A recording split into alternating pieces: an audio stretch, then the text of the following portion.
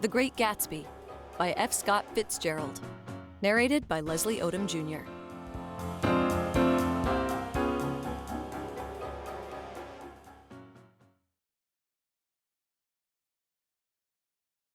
Why does a rollicking jazz-age tale published in 1925 feel so relevant today? Well, for starters, The Great Gatsby is a cautionary tale about wealth and excess. It's a story about a bunch of rich people throwing extravagant parties and generally being horrible to each other. A kind of scathing takedown of shallow pseudo-celebrity culture. And F. Scott Fitzgerald's novel is also a portrait of an outsider looking in, seduced and then repulsed by the world he encounters. It certainly makes the book relatable to many people. The Great Gatsby is a staple of high school literature classes, so you may be revisiting Fitzgerald's classic for the second or even third time. But whether you're a repeat customer or this is your first time stepping out with Nick Carraway and the gang, welcome. Before we dive in, there are a few things you should know. The events of the novel unfold in West Egg and neighboring East Egg, which may put you in mind of the glitzy Hamptons.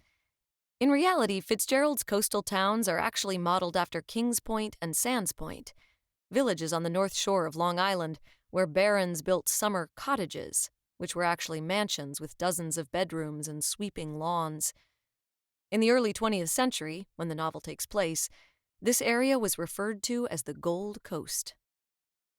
The Great Gatsby boasts some of the best-known characters in modern literature, which means you're one audiobook away from doing much better at your local trivia night.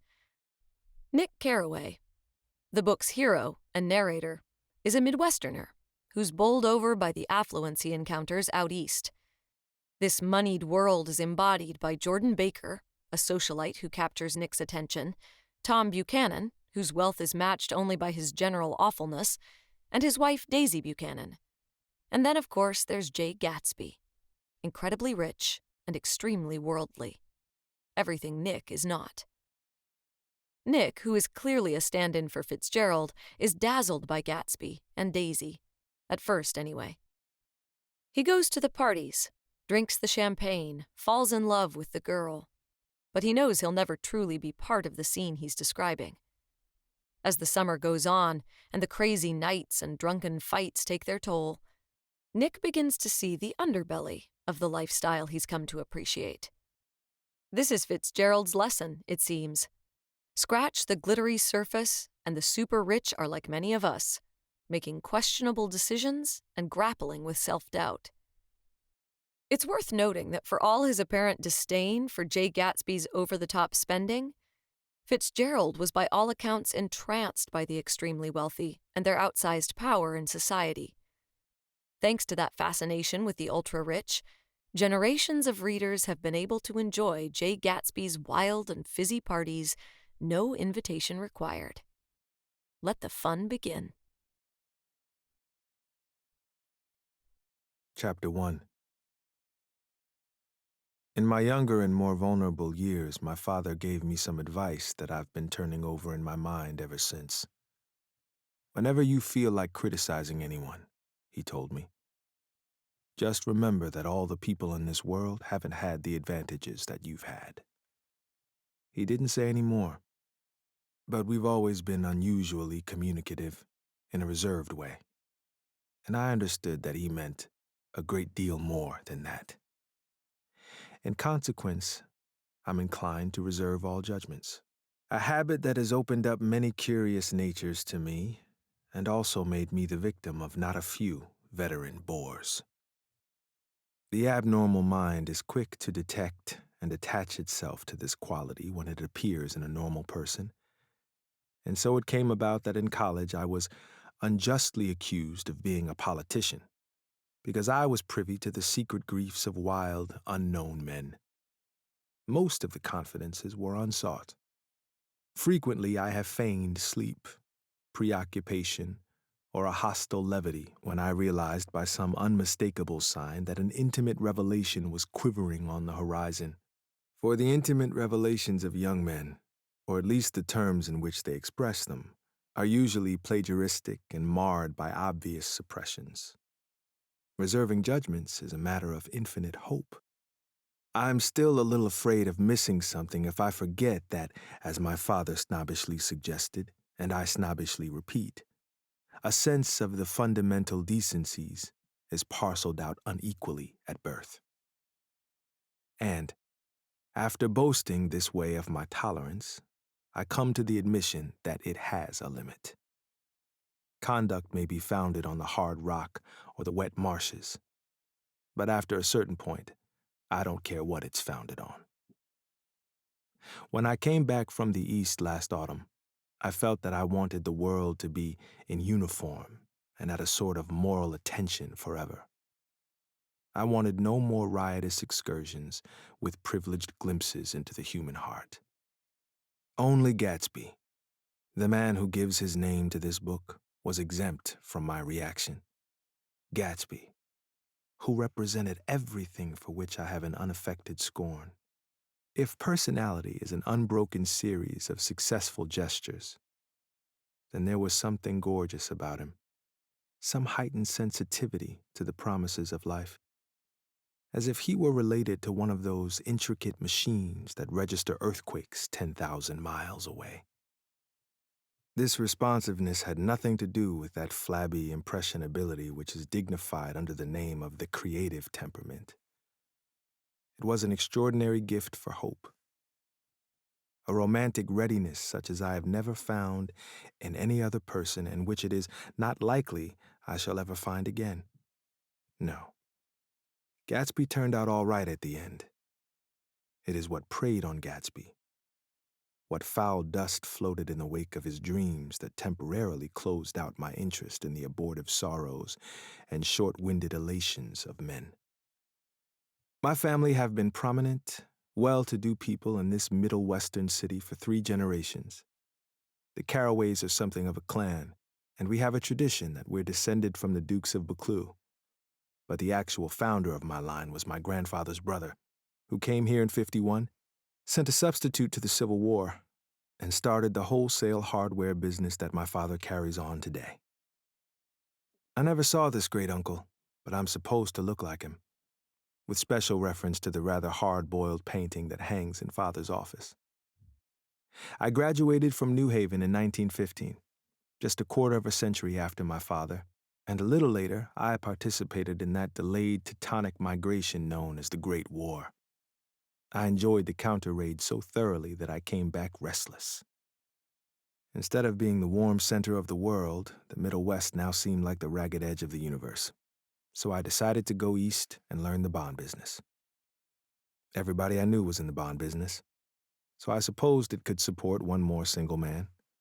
All my aunts and uncles talked it over as if they were choosing a prep school for me, and finally said, "Why, yes," with very grave, hesitant faces. Father agreed to finance me for a year, and after various delays I came east, permanently, I thought, in the spring of '22. The practical thing was to find rooms in the city, but it was a warm season, and I had just left a country of wide lawns and friendly trees. So when a young man at the office suggested that we take a house together in a commuting town, it sounded like a great idea. He found the house, a weather-beaten cardboard bungalow at $80 a month. But at the last minute, the firm ordered him to Washington, and I went out to the country alone. I had a dog. At least I had him for a few days until he ran away. And an old Dodge and a Finnish woman who made my bed and cooked breakfast and muttered Finnish wisdom to herself over the electric stove. It was lonely for a day or so until one morning some man, more recently arrived than I, stopped me on the road. "How do you get to West Egg Village?" he asked helplessly.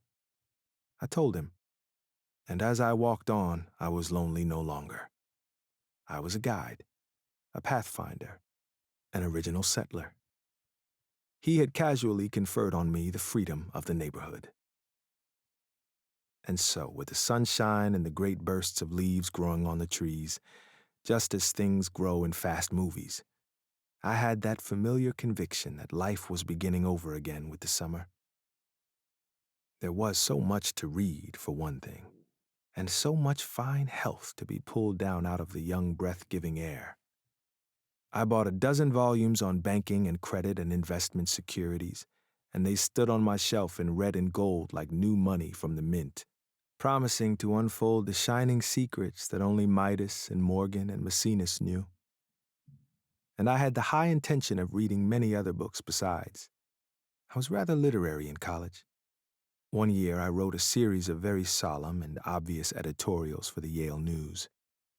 And now I was going to bring back all such things into my life and become again that most limited of all specialists, the well-rounded man. This isn't just an epigram. Life is much more successfully looked at from a single window, after all. It was a matter of chance that I should have rented a house in one of the strangest communities in North America. It was on that slender, riotous island, which extends itself due east of New York, and where there are, among other natural curiosities, two unusual formations of land. 20 miles from the city, a pair of enormous eggs, identical in contour and separated only by a courtesy bay, jut out into the most domesticated body of salt water in the Western Hemisphere, the great wet barnyard of Long Island Sound. They are not perfect ovals, like the egg in the Columbus story.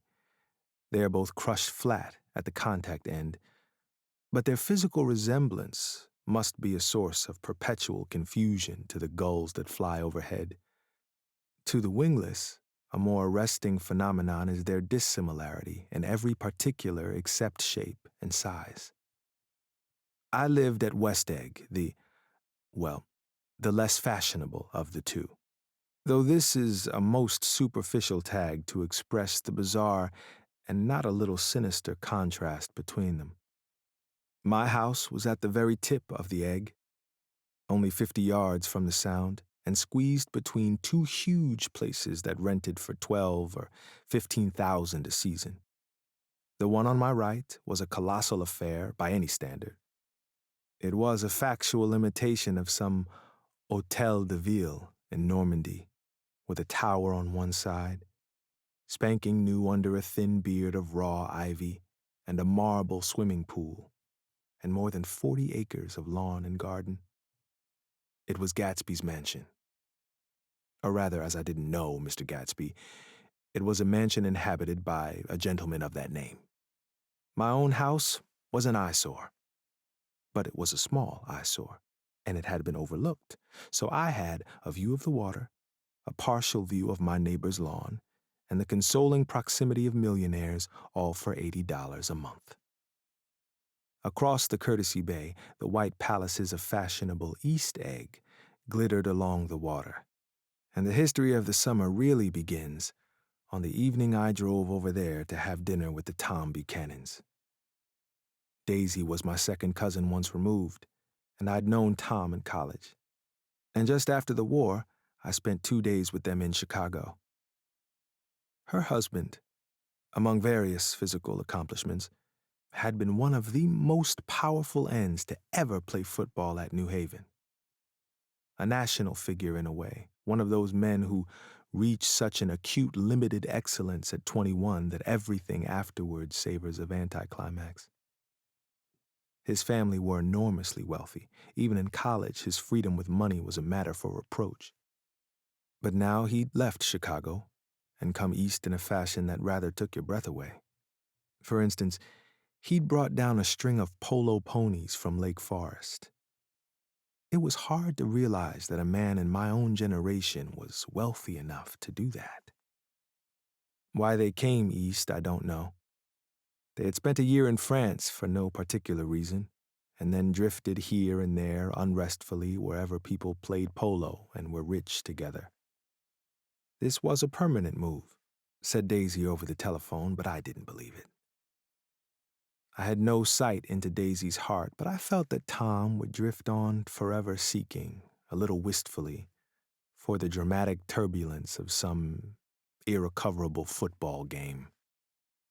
And so it happened that on a warm, windy evening I drove over to East Egg to see two old friends whom I scarcely knew at all. Their house was even more elaborate than I expected, a cheerful red and white Georgian colonial mansion overlooking the bay. The lawn started at the beach and ran toward the front door for a quarter of a mile, jumping over sundials and brick walks and burning gardens. Finally, when it reached the house, drifting up the side in bright vines as though from the momentum of its run. The front was broken by a line of French windows, glowing now with reflected gold and wide open to the warm, windy afternoon.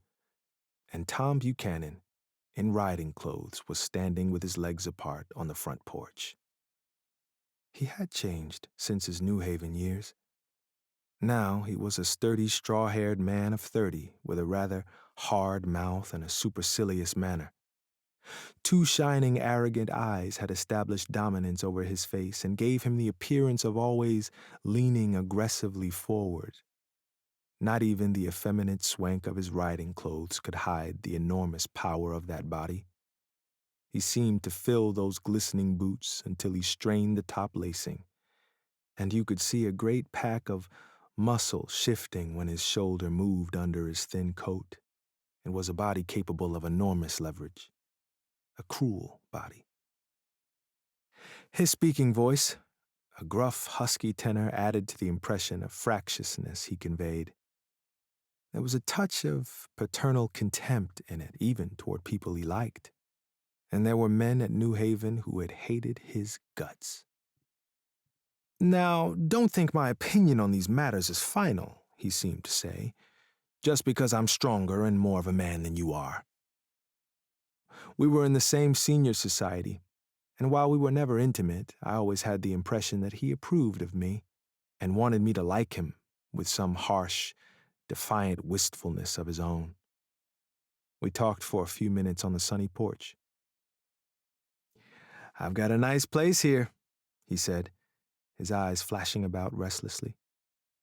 Turning me around by one arm, he moved a broad, flat hand along the front vista, including in its sweep a sunken Italian garden, a half-acre of deep, pungent roses, and a snub-nosed motorboat that bumped the tide offshore. "It belonged to Domain, the oil man." He turned me around again politely and abruptly. "We'll go inside." We walked through a high hallway into a bright, rosy-colored space, fragilely bound into the house by French windows at either end. The windows were ajar and gleaming white against the fresh grass outside that seemed to grow a little way into the house. A breeze blew through the room, blue curtains in at one end and out the other like pale flags, twisting them up toward the frosted wedding cake of the ceiling, and then rippled over the wine-colored rug, making a shadow on it as wind does on the sea. The only completely stationary object in the room was an enormous couch on which two young women were buoyed up as though upon an anchored balloon. They were both in white, and their dresses were rippling and fluttering as if they'd just been blown back in after a short flight around the house. I must have stood for a few moments listening to the whip and snap of the curtains and the groan of a picture on the wall. Then there was a boom as Tom Buchanan shut the rear windows and the caught wind died out about the room, and the curtains and the rugs and the two young women ballooned slowly to the floor. The younger of the two was a stranger to me. She was extended full length at her end of the divan, completely motionless, and with her chin raised a little, as if she were balancing something on it which was quite likely to fall. If she saw me out of the corner of her eyes, she gave no hint of it. Indeed, I was almost surprised into murmuring an apology for having disturbed her by coming in. The other girl, Daisy, made an attempt to rise. She leaned slightly forward with a conscientious expression. Then she laughed, an absurd, charming little laugh, and I laughed too, and came forward into the room. "I'm paralyzed with happiness." She laughed again, as if she said something very witty, and held my hand for a moment, looking up into my face, promising that there was no one in the world she so much wanted to see. That was a way she had. She hinted in a murmur that the surname of the balancing girl was Baker. I've heard it said that Daisy's murmur was only to make people lean toward her. an irrelevant criticism that made it no less charming. At any rate, Miss Baker's lips fluttered. She nodded at me almost imperceptibly, and then quickly tipped her head back again. The object she was balancing had obviously tottered a little and given her something of a fright. Again, a sort of apology arose to my lips.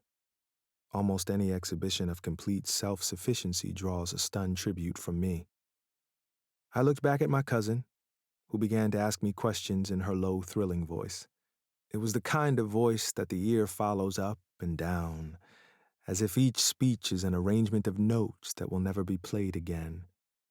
Her face was sad and lovely, with bright things in it, bright eyes and a bright, passionate mouth. But there was an excitement in her voice that men who had cared for her found difficult to forget. A singing compulsion, a whispered, "Listen," a promise that she had done gay, exciting things just a while since, and that there were gay, exciting things hovering in the next hour. I told her how I had stopped off in Chicago for a day on my way east, and how a dozen people had sent their love through me. "Do they miss me?" she cried ecstatically. "The whole town is desolate. All the cars have the left rear wheel painted black as a mourning wreath, and there's a persistent wail all night along the North Shore. How gorgeous! Let's go back, Tom, tomorrow." Then she added irrelevantly, "You ought to see the baby." "I'd like to. She's asleep. She's 3 years old. Haven't you ever seen her?" "Never." "Well, you ought to see her. She's—" Tom Buchanan, who had been hovering restlessly about the room, stopped and rested his hand on my shoulder. "What you doing, Nick?" "I'm a bond man." "Who with?" I told him. "Never heard of him," he remarked decisively. This annoyed me. "You will," I answered shortly. "You will if you stay in the East." "Oh, I'll stay in the East, don't you worry," he said, glancing at Daisy and then back at me, as if he were alert for something more. "I'd be a goddamn fool to live anywhere else." At this point, Miss Baker said, "Absolutely," with such suddenness that I started. It was the first word she had uttered since I came into the room. Evidently, it surprised her as much as it did me, for she yawned and, with a series of rapid, deft movements, stood up into the room. "I'm stiff," she complained. "I've been lying on that sofa for as long as I can remember." "Don't look at me," Daisy retorted. "I've been trying to get you to New York all afternoon." "No, thanks," said Miss Baker to the 4 cocktails just in from the pantry. "I'm absolutely in training." Her host looked at her incredulously. "You are." He took down his drink as if it were a drop in the bottom of a glass. "How you ever get anything done is beyond me."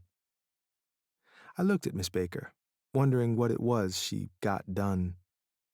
I enjoyed looking at her. She was a slender, small-breasted girl with an erect carriage, which she accentuated by throwing her body backward at the shoulders like a young cadet. Her gray, sun-strained eyes looked back at me with polite reciprocal curiosity out of a wan, charming, discontented face. It occurred to me now that I had seen her, or a picture of her, somewhere before. "You live in West Egg," she remarked contemptuously. "I know somebody there." "I don't know a single—" "You must know Gatsby." "Gatsby?" demanded Daisy. "What Gatsby?" Before I could reply that he was my neighbor, dinner was announced. Wedging his tense arm imperatively under mine, Tom Buchanan compelled me from the room as though he were moving a checker to another square. Slenderly, languidly, their hands set lightly on their hips, the 2 young women preceded us out onto a rosy-colored porch, open toward the sunset, where 4 candles flickered on the table in the diminished wind. "Why candles?" objected Daisy, frowning. She snapped them out with her fingers. "In 2 weeks it'll be the longest day in the year." She looked at us all radiantly. "Do you always watch for the longest day of the year and then miss it? I always watch for the longest day in the year and then miss it." "We ought to plan something," yawned Miss Baker, sitting down at the table as if she were getting into bed. "All right," said Daisy. "What do we plan?" She turned to me helplessly. What do people plan?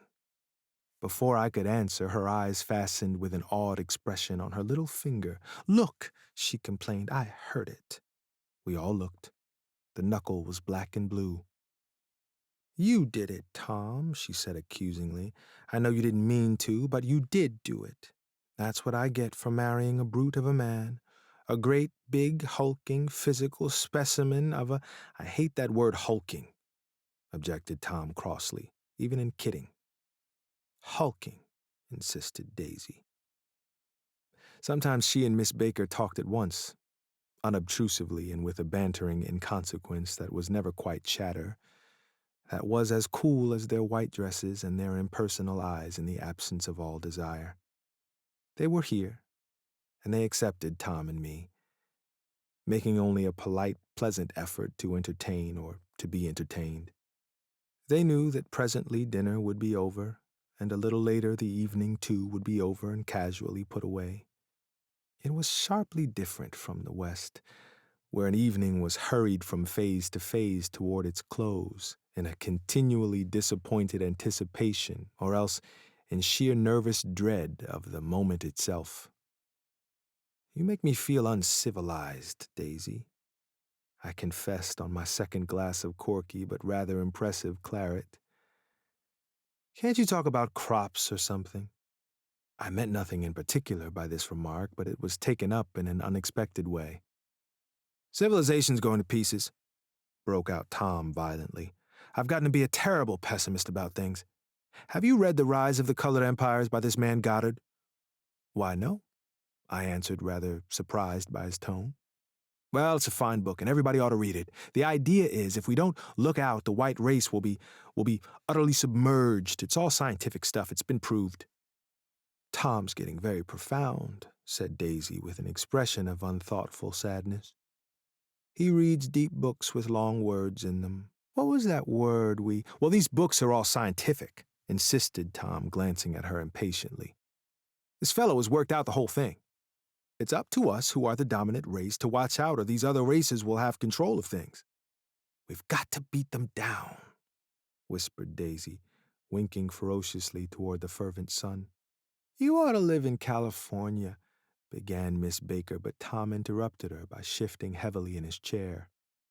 This idea is that we're Nordics. I am, and you are, and— After an infinitesimal hesitation, he included Daisy with a slight nod, and she winked at me again. And we've produced all the things that go to make civilization. Oh, science and art and all that. Do you see? There was something pathetic in his concentration, as if his complacency, more acute than of old, was not enough to him any more.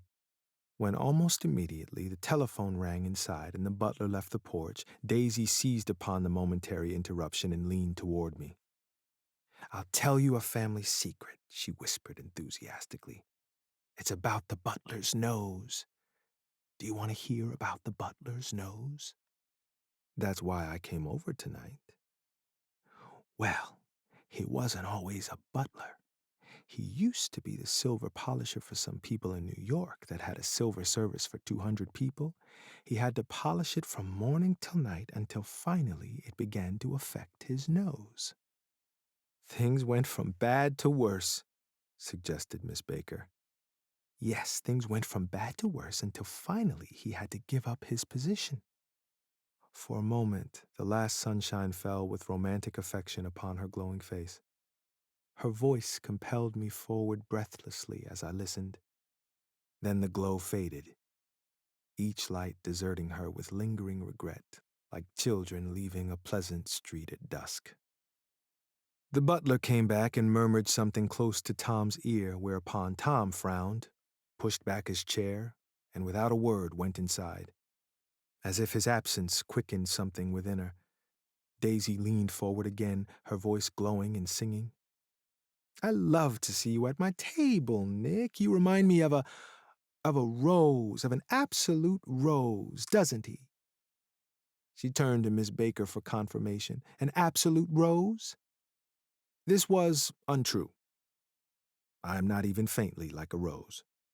She was only extemporizing, but a stirring warmth flowed from her.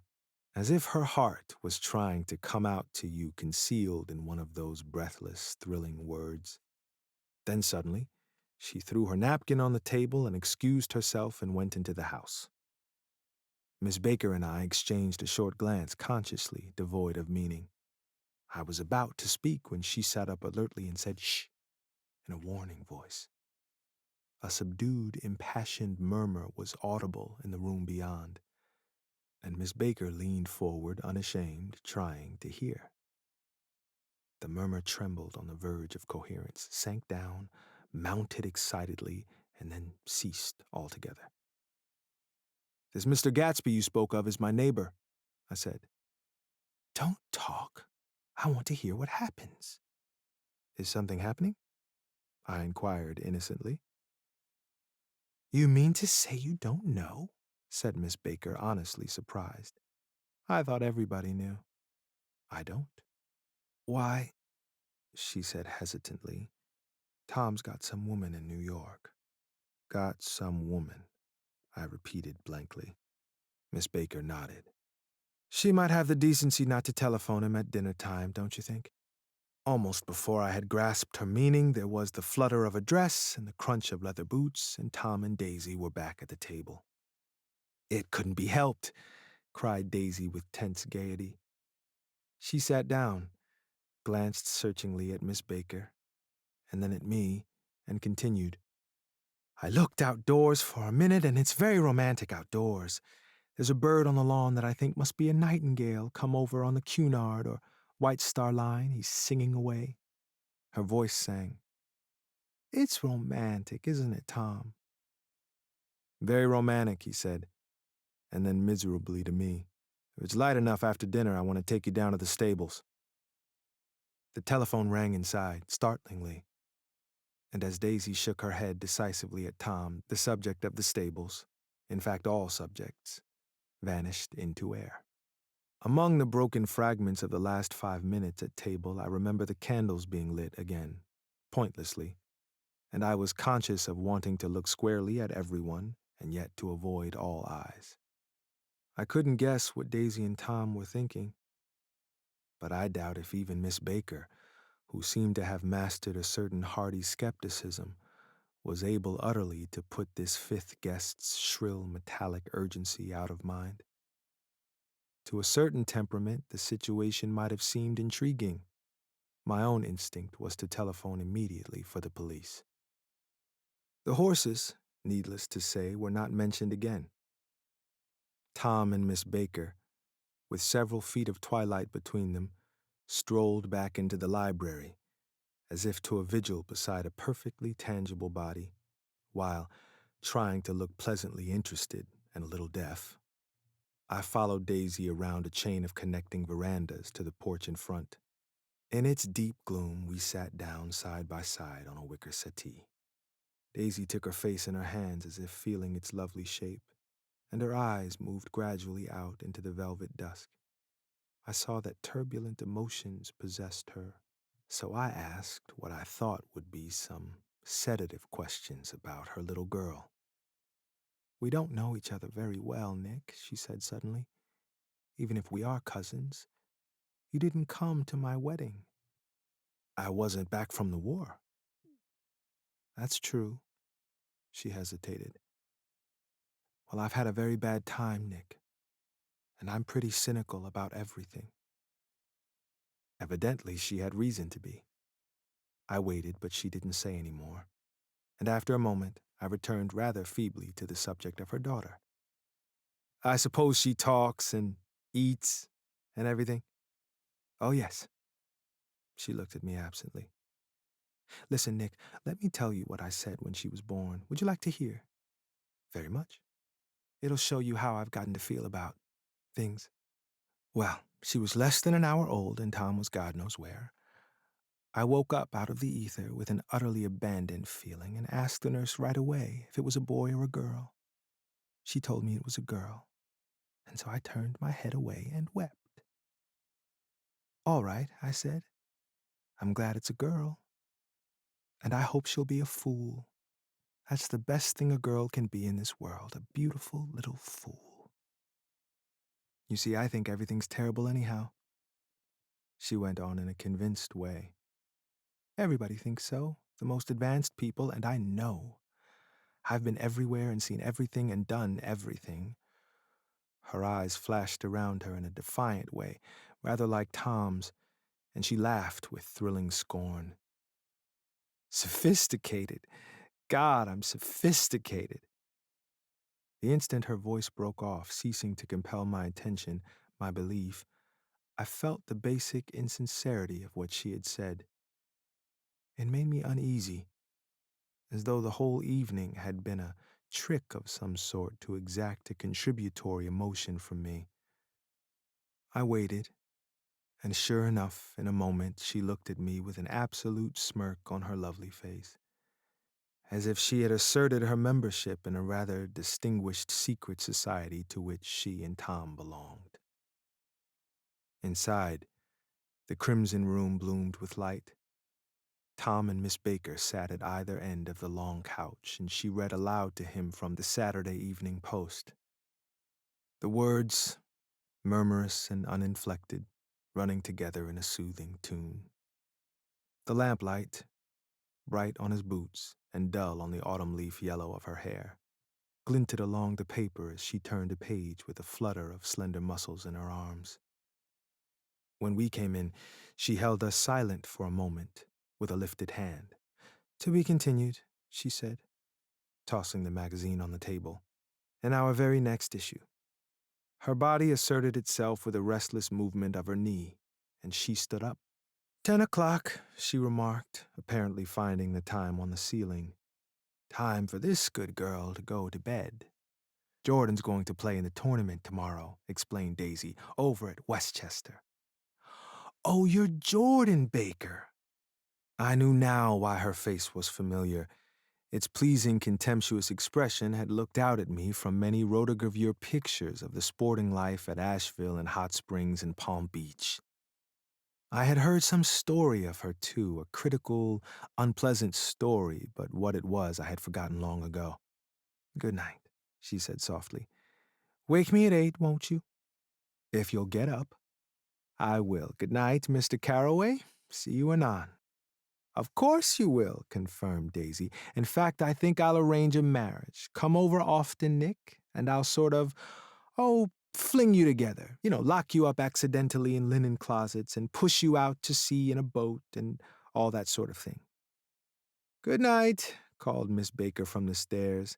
"I haven't heard a word." "She's a nice girl," said Tom after a moment. "They oughtn't to let her run around the country this way." "Who oughtn't to?" inquired Daisy, coldly. "Her family. Her family is one aunt about 1,000 years old. Besides, Nick's going to look after her, aren't you, Nick? She's going to spend lots of weekends out here this summer. I think the home influence will be very good for her." Daisy and Tom looked at each other for a moment in silence. "Is she from New York?" I asked quickly. "From Louisville. Our white girlhood was passed together there. Our beautiful white—" "Did you give Nick a little heart-to-heart talk on the veranda?" demanded Tom suddenly.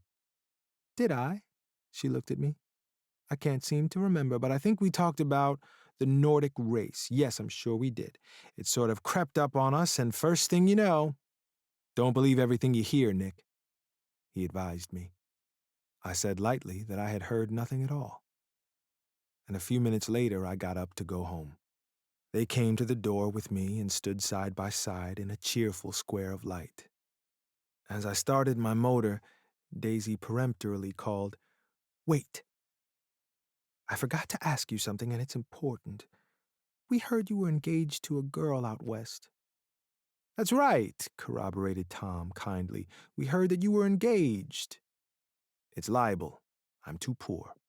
"But we heard it," insisted Daisy, surprising me by opening up again in a flower-like way. "We heard it from 3 people, so it must be true." Of course, I knew what they were referring to, but I wasn't even vaguely engaged. The fact that gossip had published the banns was one of the reasons I had come east. You can't stop going with an old friend on account of rumors, and on the other hand, I had no intention of being rumored into marriage. Their interest rather touched me and made them less remotely rich. Nevertheless, I was confused and a little disgusted as I drove away. It seemed to me that the thing for Daisy to do was to rush out of the house, child in arms. But apparently there were no such intentions in her head. As for Tom, the fact that he had some woman in New York was really less surprising than that he had been depressed by a book. Something was making him nibble at the edge of stale ideas, as if his sturdy physical egotism no longer nourished his peremptory heart. Already it was deep summer on roadhouse roofs and in front of wayside garages, where new red gas pumps sat out in pools of light, and when I reached my estate at West Egg, I ran the car under its shed and sat for a while on an abandoned grass roller in the yard. The wind had blown off, leaving a loud, bright night, with wings beating in the trees and a persistent organ sound as the full bellows of the earth blew the frogs full of life. The silhouette of a moving cat wavered across the moonlight, and turning my head to watch it, I saw that I was not alone. 50 feet away, a figure had emerged from the shadow of my neighbor's mansion and was standing with his hands in his pockets regarding the silver pepper of the stars. Something in his leisurely movements and the secure position of his feet upon the lawn suggested that it was Mr. Gatsby himself, come out to determine what share was his of our local heavens. I decided to call to him. Miss Baker had mentioned him at dinner, and that would do for an introduction. But I didn't call to him, for he gave a sudden intimation that he was content to be alone. He stretched out his arms toward the dark water in a curious way, and, far as I was from him, I could have sworn he was trembling. Involuntarily I glanced seaward and distinguished nothing except a single green light, minute and far away, that might have been the end of a dock. When I looked once more for Gatsby, he had vanished, and I was alone again in the unquiet darkness. Chapter 2. About halfway between West Egg and New York, the motor road hastily joins the railroad and runs beside it for a quarter of a mile, so as to shrink away from a certain desolate area of land. This is a valley of ashes, a fantastic farm where ashes take the forms of houses and chimneys and rising smoke, and finally, with a transcendent effort, of men who move dimly and already crumbling through the powdery air. Occasionally, a line of gray cars crawls along an invisible track, gives out a ghastly creak, and comes to rest. And immediately, the ash-gray men swarm up with leaden spades and stir up an impenetrable cloud which screens their obscure operations from your sight. But above the gray land and the spasms of bleak dust which drift endlessly over it, you perceive, after a moment, the eyes of Dr. T.J. Eckelberg. The eyes of Dr. T.J. Eckelberg are blue and gigantic. Their irises are 1 yard high. They look out of no face, but instead from a pair of enormous yellow spectacles, which pass over a non-existent nose. Evidently, some wild wag of an oculist set them there to fatten his practice in the borough of Queens, and then sank down himself into eternal blindness, or forgot them and moved away. But his eyes, dimmed a little by many paintless days under sun and rain, brood on over the solemn dumping ground. The Valley of Ashes is bounded on one side by a small foul river, and when the drawbridge is up to let barges through, the passengers on waiting trains can stare at the dismal scene for as long as half an hour. There is always a halt there of at least a minute, and it was because of this that I first met Tom Buchanan's mistress. The fact that he had one was insisted upon wherever he was known. His acquaintances resented the fact that he turned up in popular restaurants with her and, leaving her at a table, sauntered about, chatting with whomsoever he knew. Though I was curious to see her, I had no desire to meet her. But I did. I went up to New York with Tom on the train one afternoon, and when we stopped by the ash heaps, he jumped to his feet and, taking hold of my elbow, literally forced me from the car. "We're getting off," he insisted. "I want you to meet my girl." I think he tanked up a good deal at luncheon, and his determination to have my company bordered on violence. The supercilious assumption was that on Sunday afternoon I had nothing better to do. I followed him over a low whitewashed railroad fence, and we walked back 100 yards along the road under Dr. Eckelberg's persistent stare. The only building in sight was a small block of yellow brick sitting on the edge of the wasteland, a sort of compact Main Street ministering to it, and contiguous to absolutely nothing. One of the 3 shops it contained was for rent, and another was an all-night restaurant approached by a trail of ashes. The third was a garage. Repairs, George B. Wilson, cars bought and sold, and I followed Tom inside. The interior was unprosperous and bare. The only car visible was the dust-covered wreck of a Ford which crouched in a dim corner. It had occurred to me that this shadow of a garage must be a blind, and that sumptuous and romantic apartments were concealed overhead, when the proprietor himself appeared in the door of an office, wiping his hands on a piece of waste. He was a blond, spiritless man, anemic and faintly handsome. When he saw us, a damp gleam of hope sprang into his light blue eyes. "Hello, Wilson, old man," said Tom, slapping him jovially on the shoulder. "How's business?" "I can't complain," answered Wilson unconvincingly. "When are you going to sell me that car?" "Next week. I've got my man working on it now." "Works pretty slow, don't he?" "No, he doesn't," said Tom coldly. "And if you feel that way about it, maybe I'd better sell it somewhere else after all." "I don't mean that," explained Wilson quickly. "I just meant—" His voice faded off and Tom glanced impatiently around the garage. Then I heard footsteps on the stairs, and in a moment the thickish figure of a woman blocked out the light from the office door. She was in the middle 30s and faintly stout, but she carried her surplus flesh sensuously, as some women can.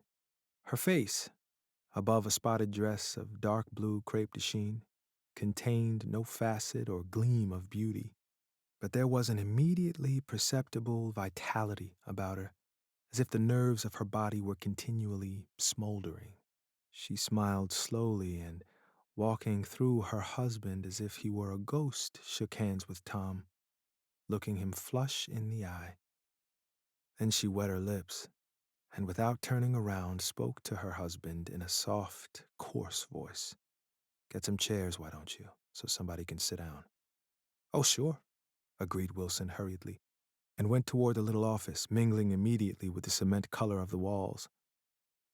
A white ashen dust veiled his dark suit and his pale hair as it veiled everything in the vicinity, except his wife, who moved close to Tom. "I want to see you," said Tom intently. "Get on the next train." "All right. I'll meet you by the newsstand on the lower level."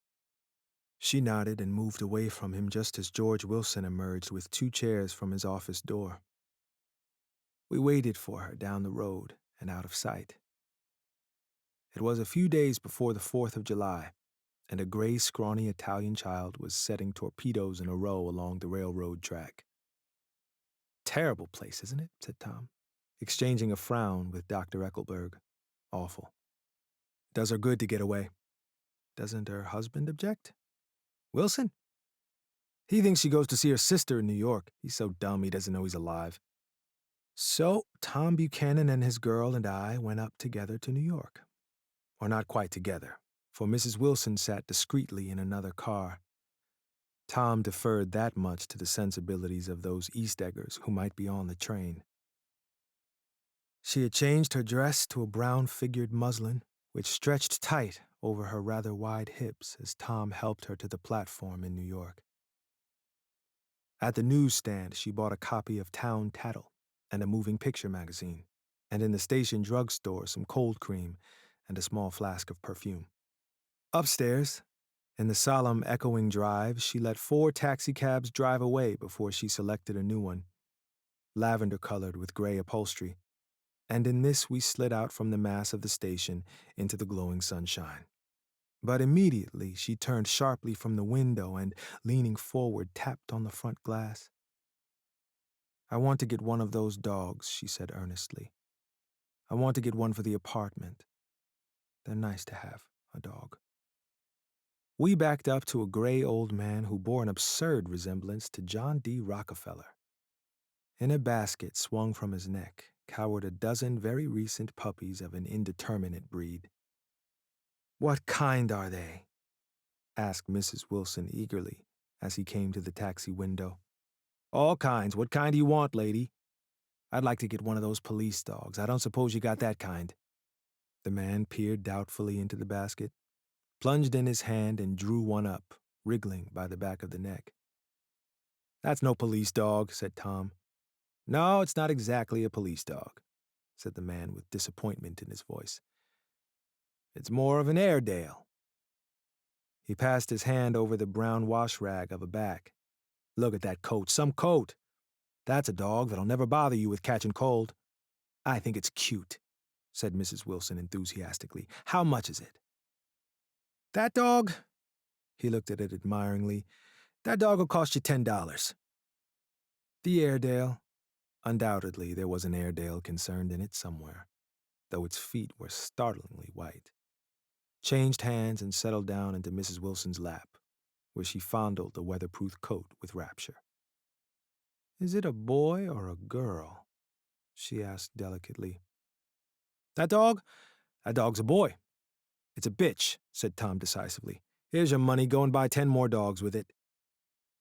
We drove over to Fifth Avenue, so warm and soft, almost pastoral on the summer Sunday afternoon that I wouldn't have been surprised to see a great flock of white sheep turn the corner. "Hold on," I said. "I have to leave you here." "No, you don't," interposed Tom quickly. "Myrtle'll be hurt if you don't come up to the apartment, won't you, Myrtle?" "Come on," she urged. "I'll telephone my sister Catherine. She's said to be very beautiful by people who ought to know." "Well, I'd like to, but—" We went on, cutting back again over the park toward the West Hundreds. At 158th Street, the cab stopped at one slice in a long white cake of apartment houses. Throwing a regal homecoming glance around the neighborhood, Mrs. Wilson gathered up her dog and her other purchases and went haughtily in. "I'm going to have the McKees come up," she announced as we rose in the elevator. "And of course I gotta call up my sister, too." The apartment was on the top floor. A small living room, a small dining room, a small bedroom, and a bath. The living room was crowded to the doors with a set of tapestried furniture entirely too large for it, so that to move about was to stumble continually over scenes of ladies swinging in the gardens of Versailles. The only picture was an over-enlarged photograph, apparently a hen sitting on a blurred rock. Looked at from a distance, however, the hen resolved itself into a bonnet, and the countenance of a stout old lady beamed down into the room.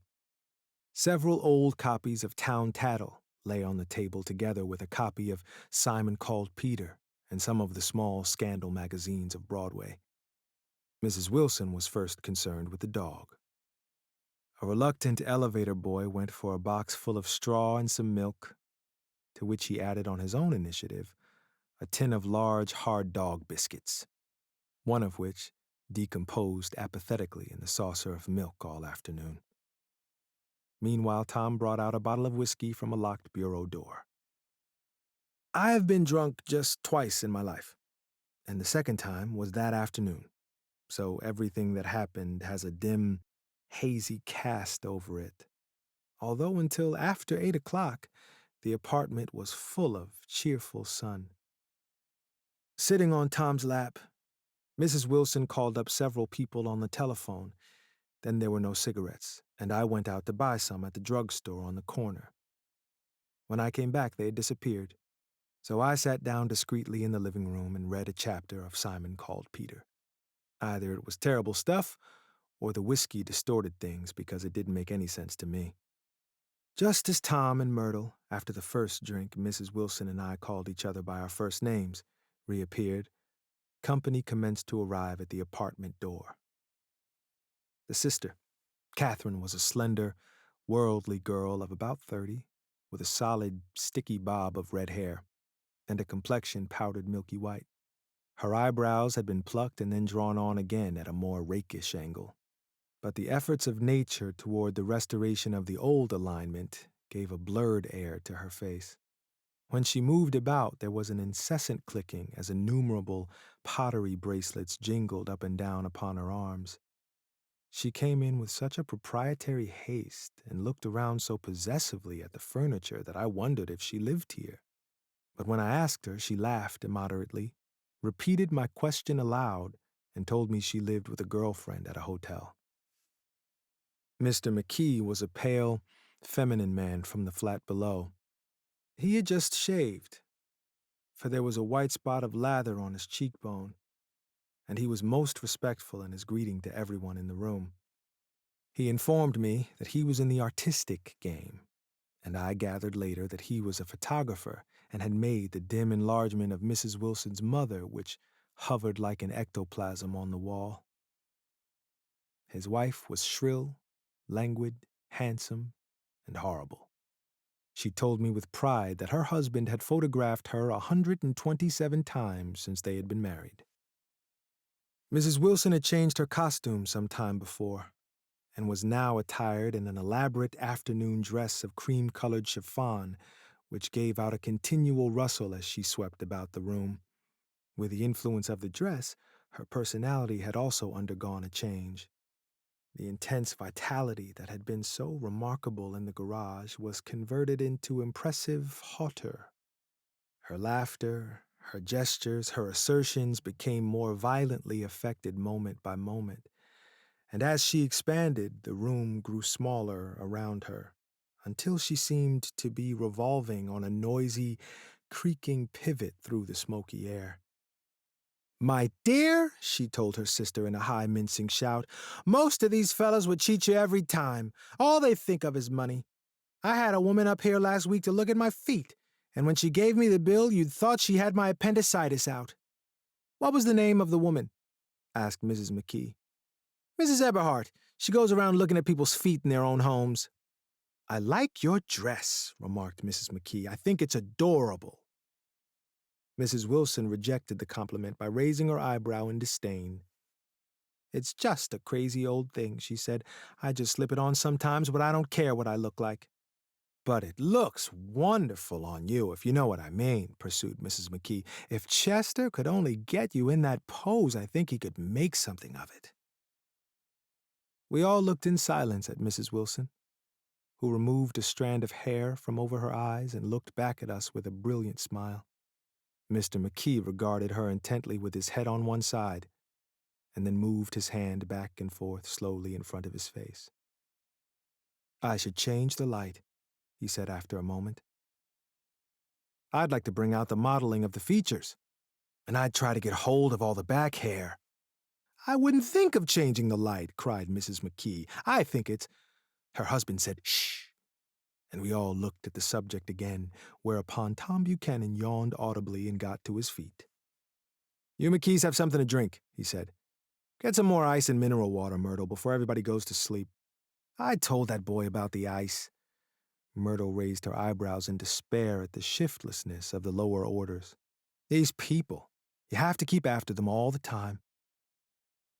She looked at me and laughed pointlessly.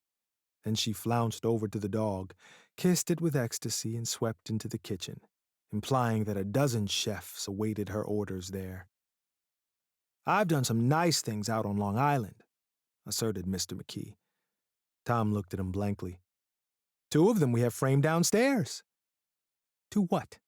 demanded Tom. "Two studies. One of them I call Montauk Point the Gulls, and the other I call Montauk Point the Sea." The sister, Catherine, sat down beside me on the couch. "Do you live down on Long Island, too?" she inquired. "I live at West Egg." "Really? I was down there at a party about a month ago at a man named Gatsby's. Do you know him? I live next door to him. Well, they say he's a nephew or a cousin of Kaiser Wilhelm's. That's where all his money comes from. Really? She nodded. I'm scared of him. I'd hate to have him get anything on me. This absorbing information about my neighbor was interrupted by Mrs. McKee's pointing suddenly at Catherine. Chester, I think you could do something with her, she broke out. But Mr. McKee only nodded in a bored way and turned his attention to Tom. I'd like to do more work on Long Island if I could get the entry. All I ask is that they should give me a start. Ask Myrtle, said Tom, breaking into a short shout of laughter as Mrs. Wilson entered with a tray. She'll give you a letter of introduction, won't you, Myrtle? Do what? She asked, startled.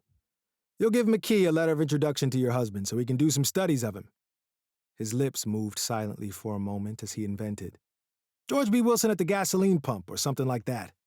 Catherine leaned close to me and whispered in my ear. Neither of them can stand the person they're married to. Can't they? Can't stand them. She looked at Myrtle and then at Tom. What I say is, why go on living with them if they can't stand them? If I was them, I'd get a divorce and get married to each other right away. Doesn't she like Wilson either? The answer to this was unexpected. It came from Myrtle, who had overheard the question, and it was violent and obscene. You see? Cried Catherine triumphantly. She lowered her voice again. It's really his wife that's keeping them apart. She's a Catholic, and they don't believe in divorce. Daisy was not a Catholic, and I was a little shocked at the elaborateness of the lie. When they do get married, continued Catherine, they're going west to live for a while until it blows over. It'd be more discreet to go to Europe. Oh, do you like Europe? She exclaimed surprisingly. I just got back from Monte Carlo. Really? Just last year. I went over there with another girl. Stay long? No, we just went to Monte Carlo and back. We went by way of Marseille. We had over $1,200 when we started, but we got gypped out of all of it in 2 days in the private rooms. We had an awful time getting back, I can tell you. God, how I hated that town. The late afternoon sky bloomed in the window for a moment, like the blue honey of the Mediterranean. Then the shrill voice of Mrs. McKee called me back into the room. I almost made a mistake, too, she declared vigorously. I almost married a little kike who'd been after me for years. I knew he was below me. Everyone kept saying it to me. Lucille, that man's way below you, but if I hadn't met Chester, he'd have got me sure.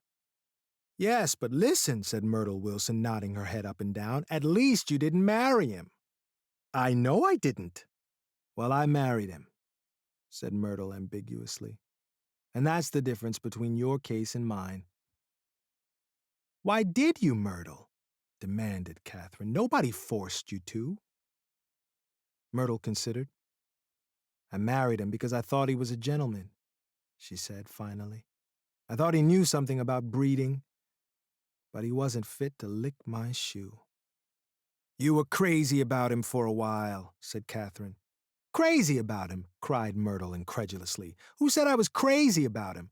I never was any more crazy about him than I was about that man there. She pointed suddenly at me, and everyone looked at me accusingly. I tried to show by my expression that I had played no part in her past. The only crazy I was when I married him. I knew right away I made a mistake. He borrowed somebody's best suit to get married in and never even told me about it. And the man came after it one day when he was out. Oh, is that your suit? I said. This is the first I ever heard about it. But I gave it to him, and then I lay down and cried to beat the band all afternoon. She really ought to get away from him, resumed Catherine to me. They've been living over that garage for 11 years, and Tom's the first sweetie she ever had.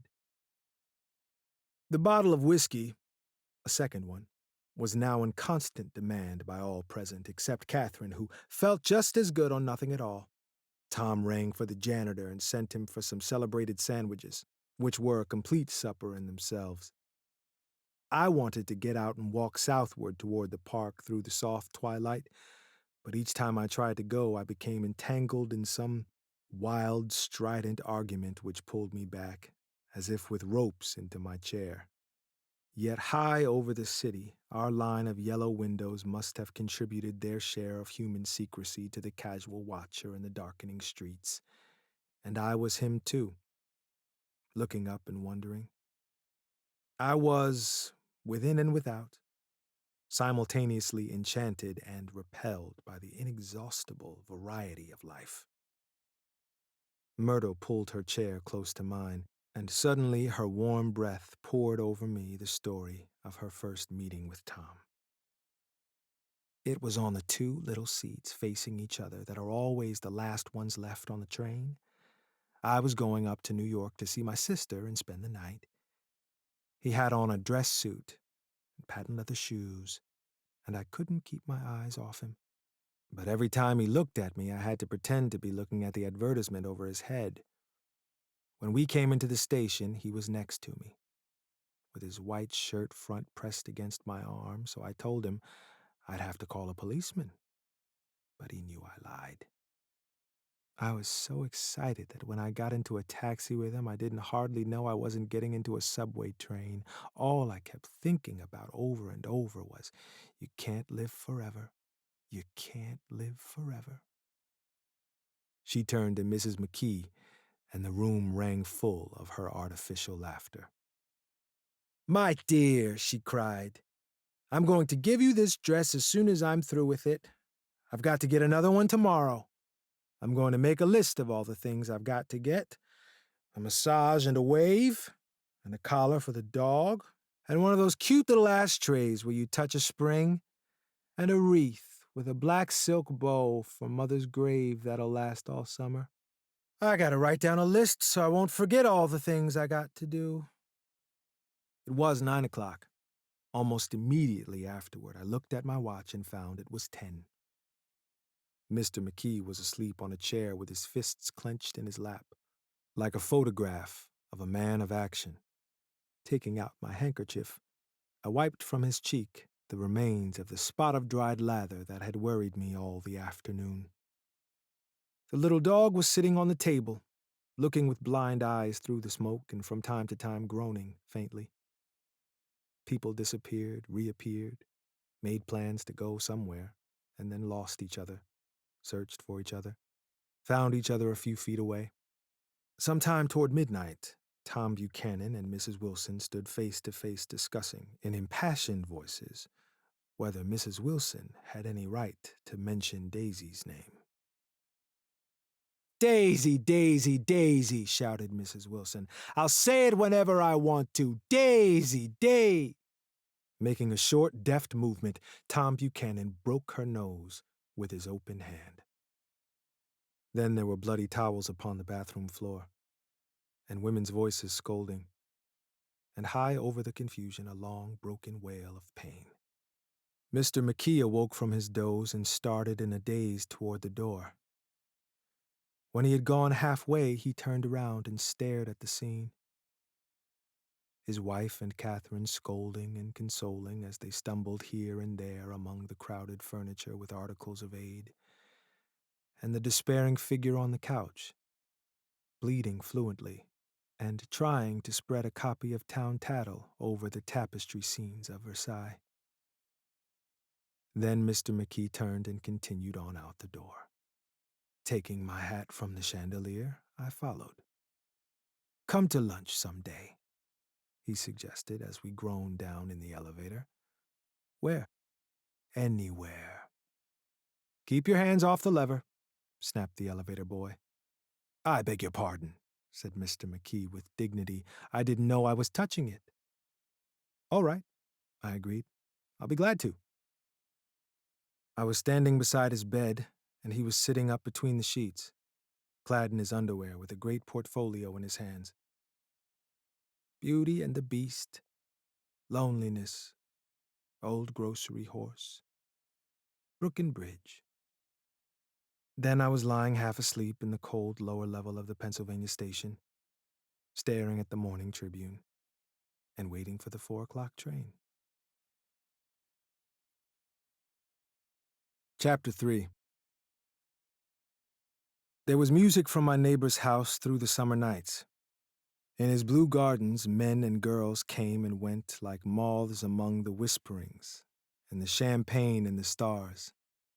At high tide in the afternoon, I watched his guests diving from the tower of his raft, or taking the sun on the hot sand of his beach, while his two motorboats slit the waters of the Sound, drawing aquaplanes over cataracts of foam.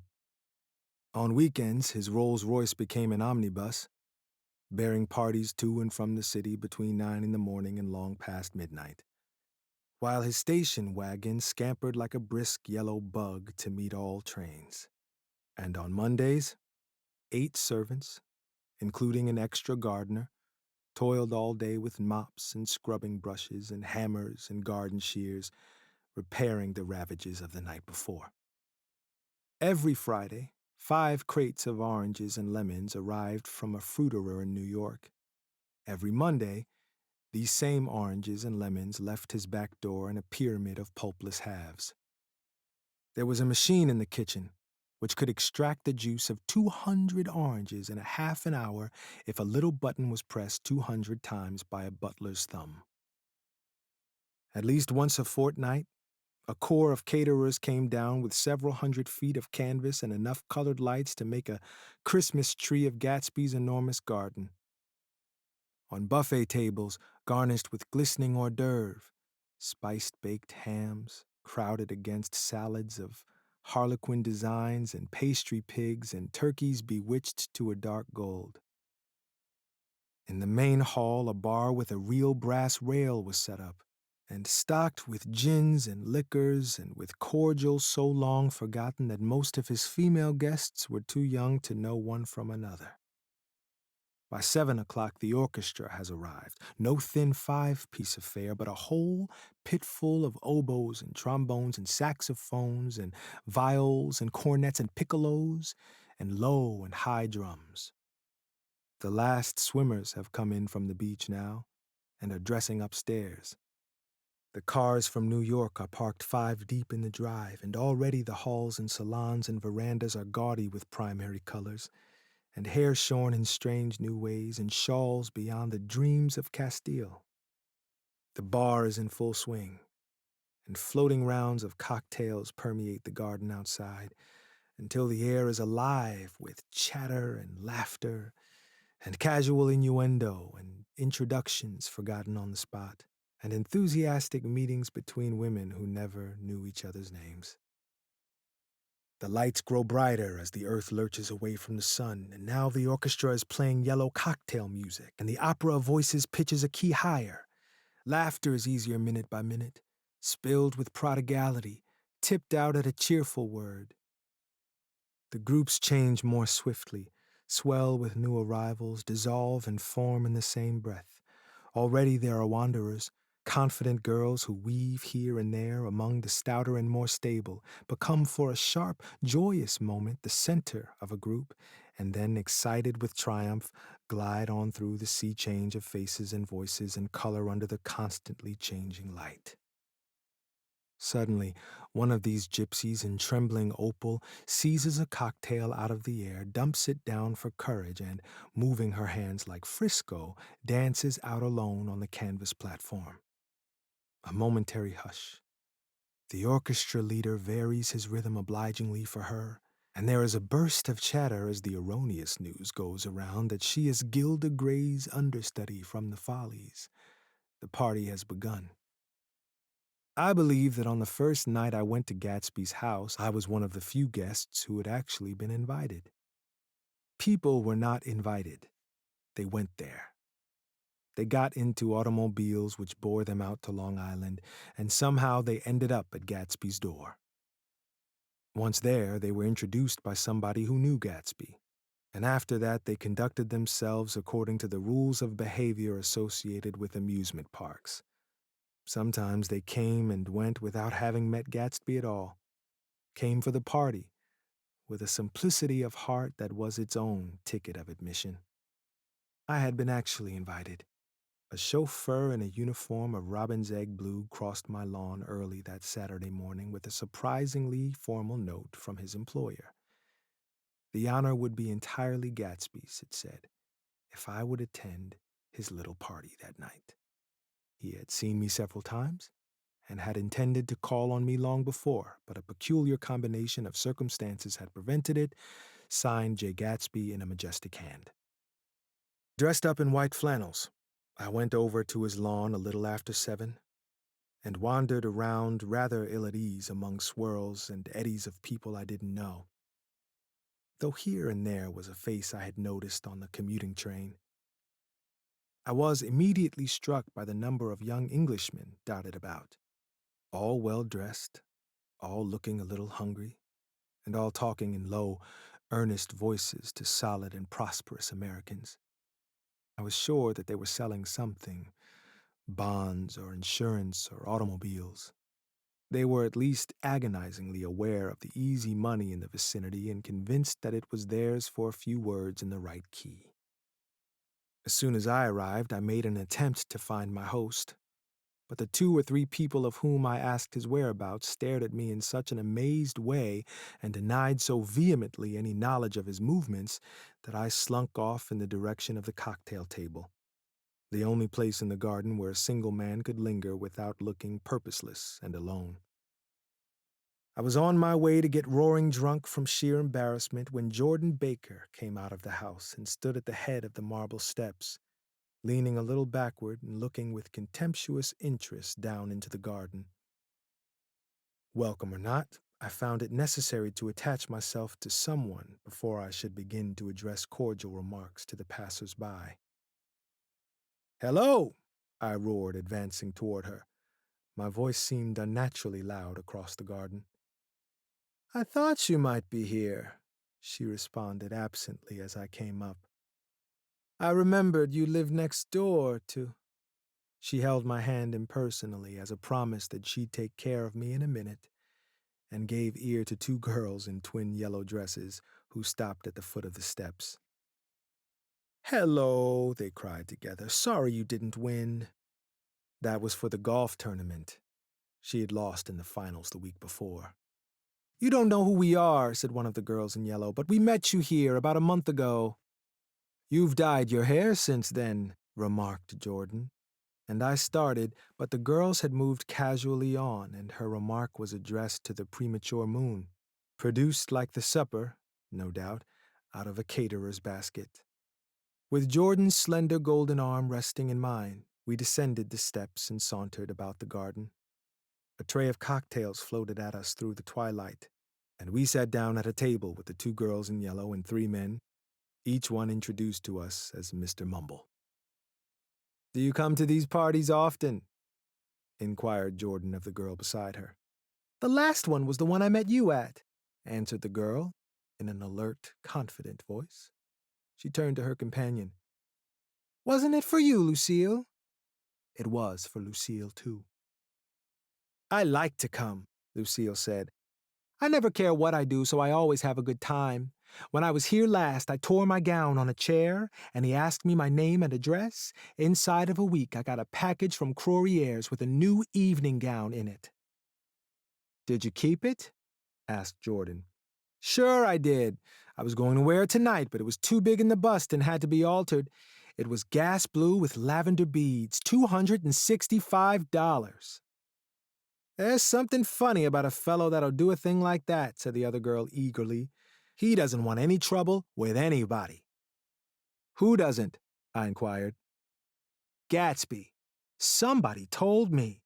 The 2 girls and Jordan leaned together confidentially.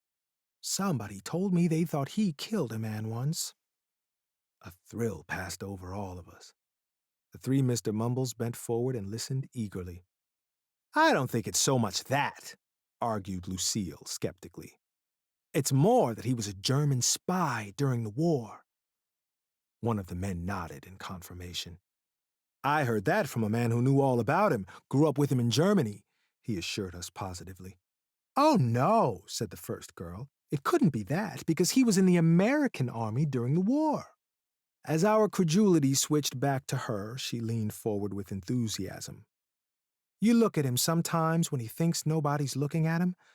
I'll bet he killed a man." She narrowed her eyes and shivered. Lucille shivered. We all turned and looked around for Gatsby. It was testimony to the romantic speculation he inspired that there were whispers about him from those who found little that it was necessary to whisper about in this world. The first supper, there would be another one after midnight, was now being served, and Jordan invited me to join her own party, who were spread around a table on the other side of the garden. There were 3 married couples and Jordan's escort, a persistent undergraduate given to violent innuendo, and obviously under the impression that sooner or later Jordan was going to yield him up her person to a greater or lesser degree. Instead of rambling, this party had preserved a dignified homogeneity and assumed to itself the function of representing the staid nobility of the countryside, East Egg condescending to West Egg, and carefully on guard against its spectroscopic gaiety. "Let's get out," whispered Jordan after a somehow wasteful and inappropriate half-hour. "This is much too polite for me." We got up, and she explained that we were going to find the host. I had never met him, she said, and it was making me uneasy. The undergraduate nodded in a cynical, melancholy way.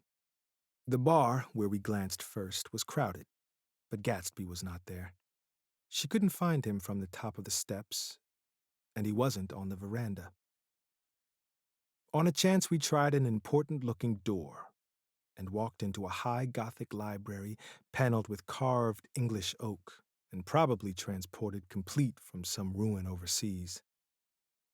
A stout, middle-aged man with enormous owl-eyed spectacles was sitting somewhat drunk on the edge of a great table, staring with unsteady concentration at the shelves of books. As we entered, he wheeled excitedly around and examined Jordan from head to foot. "What do you think?" he demanded impetuously. "About what?" He waved his hand toward the bookshelves. "About that. As a matter of fact, you needn't bother to ascertain. I ascertained. They're real." "The books?" He nodded. "Absolutely real.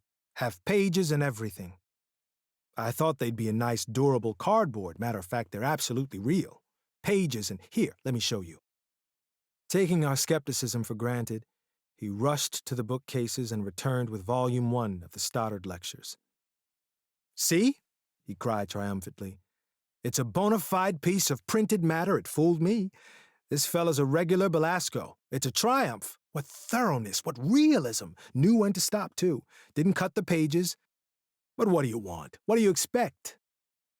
He snatched the book from me and replaced it hastily on its shelf, muttering that if one brick was removed, the whole library was liable to collapse. "Who brought you?" he demanded. "Or did you just come?" "I was brought. Most people were brought." Jordan looked at him alertly, cheerfully, without answering. "I was brought by a woman named Roosevelt," he continued. "Mrs. Claude Roosevelt. Do you know her?" "I met her somewhere last night. I've been drunk for about a week now, and I thought it might sober me up to sit in the library." "Has it?" "A little bit, I think. I can't tell yet. I've only been here an hour. Did I tell you about the books? They're real. You told us." We shook hands with him gravely and went back outdoors. There was dancing now, on the canvas in the garden. Old men pushing young girls backwards in eternal graceless circles. Superior couples holding each other tortuously, fashionably, and keeping in the corners.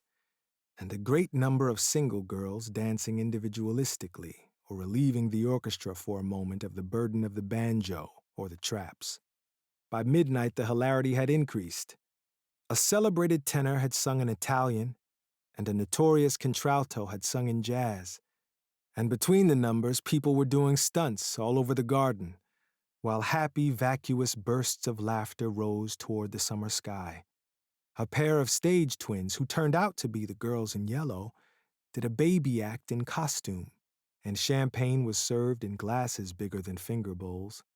The moon had risen higher, and floating in the sound was a triangle of silver scales, trembling a little to the stiff, tinny drip of the banjos on the lawn.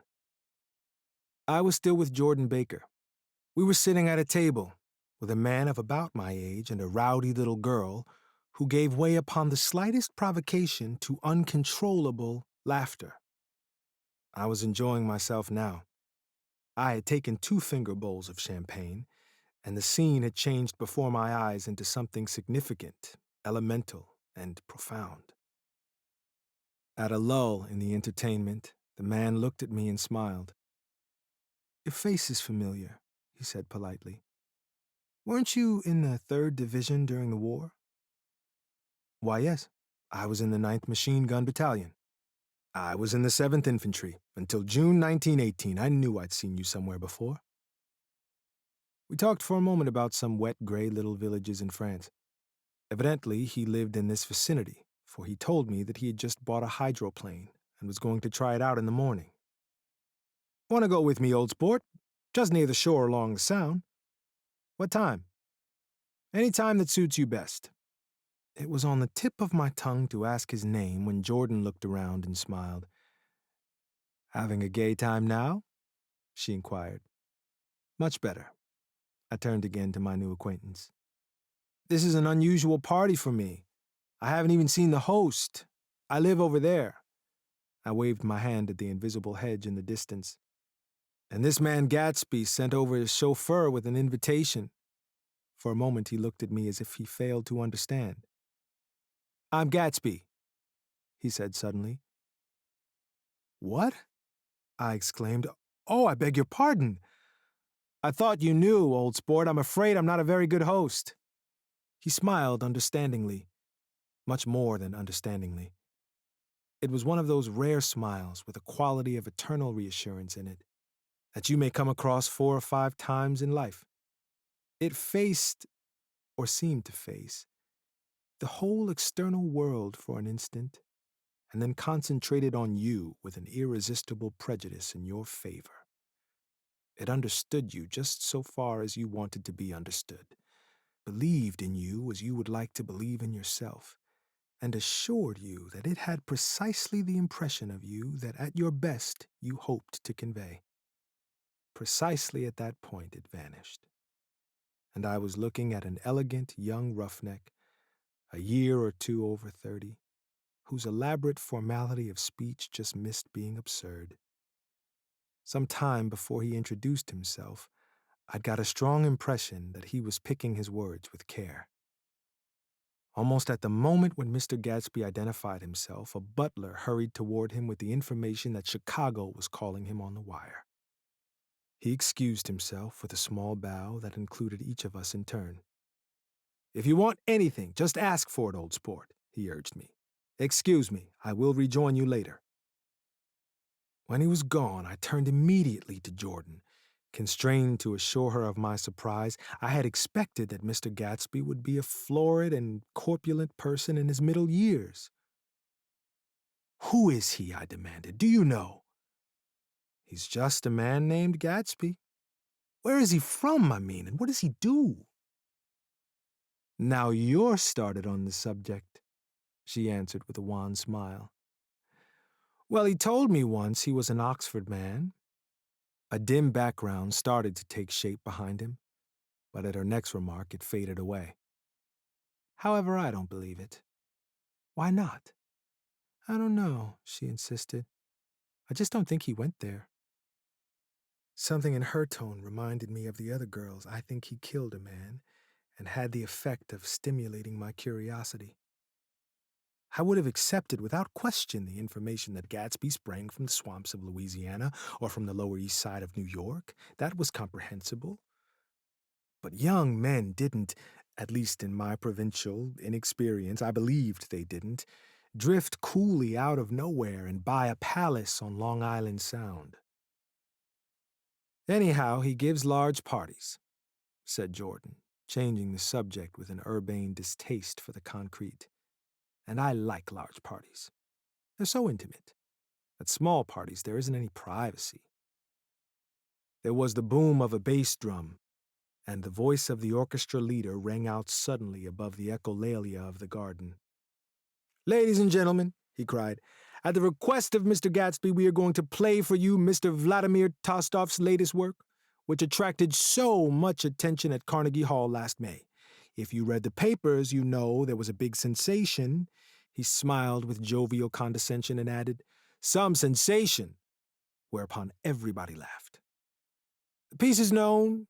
he concluded lustily, as Vladimir Tostov's Jazz History of the World. The nature of Mr. Tostov's composition eluded me, because just as it began, my eyes fell on Gatsby, standing alone on the marble steps and looking from one group to another with approving eyes. His tanned skin was drawn attractively tight on his face, and his short hair looked as though it were trimmed every day. I could see nothing sinister about him. I wondered if the fact that he was not drinking helped to set him off from his guests, for it seemed to me that he grew more correct as the fraternal hilarity increased. When the jazz history of the world was over, girls were putting their heads on men's shoulders in a puppyish, convivial way. Girls were swooning backward, playfully into men's arms, even into groups, knowing that someone would arrest their falls.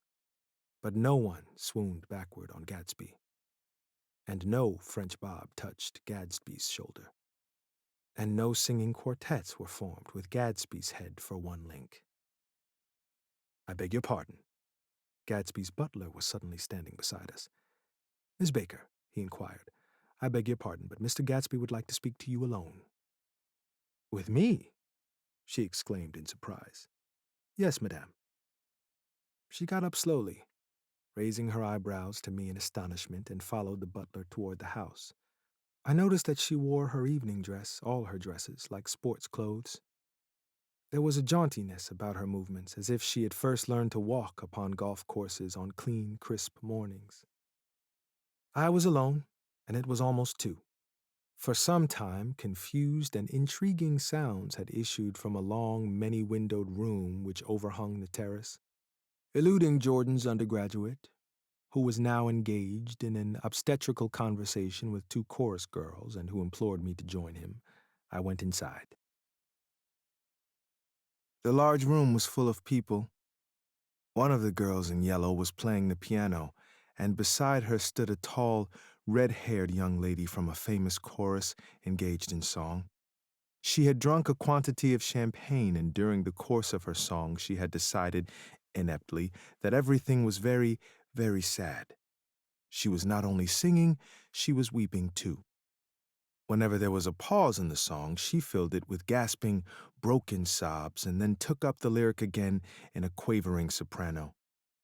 The tears coursed down her cheeks, not freely, however, for when they came into contact with her heavily beaded eyelashes, they assumed an inky color and pursued the rest of their way in slow, black rivulets. A humorous suggestion was made that she sing the notes on her face, whereupon she threw up her hands, sank into a chair, and went off into a deep, vinous sleep. "She had a fight with a man who says he's her husband," explained a girl at my elbow. I looked around. Most of the remaining women were now having fights with men said to be their husbands. Even Jordan's party, the quartet from East Egg, were rent asunder by dissension. One of the men was talking with curious intensity to a young actress, and his wife, after attempting to laugh at the situation in a dignified and indifferent way, broke down entirely and resorted to flank attacks. At intervals she appeared suddenly at his side like an angry diamond and hissed, "You promised," into his ear. The reluctance to go home was not confined to wayward men. The hall was at present occupied by 2 deplorably sober men and their highly indignant wives. The wives were sympathizing with each other in slightly raised voices. "Whenever he sees I'm having a good time, he wants to go home. Never heard anything so selfish in my life. We're always the first ones to leave. So are we."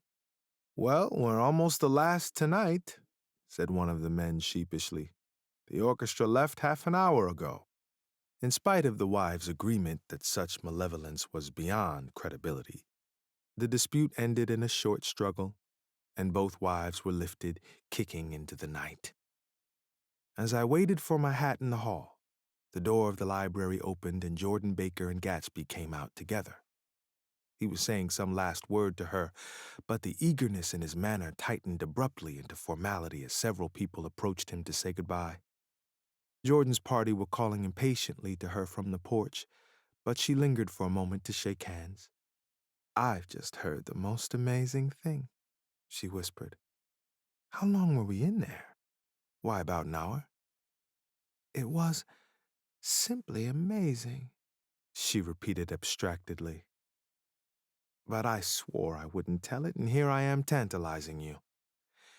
She yawned gracefully in my face. Please come and see me. Phone book. Under the name of Mrs. Sigourney Howard, my aunt. She was hurrying off as she talked. Her brown hand waved a jaunty salute as she melted into her party at the door. Rather ashamed that on my first appearance I stayed so late, I joined the last of Gatsby's guests, who were clustered around him. I wanted to explain that I'd hunted for him early in the evening and to apologize for not having known him in the garden. Don't mention it, he enjoined me eagerly. Don't give it another thought, old sport. The familiar expression held no more familiarity than the hand which reassuringly brushed my shoulder. And don't forget, we're going up in the hydroplane tomorrow morning at 9 o'clock. Then the butler behind his shoulder. Philadelphia wants you on the phone, sir. All right in a minute. Tell him I'll be right there. Good night. Good night. Good night. He smiled. And suddenly, there seemed to be a pleasant significance in having been among the last to go, as if he had desired it all the time. Good night, old sport, good night. But as I walked down the steps, I saw that the evening was not quite over. 50 feet from the door, a dozen headlights illuminated a bizarre and tumultuous scene. In the ditch beside the road, right side up, but violently shorn of one wheel, rested a new coupe which had left Gatsby's drive not 2 minutes before. The sharp jut of a wall accounted for the detachment of the wheel, which was now getting considerable attention from half a dozen curious chauffeurs.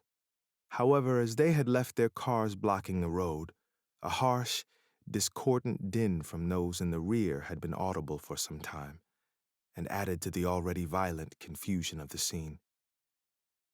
A man in a long duster had dismounted from the wreck and now stood in the middle of the road, looking from the car to the tire, and from the tire to the observers in a pleasant, puzzled way.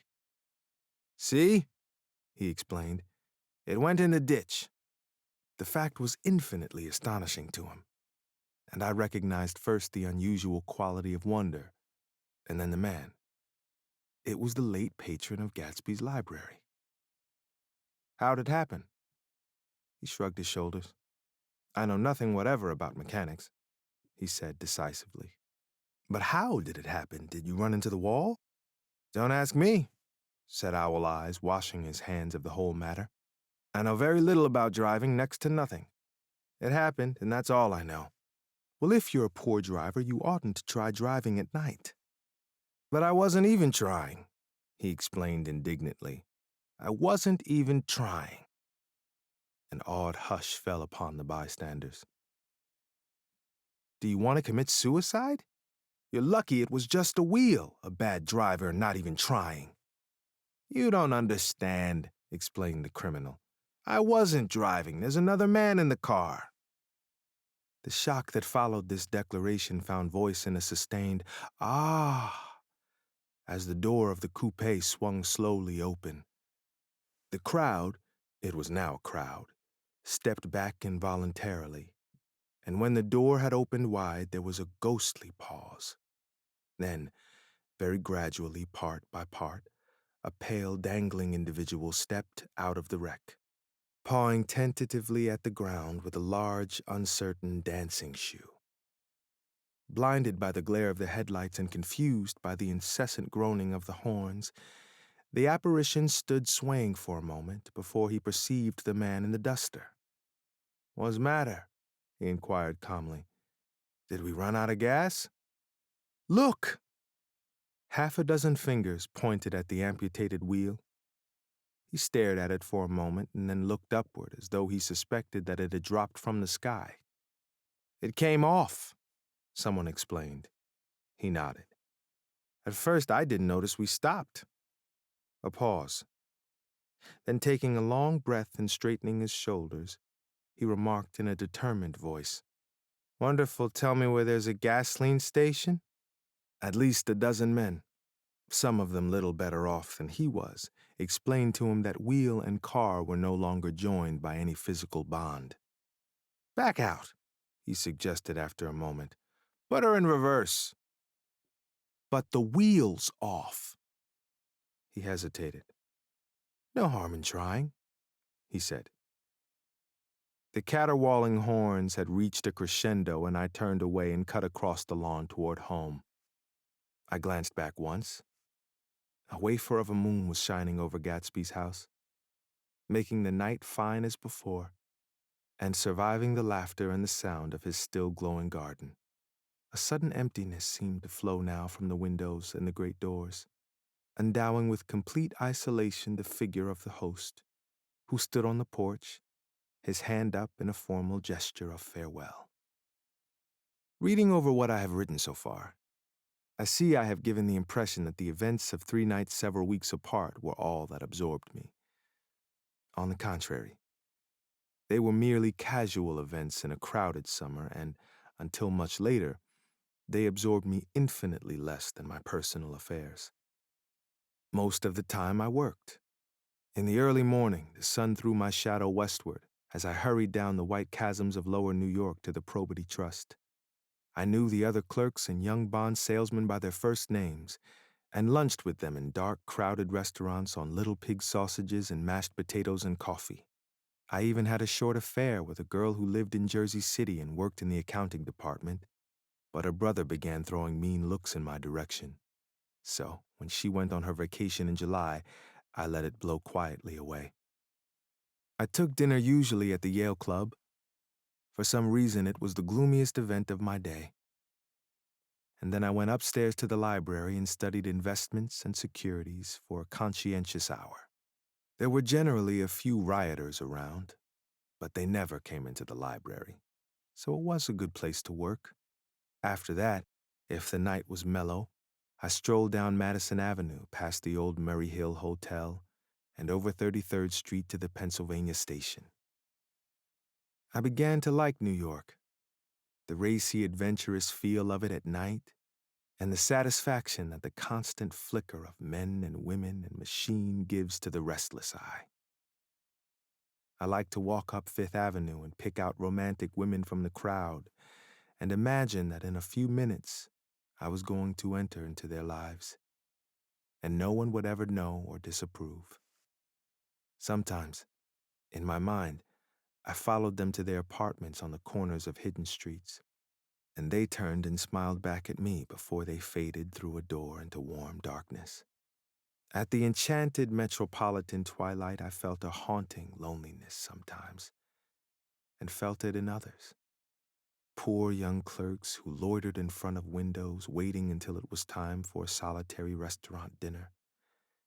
Young clerks in the dusk, wasting the most poignant moments of night and life.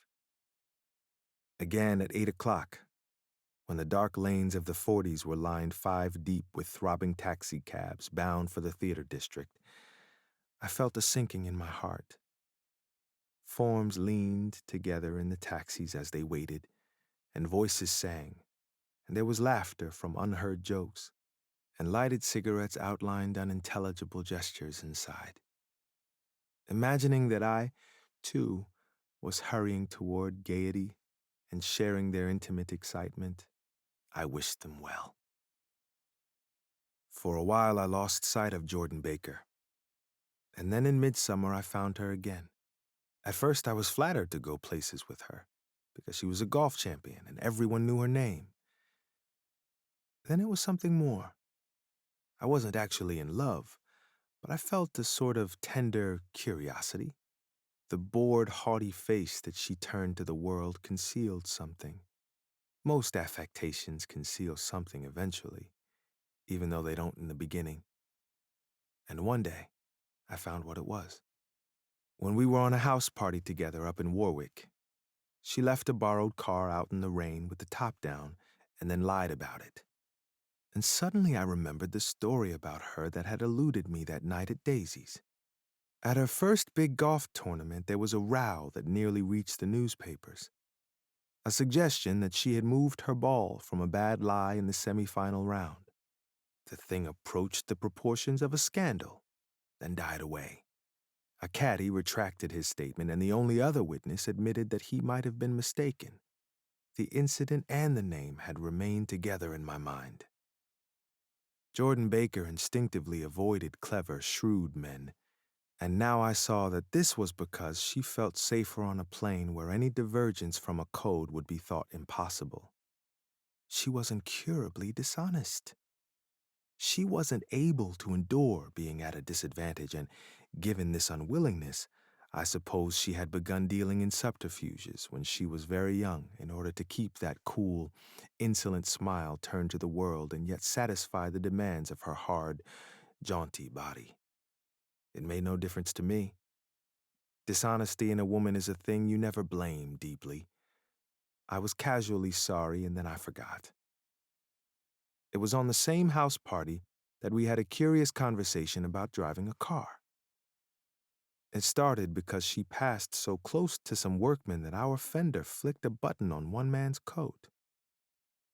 "You're a rotten driver," I protested. "Either you ought to be more careful or you oughtn't to drive at all." "I am careful." "No, you're not." "Well, other people are," she said lightly. "What's that got to do with it?" "They'll keep out of my way," she insisted. "It takes two to make an accident. Suppose you met somebody just as careless as yourself." "I hope I never will," she answered. "I hate careless people. That's why I like you." Her gray, sun-strained eyes stared straight ahead, but she had deliberately shifted our relations, and for a moment I thought I loved her. But I am slow-thinking and full of interior rules that act as brakes on my desires. And I knew that first I had to get myself definitely out of that tangle back home. I'd been writing letters once a week and signing them, "Love Nick." And all I could think of was how, when that certain girl played tennis, a faint mustache of perspiration appeared on her upper lip. Nevertheless, there was a vague understanding that had to be tactfully broken off before I was free. Everyone suspects himself of at least one of the cardinal virtues, and this is mine. I am one of the few honest people that I have ever known. Chapter 4. On Sunday morning, while church bells rang in the villages along shore, the world and its mistress returned to Gatsby's house and twinkled hilariously on his lawn. "He's a bootlegger," said the young ladies, moving somewhere between his cocktails and his flowers. "One time he killed a man who had found out that he was nephew to von Hindenburg and second cousin to the devil. Reach me a rose, honey, and pour me a last drop into that there crystal glass." Once I wrote down on the empty spaces of a timetable the names of those who came to Gatsby's house that summer. It is an old timetable now, disintegrating at its folds, and headed, "This schedule in effect July 5th, 1922. But I can still read the gray names, and they will give you a better impression than my generalities of those who accepted Gatsby's hospitality and paid him the subtle tribute of knowing nothing whatever about him. From East Egg, then, came the Chester Beckers and the Leaches, and a man named Bunsen, whom I knew at Yale, and Dr. Webster Civet, who was drowned last summer up in Maine, and the Hornbeams, and the Willie Voltaires, and a whole clan named Blackbuck, who always gathered in a corner and flipped up their noses like goats at whosoever came near, and the Ismays and the Christies, or rather Hubert Auerbach and Mr. Christie's wife, and Edgar Beaver, whose hair they say turned cotton white one winter afternoon for no good reason at all. Clarence Endive was from East Egg, as I remember. He came only once, in white knickerbockers, and had a fight with a bum named Eddie in the garden. From farther out on the island came the Cheadles, and the O.R.P. Schraders, and the Stonewall Jackson Abrams of Georgia, and the Fishguards, and the Ripley Snells. Snell was there 3 days before he went to the penitentiary. so drunk out on the gravel drive that Mrs. Ulysses Sweat's automobile ran over his right hand. The Danceys came too, and S.B. Whitebait, who was well over 60, and Maurice A. Flink, and the Hammerheads, and Beluga the tobacco importer, and Beluga's girls. From West Egg came the Poles, and the Mulreadys, and Cecil Roebuck, and Cecil Schoen, and Gullick the state senator, and Newton Orchid, who controlled films par excellence, and Eckhouse and Clyde Cohen, and Don S. Schwartz, the son, and Arthur McCarty, all connected with the movies in one way or another. And the Catlips and the Bembergs and G. Earl Muldoon, brother to that Muldoon who afterward strangled his wife. Da Fontano the promoter came there, and Ed Legros, and James B. Rotgut Ferret, and the DeYoungs, and Ernest Lilly. They came to gamble, and when Ferret wandered into the garden, it meant he was cleaned out, and Associated Traction would have to fluctuate profitably next day. A man named Klipspringer was there so often and so long that he became known as the Boarder. I doubt if he had any other home. Of theatrical people, there were Gus Ways, and Horace O'Donovan, and Lester Meyer, and George Duckweed, and Francis Bull. Also from New York were the Chromes, and the Backesons, and the Denekers, and Russell Betty, and the Corrigans, and the Kellehers, and the Dewars, and the Scullys, and S.W. Belcher, and the Smirks and the young Quinns, divorced now, and Henry L. Palmetto, who killed himself by jumping in front of a subway train in Times Square. Benny McClanahan arrived always with 4 girls. They were never quite the same ones in physical person, but they were so identical one with another that it inevitably seemed they had been there before. I have forgotten their names. Jacqueline, I think, or else Consuela or Gloria, or Judy or June, and their last names were either the melodious names of flowers and months, or the sterner ones of the great American capitalists whose cousins, if pressed, they would confess themselves to be. In addition to all these, I can remember that Faustina O'Brien came there at least once, and the Baedeker girls, and young Brewer, who had his nose shot off in the war, and Mr. Albruxberger, and Miss Hogg, his fiancée, and Ardita Fitzpeters, and Mr. P. Jewett, once head of the American Legion, and Miss Claudia Hipp, with a man reputed to be her chauffeur, and a prince of something whom we called Duke, and whose name, if I ever knew it, I have forgotten. All these people came to Gatsby's house in the summer. At 9 o'clock, one morning late in July, Gatsby's gorgeous car lurched up the rocky drive to my door and gave out a burst of melody from its 3-noted horn.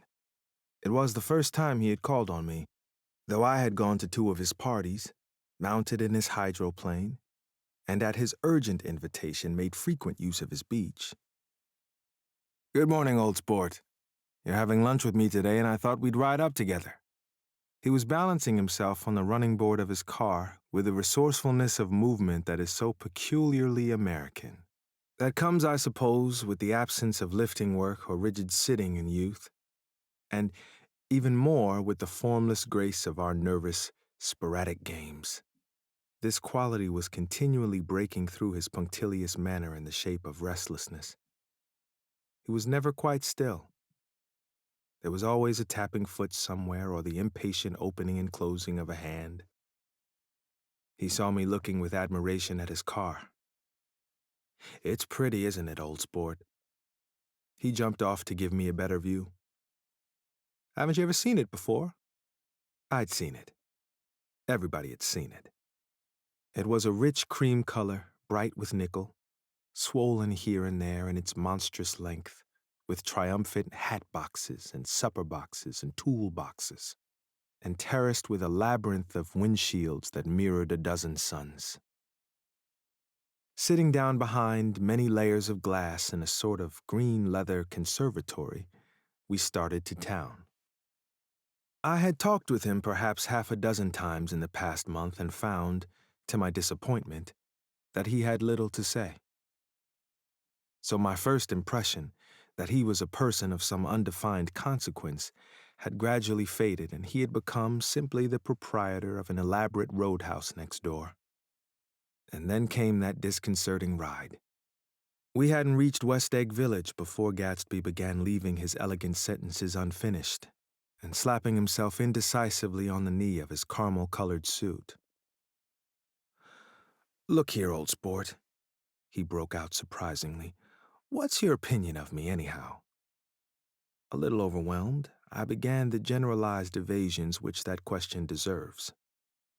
"Well, I'm going to tell you something about my life," he interrupted. "I don't want you to get a wrong idea of me from all these stories you hear." So he was aware of the bizarre accusations that flavored conversation in his halls. "I'll tell you God's truth." His right hand suddenly ordered divine retribution to stand by. "I am the son of some wealthy people in the Middle West, all dead now. I was brought up in America but educated at Oxford because all my ancestors have been educated there for many years. It is a family tradition." He looked at me sideways, and I knew why Jordan Baker had believed he was lying. He hurried the phrase "educated at Oxford," or swallowed it, or choked on it, as though it had bothered him before. And with this doubt, his whole statement fell to pieces. And I wondered if there wasn't something a little sinister about him, after all. "What part of the Middle West?" I inquired casually. "San Francisco." "I see. My family all died, and I came into a good deal of money." His voice was solemn, as if the memory of that sudden extinction of a clan still haunted him. For a moment I suspected that he was pulling my leg, but a glance at him convinced me otherwise. "After that I lived like a young Raja in all the capitals of Europe, Paris, Venice, Rome, collecting jewels, chiefly rubies, hunting big game, painting a little, things for myself only, and trying to forget something very sad that had happened to me long ago." With an effort, I managed to restrain my incredulous laughter. The very phrases were worn so threadbare that they evoked no image except that of a turbaned character, leaking sawdust at every pore as he pursued a tiger through the Bois de Boulogne. "Then came the war, old sport. It was a great relief, and I tried very hard to die, but I seemed to bear an enchanted life. I accepted a commission as first lieutenant when it began. In the Argonne Forest, I took 2 machine-gun detachments so far forward that there was a half-mile gap on either side of us where the infantry couldn't advance. We stayed there 2 days and 2 nights, 130 men with 16 Lewis guns. And when the infantry came up at last, they found the insignia of 3 German divisions among the piles of dead. I was promoted to be a major, and every Allied government gave me a decoration. Even Montenegro, little Montenegro down on the Adriatic Sea. Little Montenegro." He lifted up the words and nodded at them, with his smile. The smile comprehended Montenegro's troubled history and sympathized with the brave struggles of the Montenegrin people. It appreciated fully the chain of national circumstances which had elicited this tribute from Montenegro's warm little heart. My incredulity was submerged in fascination now. It was like skimming hastily through a dozen magazines. He reached in his pocket, and a piece of metal slung on a ribbon fell into my palm. "That's the one from Montenegro." To my astonishment, the thing had an authentic look. "Arderi di Danilo," ran the circular legend. "Montenegro Nicholas Rex." "Turn it." "Major J. Gatsby," I read, "for valor extraordinary." "Here's another thing I always carry, a souvenir of Oxford days. It was taken in Trinity Quad. The man on my left is now the Earl of Dorchester." It was a photograph of a half a dozen young men in blazers loafing in an archway, through which were visible a host of spires. There was Gatsby, looking a little, not much, younger, with a cricket bat in his hand. Then it was all true. I saw the skins of tigers flaming in his palace on the Grand Canal. I saw him opening a chest of rubies to ease with their crimson-lighted depths, the gnawings of his broken heart. "I'm going to make a big request of you today," he said, pocketing his souvenirs with satisfaction. "So I thought you ought to know something about me. I didn't want you to think I was just some nobody. You see, I usually find myself among strangers because I drift here and there trying to forget the sad thing that happened to me." He hesitated. "You'll hear about it this afternoon." "At lunch?" "No, this afternoon. I happen to find out that you're taking Miss Baker to tea." "Do you mean you're in love with Miss Baker?" "No, old sport, I'm not. But Miss Baker has kindly consented to speak to you about this matter." I hadn't the faintest idea what this matter was, but I was more annoyed than interested. I hadn't asked Jordan to tea in order to discuss Mr. J. Gatsby. I was sure the request would be something utterly fantastic, and for a moment, I was sorry I'd ever set foot upon his overpopulated lawn. He wouldn't say another word. His correctness grew on him as we neared the city. We passed Port Roosevelt, where there was a glimpse of red-belted ocean-going ships, and sped along a cobbled slum lined with the dark, undeserted saloons of the faded gilt 1900s. Then, the Valley of Ashes opened out on both sides of us, and I had a glimpse of Mrs. Wilson straining at the garage pump, with panting vitality as we went by. With fenders spread like wings, we scattered light through half Long Island City. Only half, for as we twisted among the pillars of the elevated, I heard the familiar jug jug spat of a motorcycle, and a frantic policeman rode alongside. "All right, old sport," called Gatsby. We slowed down. Taking a white card from his wallet, he waved it before the man's eyes. "Right you are," agreed the policeman, tipping his cap. "Know you next time, Mr. Gatsby. Excuse me." "What was that?" I inquired. "The picture of Oxford? I was able to do the commissioner a favor once, and he sends me a Christmas card every year." Over the great bridge, with the sunlight through the girders making a constant flicker upon the moving cars, with the city rising up across the river in white heaps and sugar lumps all built with a wish out of non-olfactory money. The city scene from the Queensboro Bridge is always the city scene for the first time, in its first wild promise of all the mystery and the beauty in the world. A dead man passed us in a hearse heaped with blooms, followed by 2 carriages with drawn blinds, and by more cheerful carriages for friends. The friends looked out at us with the tragic eyes and short upper lips of southeastern Europe, and I was glad that the sight of Gatsby's splendid car was included in their somber holiday. As we crossed Blackwell's Island, a limousine passed us, driven by a white chauffeur, in which sat 3 modish Negroes, 2 bucks and a girl. I laughed aloud as the yolks of their eyeballs rolled toward us in haughty rivalry. Anything can happen now that we've slid over this bridge, I thought. Anything at all. Even Gatsby could happen, without any particular wonder. Roaring noon. In a well-fanned 42nd Street cellar, I met Gatsby for lunch. Blinking away the brightness of the street outside, my eyes picked him out obscurely in the anteroom, talking to another man. "Mr. Carroway, this is my friend, Mr. Wolfsheim."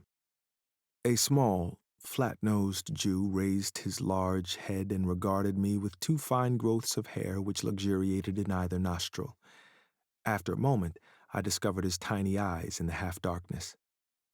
"So I took one look at him," said Mr. Wolfsheim, shaking my hand earnestly, "and what do you think I did?" "What?" I inquired politely. But evidently he was not addressing me, for he dropped my hand and covered Gatsby with his expressive nose. "I handed the money to Catspaw, and I said, 'All right, Catspaw, don't pay him a penny till he shuts his mouth.' He shut it then and there." Gatsby took an arm of each of us and moved forward into the restaurant, whereupon Mr. Wolfsheim swallowed a new sentence he was starting and lapsed into a somnambulatory abstraction. Highballs? Asked the head waiter. This is a nice restaurant here, said Mr. Wolfsheim, looking at the Presbyterian nymphs on the ceiling. But I like across the street better. Yes, highballs, agreed Gatsby. And then to Mr. Wolfsheim. It's too hot over there. Hot and small, yes, said Mr. Wolfsheim, but full of memories. What place is that? I asked. The old Metropole. The old Metropole, brooded Mr. Wolfsheim gloomily. Filled with faces dead and gone, filled with friends gone now forever. I can't forget so long as I live the night they shot Rosie Rosenthal there. It was 6 of us at the table, and Rosie had eaten and drunk a lot all evening. When it was almost morning, the waiter came up to him with a funny look and says somebody wants to speak to him outside. All right, says Rosie, and begins to get up, and I pulled him down in his chair. Let the bastards come in here if they want you, Rosie, but don't you, so help me, move outside this room. It was 4 o'clock in the morning then, and if we'd raised the blinds, we'd have seen daylight. Did he go? I asked innocently. Sure he went. Mr. Wolfsheim's nose flashed at me indignantly. He turned around in the door and says, Don't let that waiter take away my coffee. Then he went out on the sidewalk, and they shot him 3 times in his full belly and drove away. 4 of them were electrocuted, I said, remembering. 5 with Becker. His nostrils turned to me in an interested way. I understand you're looking for a business connection. The juxtaposition of these 2 remarks was startling. Gatsby answered for me. Oh, no, he exclaimed. This isn't the man. No? Mr. Wolfsheim seemed disappointed. This is just a friend. I told you we'd talk about that some other time. I beg your pardon, said Mr. Wolfsheim. I had the wrong man. A succulent hash arrived, and Mr. Wolfsheim, forgetting the more sentimental atmosphere of the old metropole, began to eat with ferocious delicacy. His eyes, meanwhile, roved very slowly all around the room. He completed the arc by turning to inspect the people directly behind. I think that, except for my presence, he would have taken one short glance beneath our own table. Look here, old sport, said Gatsby, leaning toward me. I'm afraid I made you a little angry this morning in the car. There was that smile again, but this time I held out against it. I don't like mysteries, I answered. And I don't understand why you won't come out frankly and tell me what you want. Why has it all got to come through Miss Baker? Oh, it's nothing underhand, he assured me. Miss Baker's a great sportswoman, you know, and she'd never do anything that wasn't all right. Suddenly he looked at his watch, jumped up and hurried from the room, leaving me with Mr. Wolfsheim at the table. He has to telephone, said Mr. Wolfsheim, following him with his eyes. Fine fellow, isn't he? Handsome to look at and a perfect gentleman. Yes. He's an Oxford man. Oh. He went to Oxford College in England? You know Oxford College? I've heard of it. It's one of the most famous colleges in the world. Have you known Gatsby for a long time? I inquired. Several years, he answered in a gratified way. I made the pleasure of his acquaintance just after the war, but I knew I had discovered a man of fine breeding after I talked with him an hour. I said to myself, there's the kind of man you'd like to take home and introduce to your mother and sister. He paused. I see you're looking at my cuff buttons. I hadn't been looking at them, but I did now. They were composed of oddly familiar pieces of ivory.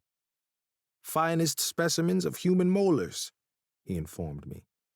Well, I inspected them. That's a very interesting idea. Yeah? He flipped his sleeves up under his coat. Yeah, Gatsby's very careful about women. He would never so much as look at a friend's wife. When the subject of this instinctive trust returned to the table and sat down, Mr. Wolfsheim drank his coffee with a jerk and got to his feet. I have enjoyed my lunch, he said, and I'm going to run off from you 2 young men before I outstay my welcome. Don't hurry, Meyer, said Gatsby without enthusiasm. Mr. Wolfsheim raised his hand in a sort of benediction. "You're very polite, but I belong to another generation," he announced solemnly. "You sit here and discuss your sports and your young ladies and your—" He supplied an imaginary noun with another wave of his hand. "As for me, I am 50 years old and I won't impose myself on you any longer." As he shook hands and turned away, his tragic nose was trembling. I wondered if I had said anything to offend him. "He becomes very sentimental sometimes," explained Gatsby. "This is one of his sentimental days. He's quite a character around New York, a denizen of Broadway." "Who is he anyhow, an actor?" "No." "A dentist?" "Meyer Wolfsheim? No, he's a gambler." Gatsby hesitated, then added coolly, "He's the man who fixed the World Series back in 1919. "Fixed the World Series?" I repeated. The idea staggered me. I remembered, of course, that the World Series had been fixed in 1919, but if I had thought of it at all, I would have thought of it as a thing that merely happened, the end of some inevitable chain. It never occurred to me that one man could start to play with the faith of 50 million people, with the single-mindedness of a burglar blowing a safe. "How did he happen to do that?" I asked after a minute. "He just saw the opportunity." "Why isn't he in jail?" "They can't get him, old sport. He's a smart man." I insisted on paying the check. As the waiter brought my change, I caught sight of Tom Buchanan across the crowded room. "Come along with me for a minute," I said. "I've got to say hello to someone." When he saw us, Tom jumped up and took half a dozen steps in our direction. "Where have you been?" he demanded eagerly. "Daisy's furious because you haven't called up." "This is Mr. Gatsby, Mr. Buchanan." They shook hands briefly, and a strained, unfamiliar look of embarrassment came over Gatsby's face. "How have you been, anyhow?" demanded Tom of me. "How'd you happen to come up this far to eat?" "I've been having lunch with Mr. Gatsby." I turned toward Mr. Gatsby, but he was no longer there. "One October day in 1917, said Jordan Baker that afternoon, sitting up very straight on a straight chair in the tea garden at the Plaza Hotel. I was walking along from one place to another, half on the sidewalks and half on the lawns. I was happier on the lawns because I had on shoes from England with rubber knobs on the soles that bit into the soft ground. I had on a new plaid skirt also that blew a little in the wind. And whenever this happened, the red, white, and blue banners in front of all the houses stretched out stiff and said tut, tut, tut, tut, in a disapproving way. The largest of the banners and the largest of the lawns belonged to Daisy Fay's house. She was just 18, 2 years older than me, and by far the most popular of all the young girls in Louisville. She dressed in white and had a little white roadster, and all day long the telephone rang in her house and excited young officers from Camp Taylor demanded the privilege of monopolizing her that night. Anyways, for an hour. When I came opposite her house that morning, her white roadster was beside the curb, and she was sitting in it with a lieutenant I had never seen before. They were so engrossed in each other that she didn't see me until I was 5 feet away. "Hello, Jordan," she called unexpectedly. "Please come here." I was flattered that she wanted to speak to me, because of all the older girls I admired her the most. She asked me if I was going to the Red Cross and make bandages. I was. Well then, would I tell them that she couldn't come that day? The officer looked at Daisy while she was speaking in a way that every young girl wants to be looked at sometime. And because it seemed romantic to me, I have remembered the incident ever since. His name was J. Gatsby, and I didn't lay eyes on him again for over 4 years. Even after I'd met him on Long Island, I didn't realize it was the same man. That was 1917. By the next year, I had a few beaux myself, and I began to play in tournaments. So I didn't see Daisy very often. She went with a slightly older crowd when she went with anyone at all.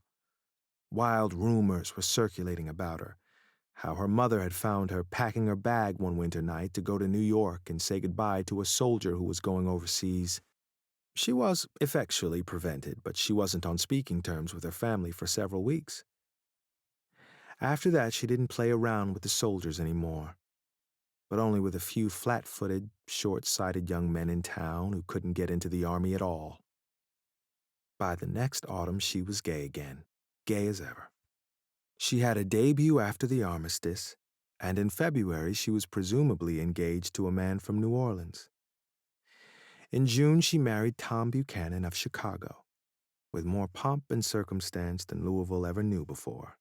He came down with 100 people in 4 private cars and hired a whole floor of the Mulebach Hotel, and the day before the wedding, he gave her a string of pearls valued at $350,000. I was a bridesmaid. I came into her room half an hour before the bridal dinner and found her lying on her bed, as lovely as the June night in her flowered dress, and as drunk as a monkey. She had a bottle of Sauterne in one hand and a letter in the other. "Congratulate me," she muttered. "Never had a drink before, but oh, how I do enjoy it." "What's the matter, Daisy?" I was scared, I can tell you. I'd never seen a girl like that before. "Here, dearest." She groped around in a wastebasket she had with her on the bed and pulled out the string of pearls. "Take 'em downstairs and give 'em back to whoever they belong to. Tell 'em all Daisy's changed her mind. Say, Daisy's changed her mind." She began to cry. She cried and cried. I rushed out and found her mother's maid, and we locked the door and got her into a cold bath. She wouldn't let go of the letter. She took it into the tub with her and squeezed it up into a wet ball, and only let me leave it in the soap dish when she saw it was coming to pieces like snow. But she didn't say another word. We gave her spirits of ammonia and put ice on her forehead and hooked her back into her dress. And half an hour later, when we walked out of the room, the pearls were around her neck and the incident was over. Next day at 5 o'clock, she married Tom Buchanan without so much as a shiver, and started off on a 3 months trip to the South Seas. I saw them in Santa Barbara when they came back, and I thought I'd never seen a girl so mad about her husband. If he left the room for a minute, she'd look around uneasily and say, "Where's Tom gone?" and wear the most abstracted expression until she saw him coming in the door. She used to sit on the sand with his head in her lap by the hour, rubbing her fingers over his eyes and looking at him with unfathomable delight. It was touching to see them together. It made you laugh in a hushed, fascinated way. That was in August. A week after I left Santa Barbara, Tom ran into a wagon on the Ventura Road one night and ripped a front wheel off his car. The girl who was with him got into the papers too because her arm was broken. She was one of the chambermaids in the Santa Barbara hotel. The next April, Daisy had her little girl, and they went to France for a year. I saw them one spring in Cannes, and later in Deauville, and then they came back to Chicago to settle down. Daisy was popular in Chicago, as you know. They moved with a fast crowd, all of them young and rich and wild, but she came out with an absolutely perfect reputation. Perhaps because she doesn't drink. It's a great advantage not to drink among hard-drinking people. You can hold your tongue, and moreover, you can time any little irregularity of your own so that everybody else is so blind that they don't see or care. Perhaps Daisy never went in for more at all. And yet, there's something in that voice of hers. Well, about 6 weeks ago, she heard the name Gatsby for the first time in years. It was when I asked you, do you remember, if you knew Gatsby in West Egg? After you had gone home, she came into my room and woke me up and said, "What Gatsby?" And when I described him, I was half asleep, she said in the strangest voice that it must be the man she used to know. It wasn't until then that I connected this Gatsby with the officer in her white car. When Jordan Baker had finished telling all this, we had left the plaza for half an hour and were driving in a Victoria through Central Park. The sun had gone down behind the tall apartments of the movie stars in the West 50s, and the clear voices of girls already gathered like crickets on the grass rose through the hot twilight. I'm the Sheik of Araby, your love belongs to me. At night when you're asleep, into your tent I'll creep. It was a strange coincidence, I said. But it wasn't a coincidence at all. Why not? Gatsby bought that house so that Daisy would be just across the bay. Then it had not been merely the stars to which he had aspired on that June night. He came alive to me, delivered suddenly from the womb of his purposeless splendor. He wants to know, continued Jordan, if you'll invite Daisy to your house some afternoon and then let him come over. The modesty of the demand shook me. He had waited 5 years and bought a mansion where he dispensed starlight to casual moths so that he could come over some afternoon to a stranger's garden. Did I have to know all this before he could ask such a little thing? He's afraid. He's waited so long, he thought you might be offended. You see, he's a regular tough underneath it all. Something worried me. Why didn't he ask you to arrange a meeting? He wants her to see his house, she explained. And your house is right next door. Oh, I think he half expected her to wander into one of his parties some night, went on Jordan, but she never did. Then he began asking people casually if they knew her, and I was the first one he found. It was that night he sent for me at his dance, and you should have heard the elaborate way he worked up to it. Of course, I immediately suggested a luncheon in New York, and I thought he'd go mad. I don't want to do anything out of the way, he kept saying. I want to see her right next door. When I said you were a particular friend of Tom's, he started to abandon the whole idea. He doesn't know very much about Tom, though he says he's read a Chicago paper for years just on the chance of catching a glimpse of Daisy's name. It was dark now, and as we dipped under a little bridge, I put my arm around Jordan's golden shoulder and drew her toward me and asked her to dinner.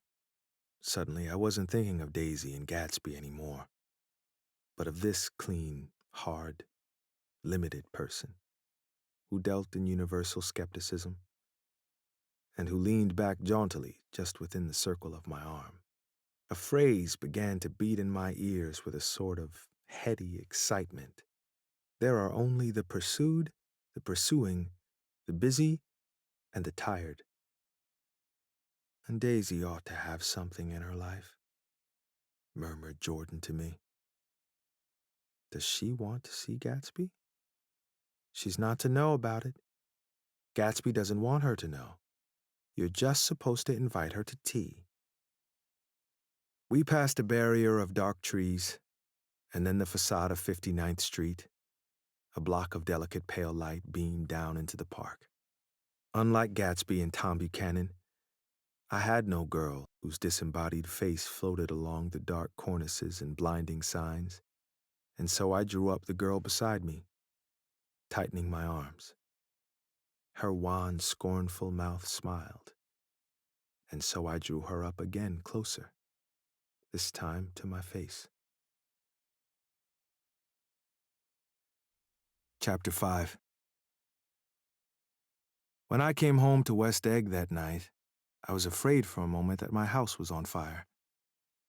2:00 and the whole corner of the peninsula was blazing with light, which fell unreal on the shrubbery and made thin, elongating glints upon the roadside wires. Turning a corner, I saw that it was Gatsby's house, lit from tower to cellar. At first I thought it was another party, a wild rout that had resolved itself into hide-and-go-seek, or sardines in the box, with all the house thrown open to the game. But there wasn't a sound. Only wind in the trees, which blew the wires and made the lights go off and on again as if the house had winked into the darkness. As my taxi groaned away, I saw Gatsby walking toward me across his lawn. Your place looks like the World's Fair, I said. Does it? He turned his eyes toward it absently. I've been glancing into some of the rooms. Let's go to Coney Island, old sport, in my car. It's too late. Well, suppose we take a plunge in the swimming pool. I haven't made use of it all summer.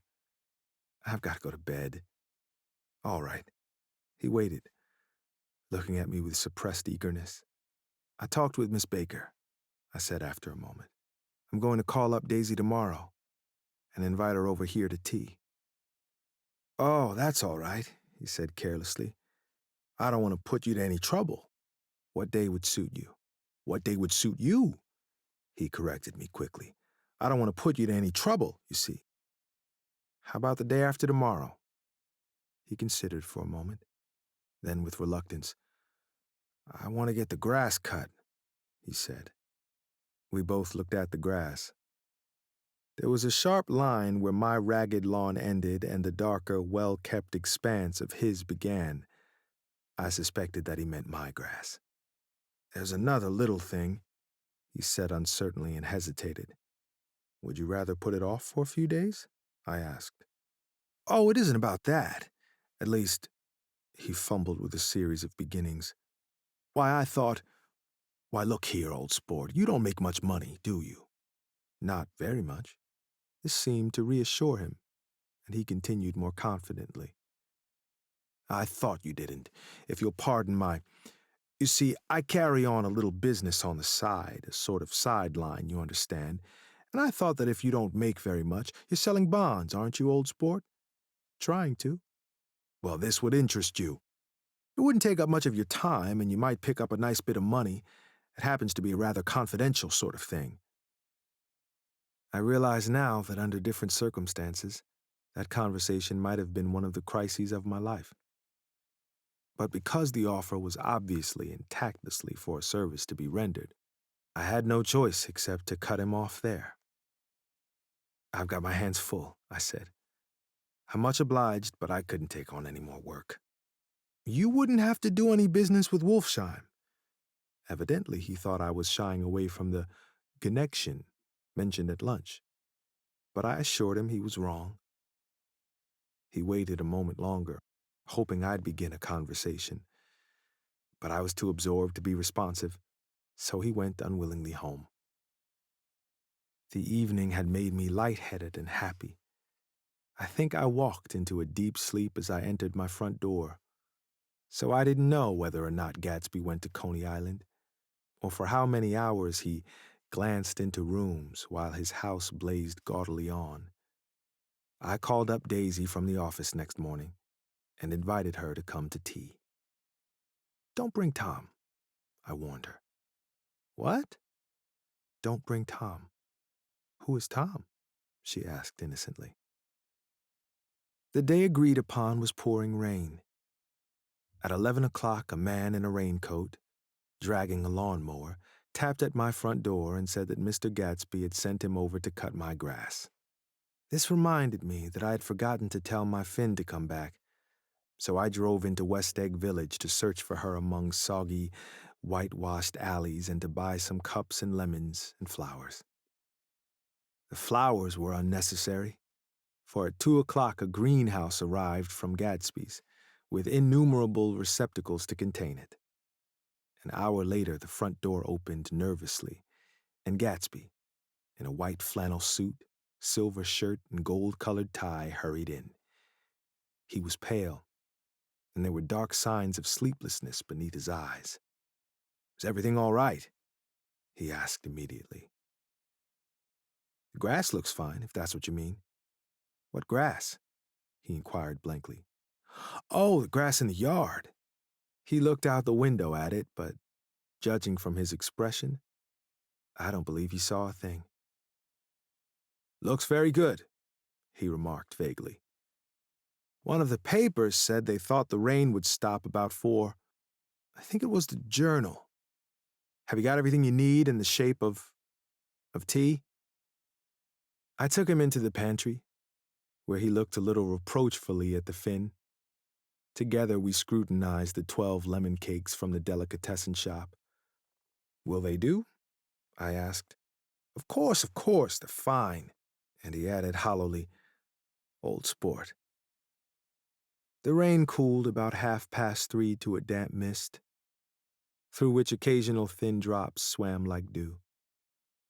Gatsby looked with vacant eyes through a copy of Clay's Economics, starting at the finished tread that shook the kitchen floor and peering toward the bleared windows from time to time as if a series of invisible but alarming happenings were taking place outside. Finally, he got up and informed me, in an uncertain voice, that he was going home. "Why's that?" "Nobody's coming to tea. It's too late." He looked at his watch as if there was some pressing demand on his time elsewhere. "I can't wait all day." "Don't be silly, it's just 2 minutes to 4. He sat down miserably as if I had pushed him, and simultaneously there was the sound of a motor turning into my lane. We both jumped up, and, a little harrowed myself, I went out into the yard. Under the dripping bare lilac trees, a large open car was coming up the drive. It stopped. Daisy's face, tipped sideways beneath a three-cornered lavender hat, looked out at me with a bright, ecstatic smile. "Is this absolutely where you live, my dearest one?" The exhilarating ripple of her voice was a wild tonic in the rain. I had to follow the sound of it for a moment, up and down with my ear alone, before any words came through. A damp streak of hair lay like a dash of blue paint across her cheek, and her hand was wet with glistening drops as I took it to help her from the car. "Are you in love with me?" she said low in my ear. "Or why did I have to come alone? That's the secret of Castle Rackrent. Tell your chauffeur to go far away and spend an hour." "Come back in an hour, Ferdy." Then in a grave murmur, "His name is Ferdy. Does the gasoline affect his nose?" "I don't think so," she said innocently. "Why?" We went in. To my overwhelming surprise, the living room was deserted. "Well, that's funny," I exclaimed. "What's funny?" She turned her head as there was a light, dignified knocking at the front door. I went out and opened it.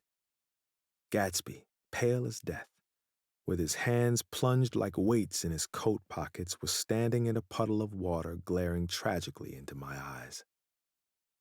With his hands still in his pockets, he stalked by me into the hall, turned sharply as if he were on a wire, and disappeared into the living room. It wasn't a bit funny. Aware of the loud beating of my own heart, I pulled the door to, against the increasing rain. For half a minute there wasn't a sound. Then from the living room I heard a sort of choking murmur and part of a laugh, followed by Daisy's voice on a clear, artificial tone. "I certainly am awfully glad to see you again." A pause. It endured horribly. I had nothing to do in the hall, so I went into the room. Gatsby, his hands still in his pockets, was reclining against the mantelpiece in a strained counterfeit of perfect ease, even of boredom. His head leaned back so far that it rested against the face of a defunct mantelpiece clock. And from this position his distraught eyes stared down at Daisy, who was sitting, frightened but graceful, on the edge of a stiff chair. "We've met before," muttered Gatsby. His eyes glanced momentarily at me, and his lips parted with an abortive attempt at a laugh. Luckily, the clock took this moment to tilt dangerously at the pressure of his head, whereupon he turned and caught it with trembling fingers and set it back in place. Then he sat down, rigidly, his elbow on the arm of the sofa and his chin in his hand. "I'm sorry about the clock," he said. My own face had now assumed a deep tropical burn. I could muster up a single commonplace out of the 1,000 in my head. "It's an old clock," I told them idiotically. I think we all believed for a moment that it had smashed in pieces on the floor. "We haven't met for many years," said Daisy, her voice as matter-of-fact as it could ever be. "5 years next November," The automatic quality of Gatsby's answer set us all back at least another minute. I had them both on their feet with the desperate suggestion that they help me make tea in the kitchen when the demonic Finn brought it in on a tray. Amid the welcome confusion of cups and cakes, a certain physical decency established itself. Gatsby got himself into a shadow, and while Daisy and I talked, looked conscientiously from one to the other of us with tense, unhappy eyes. However, as calmness wasn't an end in itself, I made an excuse at the first possible moment and got to my feet. "Where are you going?" demanded Gatsby in immediate alarm. "I'll be back. I've got to speak to you about something before you go." He followed me wildly into the kitchen, closed the door, and whispered, "Oh, God," in a miserable way. "What's the matter?" "This is a terrible mistake," he said, shaking his head from side to side. "A terrible, terrible mistake. You're just embarrassed, that's all." And luckily, I added, "Daisy's embarrassed too." "She's embarrassed," he repeated incredulously. "Just as much as you are." "Don't talk so loud." "You're acting like a little boy," I broke out impatiently. "Not only that, but you're rude. Daisy's sitting in there all alone." He raised his hand to stop my words, looked at me with unforgettable reproach, and opening the door cautiously, went back into the other room. I walked out the back way, just as Gatsby had when he had made his nervous circuit of the house half an hour before, and ran for a huge black knotted tree, whose massed leaves made a fabric against the rain. Once more it was pouring, and my irregular lawn, well shaved by Gatsby's gardener, abounded in small, muddy swamps and prehistoric marshes. There was nothing to look at from under the tree except Gatsby's enormous house, so I stared at it, like Kant at his church steeple for half an hour. A brewer had built it early in the period craze a decade before, and there was a story that he'd agreed to pay 5 years' taxes on all the neighboring cottages if the owners would have their roofs thatched with straw. Perhaps their refusal took the heart out of his plan to found a family. He went into an immediate decline. His children sold his house with the black wreath still on the door. Americans, while occasionally willing to be serfs, have always been obstinate about being peasantry. After half an hour, the sun shone again, and the grocer's automobile rounded Gatsby's drive with the raw material for his servants' dinner. I felt sure he wouldn't eat a spoonful. A maid began opening the upper windows of his house, appeared momentarily in each, and leaning from a large central bay, spat meditatively into the garden. It was time I went back. While the rain continued, it had seemed like the murmur of their voices, rising and swelling a little now and then with gusts of emotion. But in the new silence, I felt that silence had fallen within the house, too. I went in. After making every possible noise in the kitchen short of pushing over the stove, but I don't believe they heard a sound. They were sitting at either end of the couch, looking at each other as if some question had been asked or was in the air, and every vestige of embarrassment was gone. Daisy's face was smeared with tears, and when I came in, she jumped up and began wiping at it with her handkerchief before a mirror. But there was a change in Gatsby that was simply confounding. He literally glowed. Without a word or a gesture of exultation, a new well-being radiated from him and filled the little room. "Oh, hello, old sport," he said as if he hadn't seen me for years. I thought for a moment he was going to shake hands. It stopped raining. "Has it?" When he realized what I was talking about, that there were twinkle bells of sunshine in the room, he smiled like a weatherman, like an ecstatic patron of recurrent light, and repeated the news to Daisy. "What do you think of that? It stopped raining." "I'm glad, Jay." Her throat, full of aching, grieving beauty, told only of her unexpected joy. I want you and Daisy to come over to my house, he said. I'd like to show her around. You're sure you want me to come? Absolutely, old sport. Daisy went upstairs to wash her face. Too late, I thought, with humiliation of my towels, while Gatsby and I waited on the lawn. My house looks well, doesn't it? He demanded. See how the whole front of it catches the light? I agreed that it was splendid. Yes, his eyes went over it, every arched door and square tower. Took me just 3 years to earn the money that bought it. I thought you inherited your money. I did, old sport, he said automatically, but I lost most of it in the big panic, the panic of the war. I think he hardly knew what he was saying, for when I asked him what business he was in, he answered, "That's my affair," before he realized that it wasn't the appropriate reply. Oh, I've been in several things, he corrected himself. I was in the drug business, and then I was in the oil business, but I'm not in either one now. He looked at me with more attention. Do you mean you've been thinking over what I proposed the other night? Before I could answer, Daisy came out of the house and 2 rows of brass buttons on her dress gleamed in the sunlight. That huge place there? She cried, pointing. Do you like it?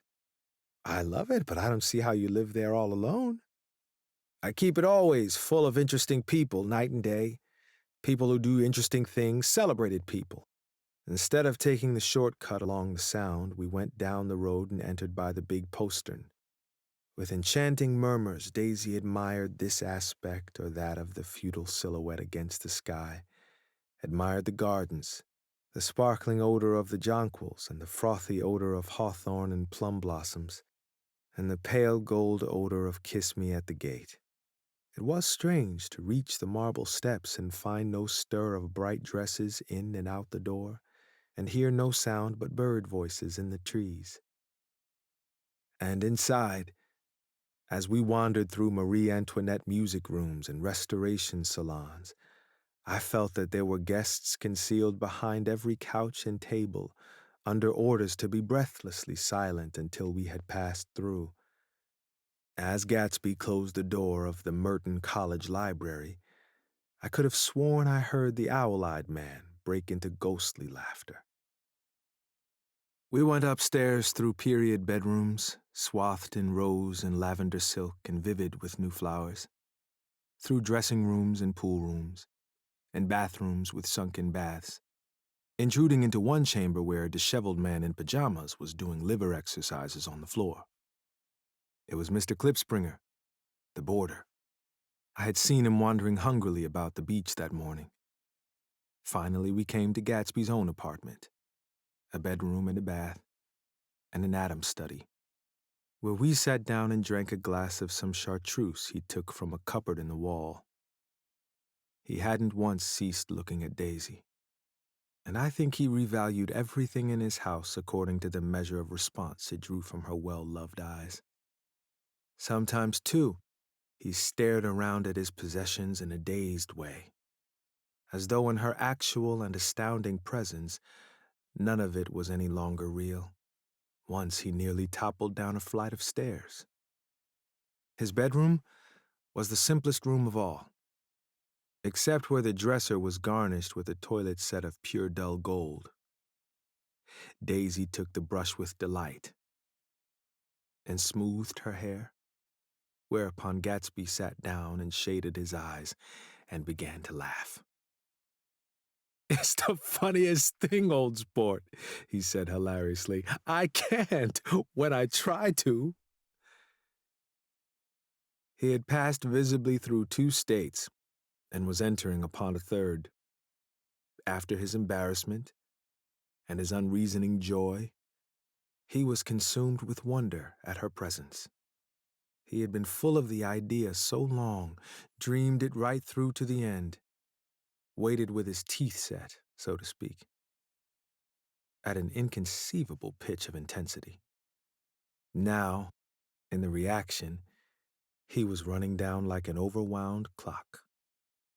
Recovering himself in a minute, He opened for us 2 hulking patent cabinets which held his massed suits and dressing gowns and ties and his shirts, piled like bricks in stacks a dozen high. "I've got a man in England who buys me clothes. He sends over a selection of things at the beginning of each season, spring and fall."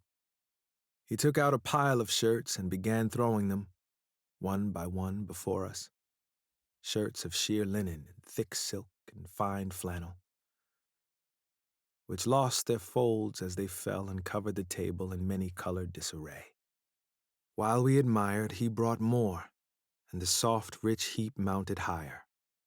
Shirts with stripes and scrolls and plaids in coral and apple green and lavender and faint orange, with monograms of Indian blue. Suddenly, with a strained sound, Daisy bent her head into the shirts and began to cry stormily. "They're such beautiful shirts," she sobbed, her voice muffled in the thick folds. "It makes me sad because I've never seen such beautiful shirts before." After the house, we were to see the grounds and the swimming pool, and the hydroplane and the midsummer flowers. But outside Gatsby's window it began to rain again. So we stood in a row looking at the corrugated surface of the Sound. "If it wasn't for the mist, we could see your home across the bay," said Gatsby. "You always have a green light that burns all night at the end of your dock." Daisy put her arm through his abruptly, but he seemed absorbed in what he had just said. Possibly it had occurred to him that the colossal significance of that light had now vanished forever. Compared to the great distance that had separated him from Daisy, it had seemed very near to her, almost touching her. It had seemed as close as a star to the moon. Now it was, again, a green light on a dock. His count of enchanted objects had diminished by 1.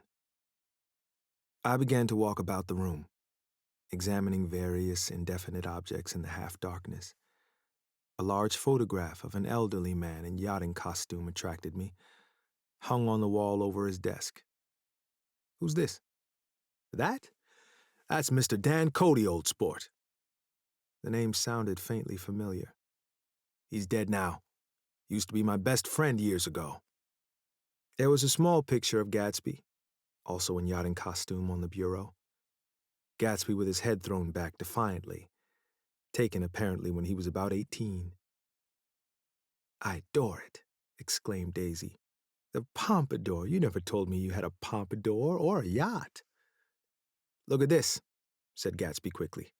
"Here's a lot of clippings. About you." They stood side by side examining it. I was going to ask to see the rubies when the phone rang, and Gatsby took up the receiver. "Yes, well, I can't talk now. I can't talk now, old sport. I said a small town. He must know what a small town is. Well, he's no use to us if Detroit is his idea of a small town." "Come here, quick!" cried Daisy at the window. The rain was still falling, but the darkness had parted in the west, and there was a pink and golden billow of foamy clouds above the sea. "Look at that," she whispered, and then after a moment, "I'd like to just get one of those pink clouds and put you in it and push you around." I tried to go then, but they wouldn't hear of it. Perhaps my presence made them feel more satisfactorily alone. "I know what we'll do," said Gatsby.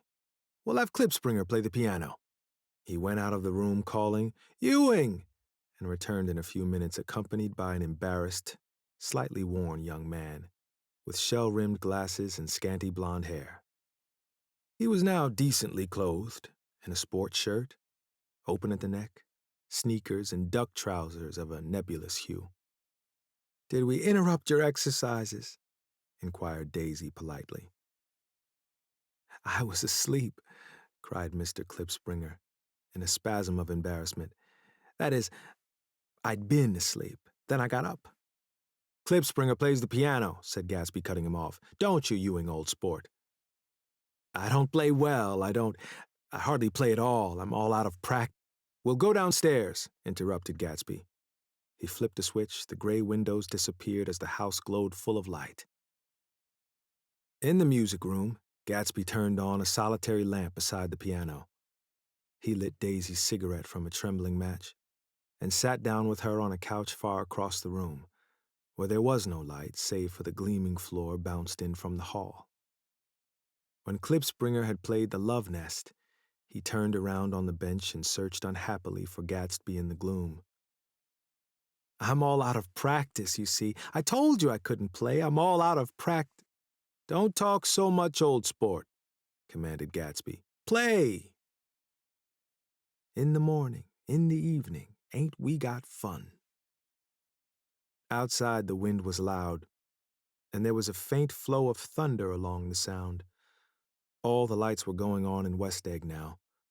The electric trains, men carrying, were plunging home through the rain from New York. It was the hour of a profound human change, and excitement was generating on the air. One thing's sure and nothing's surer. The rich get rich and the poor get children. In the meantime, in between time. As I went over to say goodbye, I saw the expression of bewilderment had come back into Gatsby's face, as though a faint doubt had occurred to him as to the quality of his present happiness. Almost 5 years. There must have been moments even that afternoon when Daisy tumbled short of his dreams. Not through her own fault, but because of the colossal vitality of his illusion. It had gone beyond her, beyond everything. He had thrown himself into it with a creative passion, adding to it all the time, decking it out with every bright feather that drifted his way. No amount of fire or freshness can challenge what a man will store up in his ghostly heart. As I watched him, he adjusted himself a little, visibly.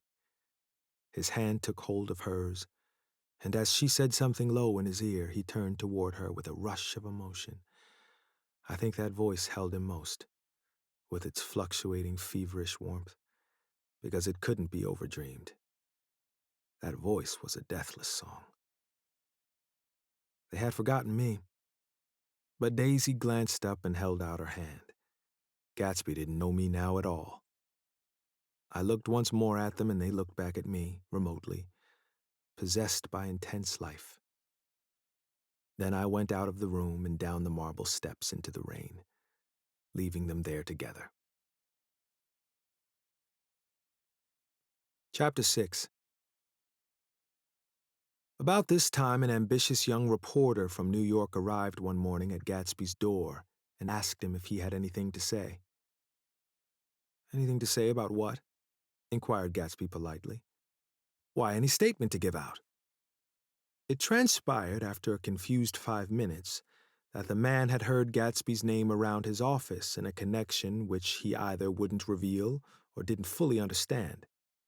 This was his day off, and with laudable initiative he had hurried out to see. It was a random shot, and yet the reporter's instinct was right. Gatsby's notoriety, spread about by the hundreds who had accepted his hospitality and so become authorities on his past, had increased all summer until he fell just short of being news. Contemporary legends such as the underground pipeline to Canada attached themselves to him. And there was one persistent story that he didn't live in a house at all, but in a boat that looked like a house and was moved secretly up and down the Long Island shore. Just why these inventions were a source of satisfaction to James Gatz of North Dakota isn't easy to say. James Gatz. That was really, or at least legally, his name. He had changed it at the age of 17, and at the specific moment that witnessed the beginning of his career, when he saw Dan Cody's yacht drop anchor over the most insidious flat on Lake Superior. It was James Gatz who had been loafing along the beach that afternoon in a torn green jersey and a pair of canvas pants. But it was already Jay Gatsby who borrowed a rowboat, pulled out to the Tuolumne, and informed Cody that a wind might catch him and break him up in half an hour. I suppose he'd had the name ready for a long time, even then. His parents were shiftless and unsuccessful farm people. His imagination had never really accepted them as his parents at all. The truth was that Jay Gatsby of West Egg, Long Island, sprang from his platonic conception of himself. He was a son of God, a phrase which, if it means anything, means just that. And he must be about his father's business, the service of a vast, vulgar, and meretricious beauty. So he invented just the sort of Jay Gatsby that a 17-year-old boy would be likely to invent. And to this conception, he was faithful to the end. For over a year, he had been beating his way along the south shore of Lake Superior as a clam digger and a salmon fisher, or in any other capacity that brought him food and bed. His brown, hardening body lived naturally through the half-fierce, half-lazy work of the bracing days. He knew women early, and since they spoiled him, he became contemptuous of them.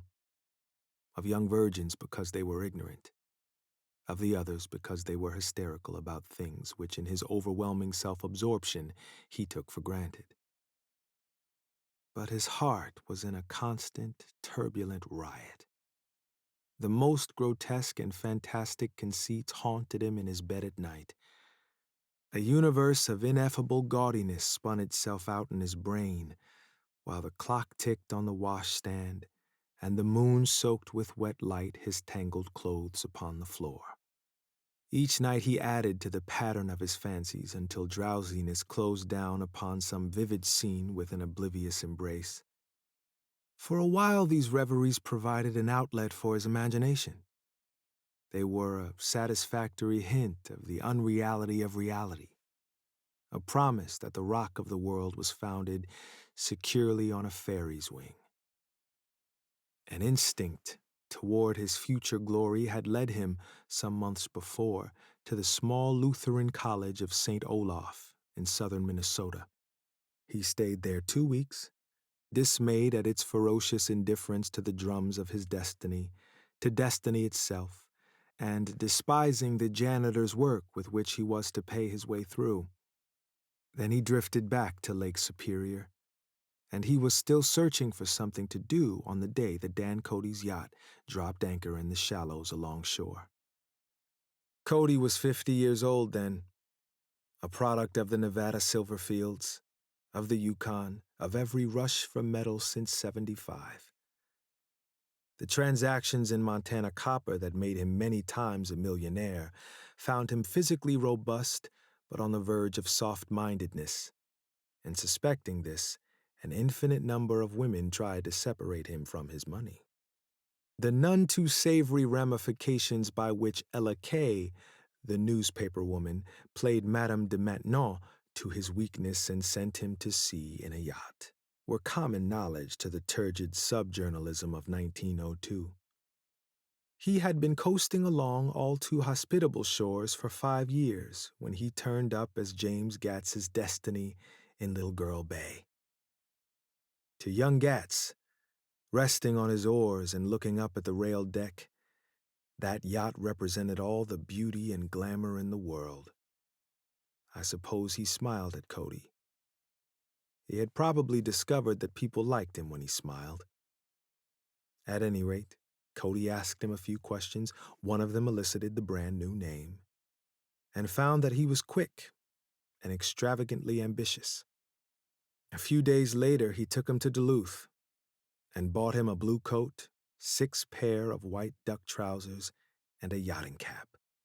And when the Tuolumne left for the West Indies and the Barbary Coast, Gatsby left too. He was employed in a vague personal capacity. While he remained with Cody, he was in turn steward, mate, skipper, secretary, and even jailer. For Dan Cody sober knew what lavish doings Dan Cody drunk might soon be about, and he provided for such contingencies by reposing more and more trust in Gatsby. The arrangement lasted 5 years, during which the boat went 3 times around the continent. It might have lasted indefinitely except for the fact that Ella Kay came on board one night in Boston, and a week later Dan Cody inhospitably died. I remember the portrait of him up in Gatsby's bedroom. A gray, florid man with a hard, empty face. The pioneer debauchee who during one phase of American life brought back to the eastern seaboard the savage violence of the frontier brothel and saloon. It was indirectly due to Cody that Gatsby drank so little. Sometimes in the course of gay parties, women used to rub champagne into his hair. For himself, he formed a habit of letting liquor alone. And it was from Cody that he inherited money. A legacy of $25,000. He didn't get it. He never understood the legal device that was used against him, but what remained of the millions went intact to Ella Kay. He was left with his singularly appropriate education. The vague contour of J. Gatsby had filled out to the substantiality of a man. He told me all this very much later, but I've put it down here with the idea of exploding those first wild rumors about his antecedents, which weren't even faintly true. Moreover, he told it to me at a time of confusion, when I had reached the point of believing everything and nothing about him. So I take advantage of this short halt, while Gatsby, so to speak, caught his breath, to clear this set of misconceptions away. It was a halt, too, in my association with his affairs. For several weeks I didn't see him or hear his voice on the phone. Mostly I was in New York, trotting around with Jordan and trying to ingratiate myself with her senile aunt. But finally I went over to his house one Sunday afternoon. I hadn't been there 2 minutes when somebody brought Tom Buchanan in for a drink. I was startled naturally, but the really surprising thing was that it hadn't happened before. They were a party of 3 on horseback, Tom and a man named Sloan, and a pretty woman in a brown riding habit who had been there previously. "I'm delighted to see you," said Gatsby, standing on his porch. "I'm delighted that you dropped in," as though they cared. "Sit right down. Have a cigarette or a cigar." He walked around the room quickly, ringing bells. "I'll have something to drink for you in just a minute." He was profoundly affected by the fact that Tom was there, but he would be uneasy anyhow until he had given them something, realizing in a vague way that that was all they came for. Mr. Sloan wanted nothing. "A lemonade? No, thanks. A little champagne? Nothing at all, thanks. I'm sorry." "Did you have a nice ride? Very good roads around here. I suppose the automobiles—" "Yeah." Moved by an irresistible impulse, Gatsby turned to Tom, who had accepted the introduction as a stranger. "I believe we've met somewhere before, Mr. Buchanan." "Oh, yes," said Tom, gruffly polite, but obviously not remembering. "So we did. I remember very well. About 2 weeks ago. That's right, you were with Nick here." "I know your wife," continued Gatsby almost aggressively. "That's so." Tom turned to me. "You live near here, Nick?" "Next door." "That's so." Mr. Sloan didn't enter into the conversation, but lounged back haughtily in his chair. The woman said nothing either, until unexpectedly, after 2 highballs, she became cordial. "Well, I'll come over to your next party, Mr. Gatsby," she suggested. "What do you say?" "Certainly, I'd be delighted to have you." "Be very nice," said Mr. Sloan without gratitude. "Well, think ought to be starting home." "Please don't hurry," Gatsby urged them. He had control of himself now, and he wanted to see more of Tom. Why don't you stay for supper? I wouldn't be surprised if some other people dropped in from New York." "You come to supper with me," said the lady enthusiastically. "Both of you." This included me. Mr. Sloan got to his feet. "Come along," he said, but to her only. "I mean it," she insisted. "I'd love to have you. Lots of room." Gatsby looked at me questioningly. He wanted to go, and he didn't see that Mr. Sloan had determined he shouldn't. "I'm afraid I won't be able to," I said. "Well, you come," she urged, concentrating on Gatsby. Mr. Sloane murmured something close to her ear. We won't be late if we start now, she insisted aloud. I haven't got a horse, said Gatsby. I used to ride in the army, but I've never bought a horse. I'll have to follow you in my car. Excuse me for just a minute. The rest of us walked out on the porch, where Sloane and the lady began an impassioned conversation aside. My God, I believe the man's coming, said Tom. Doesn't he know she doesn't want him? She says she does want him. She has a big dinner party and he won't know a soul there, he frowned. I wonder where in the devil he met Daisy. By God, I may be old-fashioned in my ideas, but women run around too much these days to suit me. They meet all kinds of crazy fish. Suddenly, Mr. Sloane and the lady walked down the steps and mounted their horses. Come on, said Mr. Sloane to Tom. We're late, we've got to go. And then to me, tell him we couldn't wait, will you? Tom and I shook hands, the rest of us exchanged a cool nod, and they trotted quickly down the drive, disappearing under the August foliage just as Gatsby, with hat and light overcoat in hand, came out the front door. Tom was evidently perturbed at Daisy's running around alone, for on the following Saturday night he came with her to Gatsby's party. Perhaps his presence gave the evening its peculiar quality of oppressiveness. It stands out in my memory from Gatsby's other parties that summer. They were the same people, or at least the same sort of people, the same profusion of champagne, the same many-colored, many-keyed commotion, but I felt an unpleasantness in the air, a pervading harshness that hadn't been there before. Or perhaps I'd merely grown used to it, grown to accept West Egg as a world complete in itself, with its own standards and its own great figures, second to nothing because it had no consciousness of being so. And now I was looking at it again, through Daisy's eyes. It is invariably saddening to look through new eyes at things upon which you have expended your own powers of adjustment. They arrived at twilight, and as we strolled out among the sparkling hundreds, Daisy's voice was playing murmurous tricks in her throat. These things excite me so, she whispered. If you want to kiss me at any time during the evening, Nick, just let me know and I'll be glad to arrange it for you. Just mention my name or present a green card. I'm giving out green. Look around, suggested Gatsby. I'm looking around. I'm having a marvelous. You must see the faces of many people you've heard about. Tom's arrogant eyes roamed the crowd. We don't go out very much, he said. In fact, I was just thinking I don't know a soul here. Perhaps you know that lady. Gatsby indicated a gorgeous, scarcely human orchid of a woman who sat in state under a white plum tree. Tom and Daisy stared, with that peculiarly unreal feeling that accompanies the recognition of a hitherto ghostly celebrity of the movies. She's lovely, said Daisy. The man bending over her is her director. He took them ceremoniously from group to group. Mrs. Buchanan and Mr. Buchanan. After an instant's hesitation, he added, the polo player.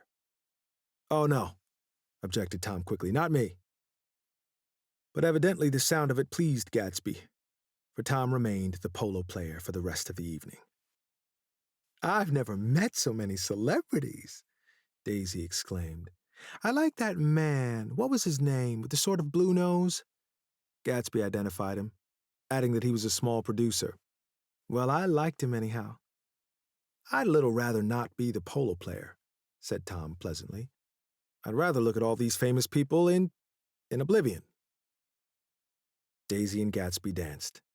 I remember being surprised by his graceful, conservative foxtrot. I'd never seen him dance before. Then they sauntered over to my house and sat on the steps for half an hour, while at her request I remained watchfully in the garden. In case there's a fire or a flood, she explained, or any act of God. Tom appeared from his oblivion as we were sitting down to supper together. Do you mind if I eat with some people over here? He said. A fellow's getting off some funny stuff. Go ahead, answered Daisy genially. And if you want to take down any addresses, here's my little gold pencil. She looked around after a moment and told me the girl was common but pretty, and I knew that except for the half hour she'd been alone with Gatsby, she wasn't having a good time. We were at a particularly tipsy table. That was my fault. Gatsby had been called to the phone, and I'd enjoyed these same people only 2 weeks before.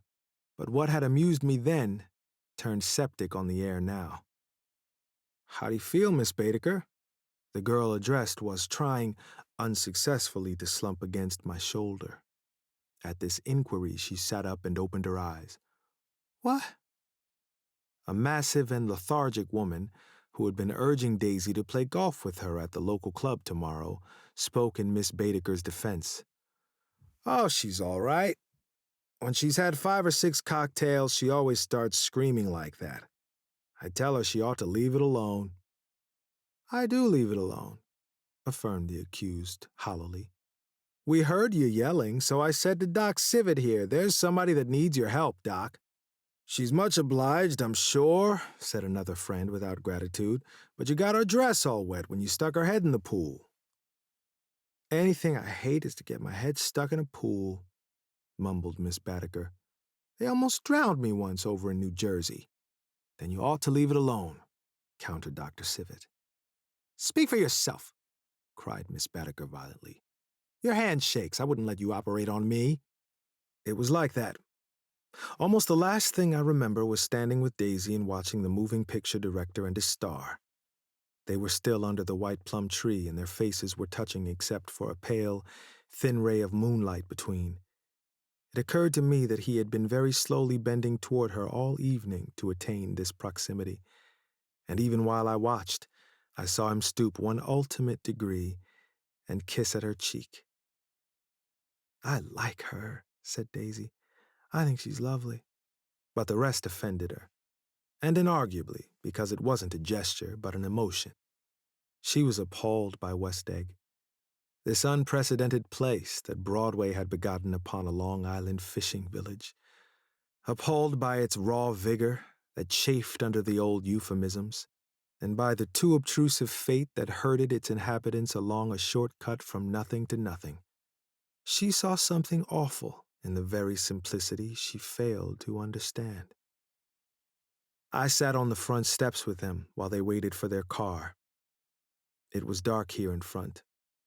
Only the bright door sent 10 square feet of light volleying out into the soft black morning. Sometimes a shadow moved against a dressing room blind above, gave way to another shadow, an indefinite procession of shadows, who rouged and powdered in an invisible glass. "Who is this Gatsby, anyhow?" demanded Tom suddenly. "Some big bootlegger?" "Where did you hear that?" I inquired. "I didn't hear it. I imagined it. A lot of these new rich people are just big bootleggers, you know." "Not Gatsby," I said shortly. He was silent for a moment. The pebbles of the drive crunched under his feet. "Well, he certainly must have strained himself to get this menagerie together." A breeze stirred the gray haze of Daisy's fur collar. "At least they're more interesting than the people we know," she said with an effort. "You didn't look so interested." "Well, I was." Tom laughed and turned to me. "Did you notice Daisy's face when that girl asked her to put her under a cold shower?" Daisy began to sing with the music in a husky, rhythmic whisper, bringing out a meaning in each word that it had never had before and would never have again. When the melody rose, her voice broke up sweetly, following it, in a way contralto voices have. And each change tipped out a little of her warm human magic upon the air. "Lots of people come who haven't been invited," she said suddenly. "That girl hadn't been invited. They simply forced their way in, and it's too polite to object." "I'd like to know who he is and what he does," insisted Tom. "I think I'll make a point of finding out." "I can tell you right now," she answered.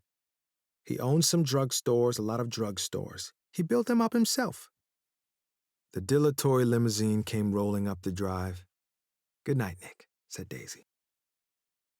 Her glance left me and sought the lighted top of the steps, where 3 o'clock in the morning, a neat, sad little waltz of that year, was drifting out the open door.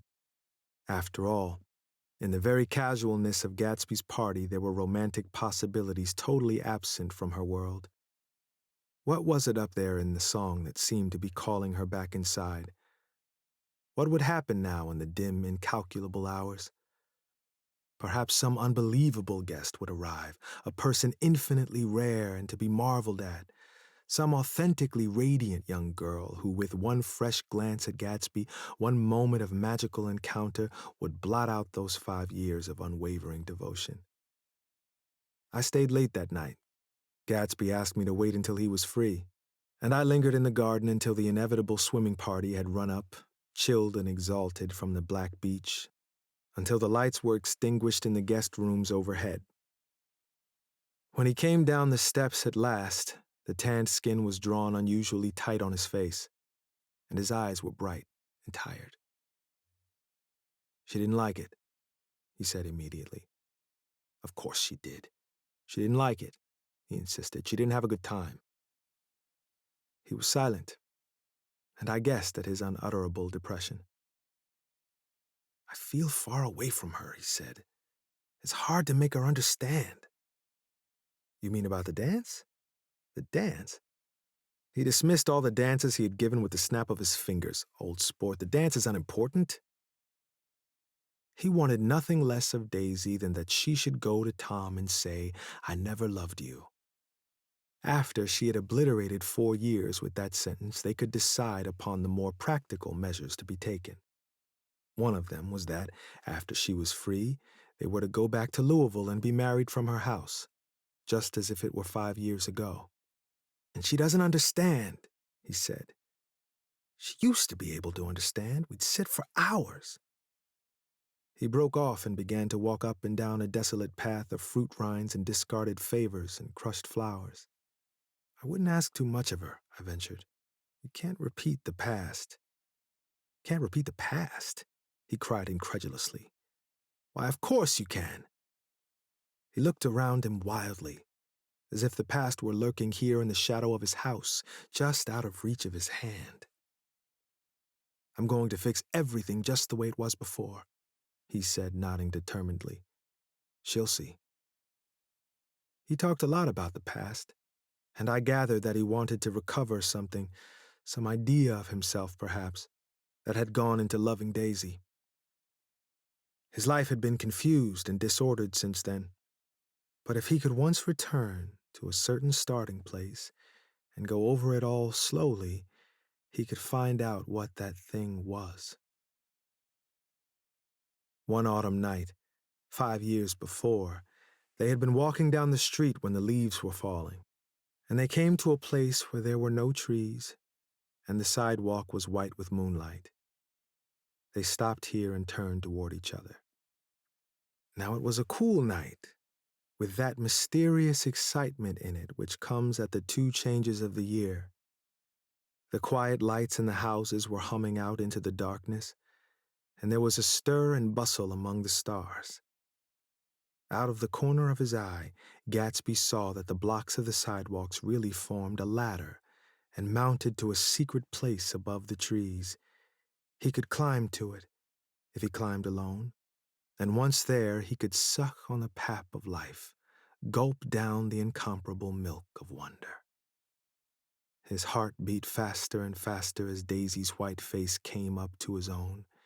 He knew that when he kissed this girl and forever wed his unutterable visions to her perishable breath, his mind would never romp again like the mind of God. So he waited, listening for a moment longer to the tuning fork that had been struck upon a star. Then he kissed her. At his lips' touch, she blossomed for him like a flower, and the incarnation was complete. Through all he said, even through his appalling sentimentality, I was reminded of something, an elusive rhythm, a fragment of lost words that I had heard somewhere a long time ago. For a moment, a phrase tried to take shape in my mouth and my lips parted like a dumb man's, as though there was more struggling upon them than a wisp of startled air. But they made no sound, and what I had almost remembered was uncommunicable forever. Chapter 7. It was when curiosity about Gatsby was at its highest that the lights in his house failed to go on one Saturday night. And as obscurely as it had begun, his career as Trimalchio was over. Only gradually did I become aware that the automobiles which turned expectantly into his drive stayed for just a minute and then drove sulkily away. Wondering if he were sick, I went over to find out. An unfamiliar butler with a villainous face squinted at me suspiciously from the door. "Is Mr. Gatsby sick?" "Nope." After a pause, he added, "Sir?" in a dilatory, grudging way. I hadn't seen him around, and I was rather worried. "Tell him Mr. Carroway came over." "Who?" he demanded rudely. "Carroway." "Carroway. All right, I'll tell him." Abruptly, he slammed the door. My Finn informed me that Gatsby had dismissed every servant in his house a week ago and replaced them with half a dozen others who never went into West Egg Village to be bribed by the tradesmen, but ordered moderate supplies over the telephone. The grocery boy reported that the kitchen looked like a pigsty, and the general opinion in the village was that the new people weren't servants at all. Next day, Gatsby called me on the phone. "Going away?" I inquired. "No, old sport. I hear you fired all your servants." "I wanted somebody who wouldn't gossip. Daisy comes over quite often. In the afternoons." So, the whole caravansary had fallen in like a card house at the disapproval in her eyes. "There's some people Wolfsheim wanted to do something for. They're all brothers and sisters. They used to run a small hotel." "I see." He was calling up at Daisy's request. Would I come to lunch at her house tomorrow? Miss Baker would be there. Half an hour later, Daisy herself telephoned and seemed relieved to find that I was coming. Something was up. And yet I couldn't believe they would choose this occasion for a scene, especially for the rather harrowing scene that Gatsby had outlined in the garden. The next day was broiling, almost the last, certainly the warmest of the summer. As my train emerged from the tunnel into sunlight, only the hot whistles of the National Biscuit Company broke the simmering hush at noon. The straw seats of the car hovered on the edge of combustion.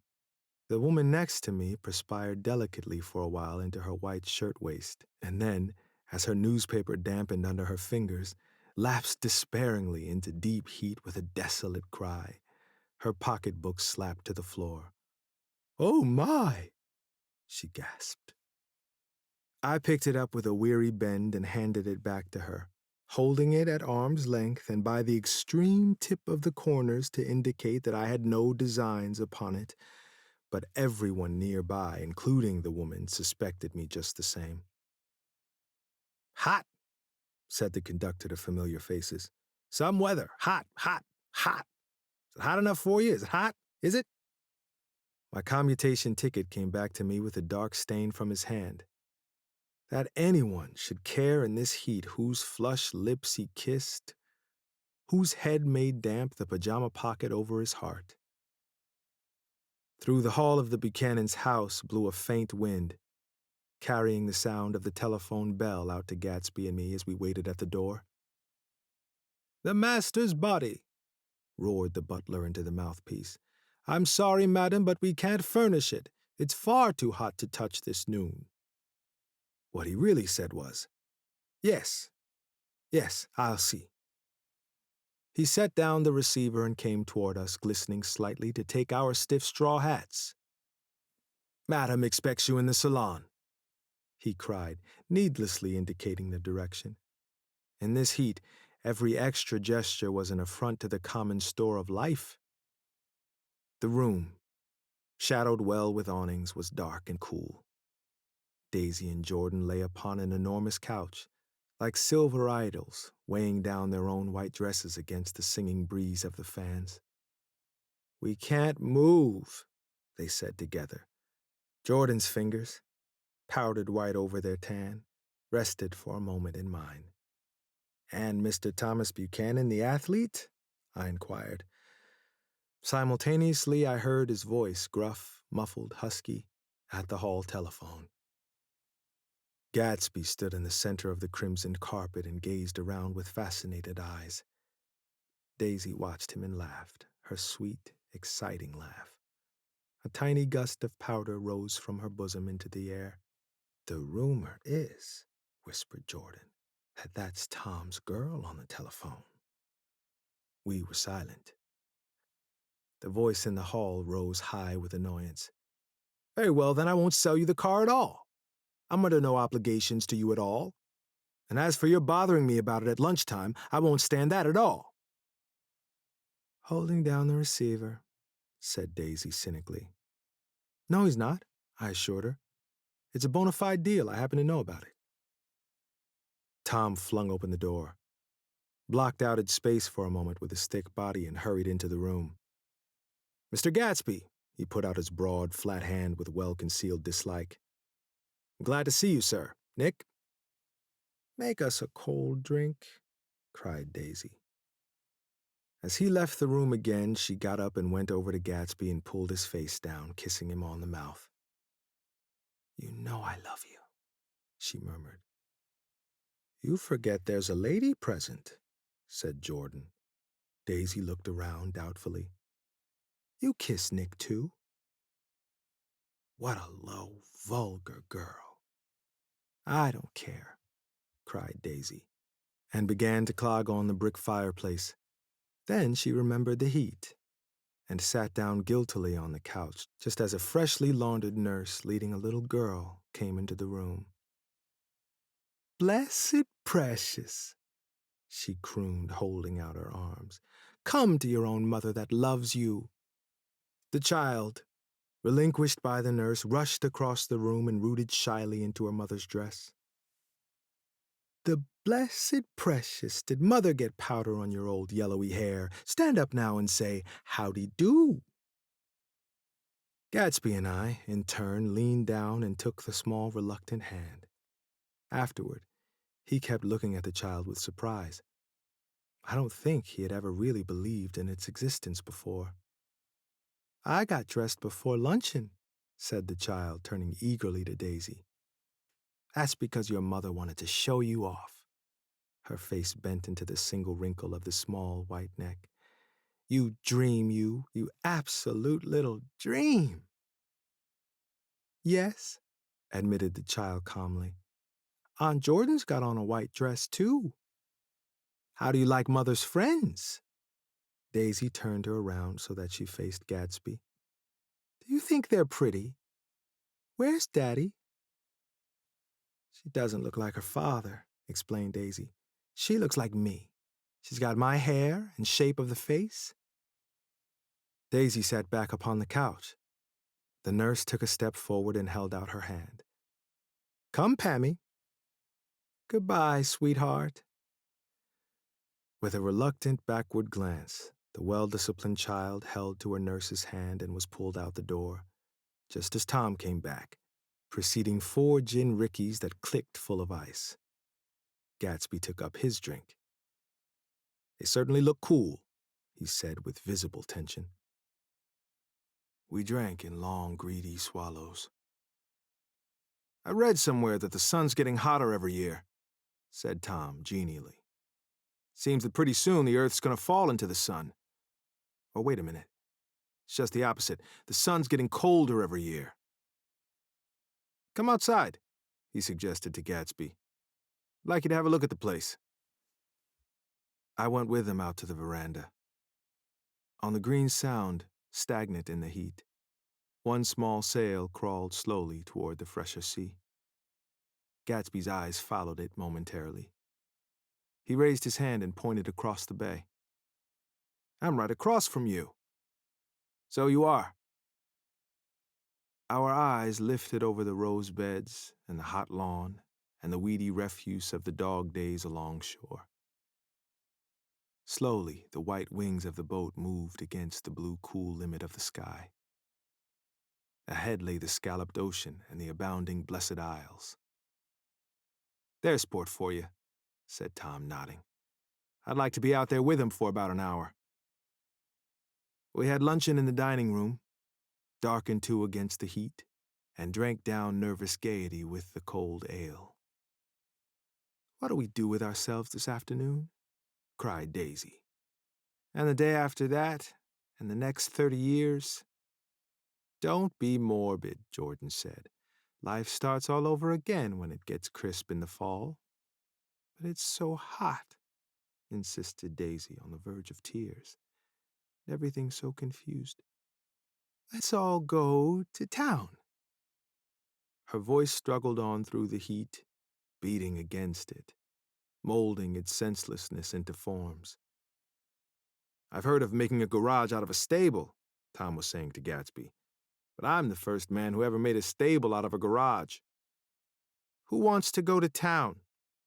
demanded Daisy insistently. Gatsby's eyes floated toward her. "Ah," she cried. "You look so cool." Their eyes met, and they stared together at each other, alone in space. With an effort, she glanced down at the table.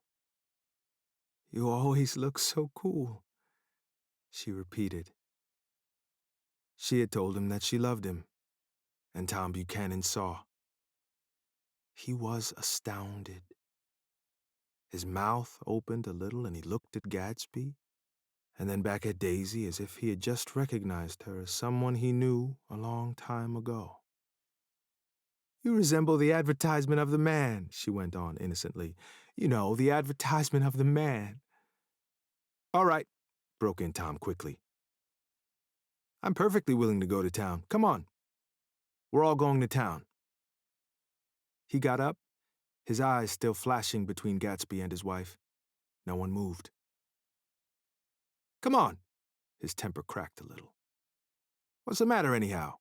If we're going to town, let's start." His hand, trembling with his effort at self-control, bore to his lips the last of his glass of ale. Daisy's voice got us to our feet and out onto the blazing gravel drive. "Are we just going to go?" she objected. "Like this? Aren't we going to let anyone smoke a cigarette first? Everybody smoked all through lunch." "Oh, let's have fun," she begged him. "It's too hot to fuss." He didn't answer. "Have it your own way," she said. "Come on, Jordan." They went upstairs to get ready while we three men stood there shuffling the hot pebbles with our feet. A silver curve of the moon hovered already in the western sky. Gatsby started to speak, changed his mind, but not before Tom wheeled and faced him expectantly. "Have you got your stables here?" asked Gatsby with an effort. "About a quarter of a mile down the road." "Oh?" A pause. "I don't see the idea of going to town," broke out Tom savagely. "Women get these notions in their heads." "Shall we take anything to drink?" called Daisy from an upper window. "I'll get some whiskey," answered Tom. He went inside. Gatsby turned to me rigidly. "I can't say anything in his house, old sport." "She's got an indiscreet voice," I remarked. "It's full of—" I hesitated. "Her voice is full of money," he said suddenly. That was it. I'd never understood before. It was full of money. That was the inexhaustible charm that rose and fell in it, the jingle of it, the cymbal song of it. High in a white palace, the king's daughter, the golden girl. Tom came out of the house wrapping a quart bottle in a towel, followed by Daisy and Jordan wearing small tight hats of metallic cloth and carrying light capes over their arms. "Shall we all go in my car?" suggested Gatsby. He felt the hot green leather of the seat. I ought to have left it in the shade. "Is it standard shift?" demanded Tom. "Yes." "Well, you take my coupe and let me drive your car to town." The suggestion was distasteful to Gatsby. "I don't think there's much gas," he objected. "Plenty of gas," said Tom boisterously. He looked at the gauge. "And if it runs out, I can stop at a drugstore. You can buy anything at a drugstore nowadays." A pause followed this apparently pointless remark. Daisy looked at Tom frowning, and an indefinable expression, at once definitely unfamiliar and vaguely recognizable, as if I had only heard it described in words, passed over Gatsby's face. "Come on, Daisy," said Tom, pressing her with his hand toward Gatsby's car. "I'll take you in this circus wagon." He opened the door, but she moved out from the circle of his arm. "You take Nick and Jordan. We'll follow you in the coupe." She walked close to Gatsby, touching his coat with her hand. Jordan and Tom and I got into the front seat of Gatsby's car. Tom pushed the unfamiliar gears tentatively, and we shot off into the oppressive heat, leaving them out of sight behind. "Did you see that?" demanded Tom. "See what?" He looked at me keenly, realizing that Jordan and I must have known all along. "You think I'm pretty dumb, don't you?" he suggested. "Perhaps I am, but I have almost a second sight sometimes that tells me what to do.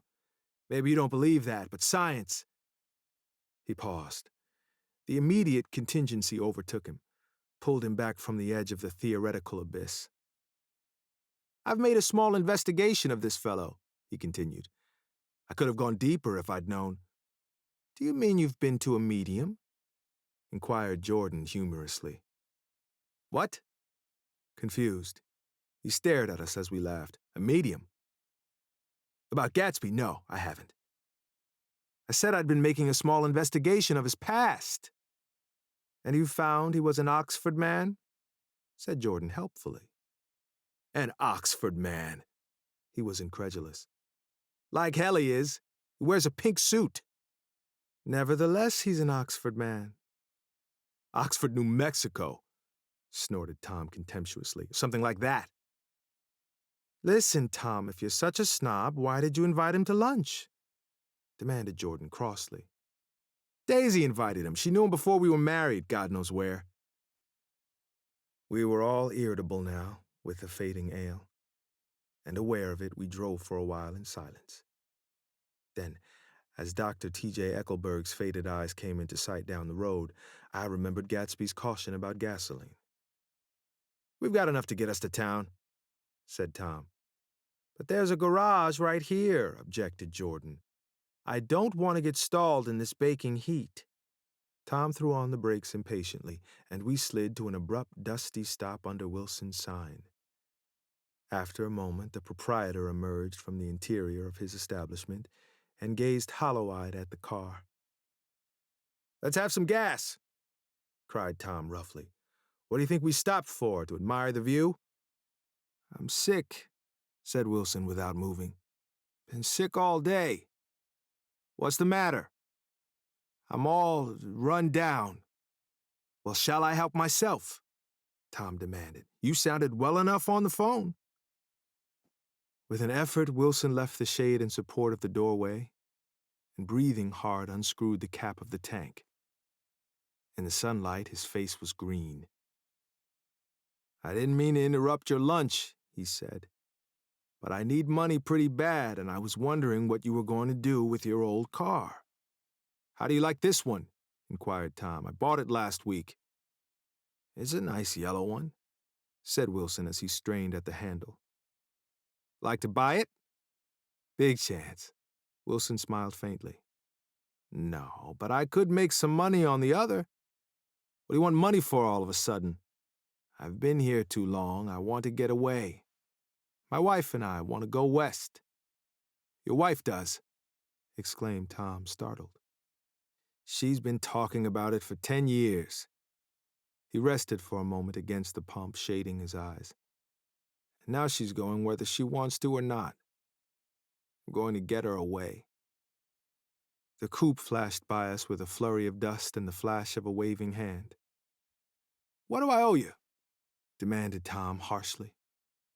"I just got wised up to something funny the last 2 days," remarked Wilson. "That's why I want to get away. That's why I've been bothering you about the car." "What do I owe you?" $1.20. The relentless beating heat was beginning to confuse me, and I had a bad moment there before I realized that so far his suspicions hadn't alighted on Tom. He had discovered that Myrtle had some sort of life apart from him in another world, and the shock had made him physically sick. I stared at him and then at Tom, who had made a parallel discovery less than an hour before, and it occurred to me that there was no difference between men in intelligence or race so profound as the difference between the sick and the well. Wilson was so sick that he looked guilty, unforgivably guilty, as if he had just got some poor girl with child. "I'll let you have that car," said Tom. "I'll send it over tomorrow afternoon." That locality was always vaguely disquieting, even in the broad glare of afternoon, and now I turned my head as though I had been warned of something behind.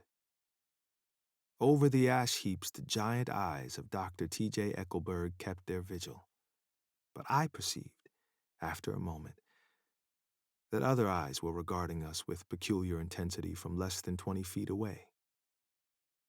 In one of the windows, over the garage, the curtains had been moved aside a little, and Myrtle Wilson was peering down at the car.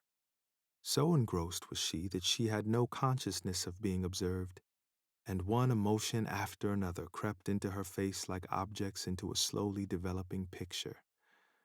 Her expression was curiously familiar.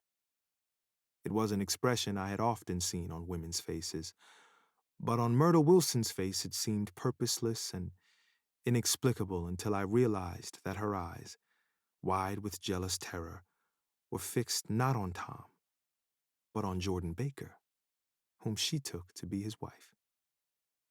There is no confusion like the confusion of a simple mind. And as we drove away, Tom was feeling the hot whips of panic. His wife and his mistress, until an hour ago secure and inviolate, were slipping precipitately from his control. Instinct made him step on the accelerator with the double purpose of overtaking Daisy and leaving Wilson behind, and we sped along toward Astoria at 50 miles an hour until, among the spidery girders of the elevated, we came in sight of the easy-going blue coupe. "Those big movies around 50th Street are cool," suggested Jordan. "I love New York on summer afternoons when everyone's away. There's something very sensuous about it.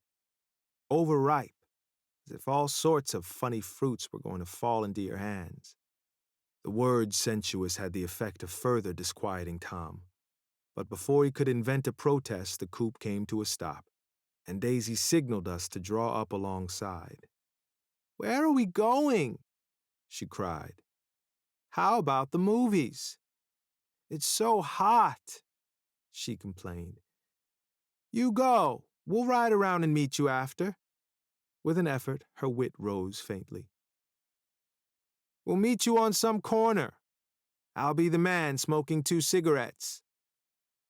"We can't argue about it here," Tom said impatiently as a truck gave out a cursing whistle behind us. "You follow me to the south side of Central Park, in front of the plaza." Several times he turned his head and looked back for their car, and if the traffic delayed them, he slowed up until they came into sight. I think he was afraid they would dart down a side street and out of his life forever. But they didn't. And we all took the less explicable step of engaging the parlor of a suite in the Plaza Hotel. The prolonged and tumultuous argument that ended by herding us into that room eludes me, though I have a sharp physical memory that, in the course of it, my underwear kept climbing like a damp snake around my legs, and intermittent beads of sweat raced cool across my back. The notion originated with Daisy's suggestion that we hire 5 bathrooms and take cold baths, and then assumed more tangible form as a place to have a mint julep. Each of us said over and over that it was a crazy idea. We all talked at once to a baffled clerk and thought, or pretended to think, that we were being very funny. The room was large and stifling, and though it was already 4 o'clock, opening the windows admitted only a gust of hot shrubbery from the park. Daisy went to the mirror and stood with her back to us, fixing her hair. "It's a swell suite," whispered Jordan respectfully, and everyone laughed. Open another window, commanded Daisy without turning around. There aren't any more. Well, we better telephone for an axe. The thing to do is to forget about the heat, said Tom impatiently. You make it 10 times worse by crabbing about it. He unrolled a bottle of whiskey from the towel and put it on the table. Why not let her alone, old sport? Remarked Gatsby. You're the one that wanted to come to town. There was a moment of silence.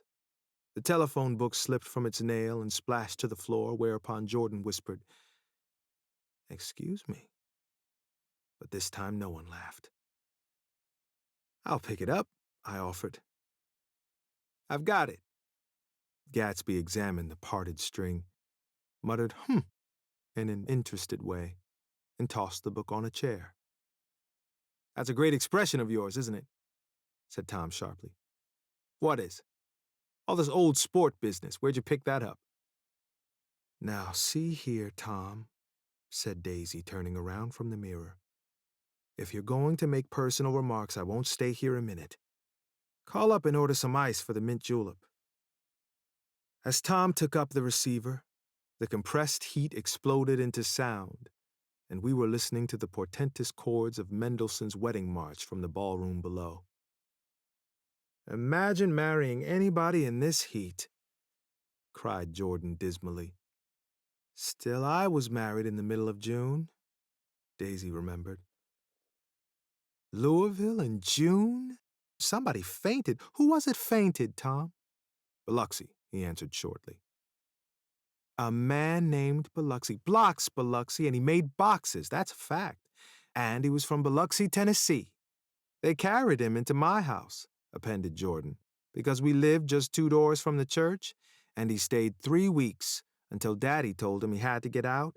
The day after he left, Daddy died. After a moment, she added, as if she might have sounded irreverent. There wasn't any connection.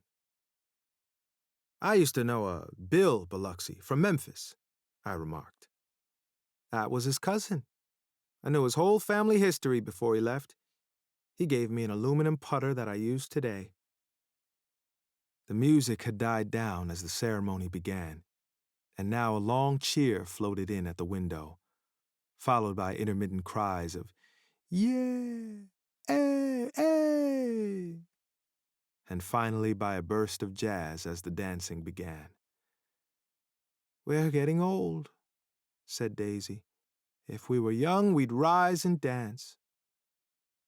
Remember Biloxi, Jordan warned her. Where'd you know him, Tom? Biloxi. He concentrated with an effort. I didn't know him. He was a friend of Daisy's. He was not, she denied. I'd never seen him before. He came down in the private car. Well, he said he knew you. He said he was raised in Louisville. Asa Bird brought him around at the last minute and asked if we had room for him. Jordan smiled. He was probably bumming his way home. He told me he was president of your class at Yale. Tom and I looked at each other blankly. Biloxi. First place, we didn't have any president. Gatsby's foot beat a short, restless tattoo, and Tom eyed him suddenly. By the way, Mr. Gatsby, I understand you're an Oxford man.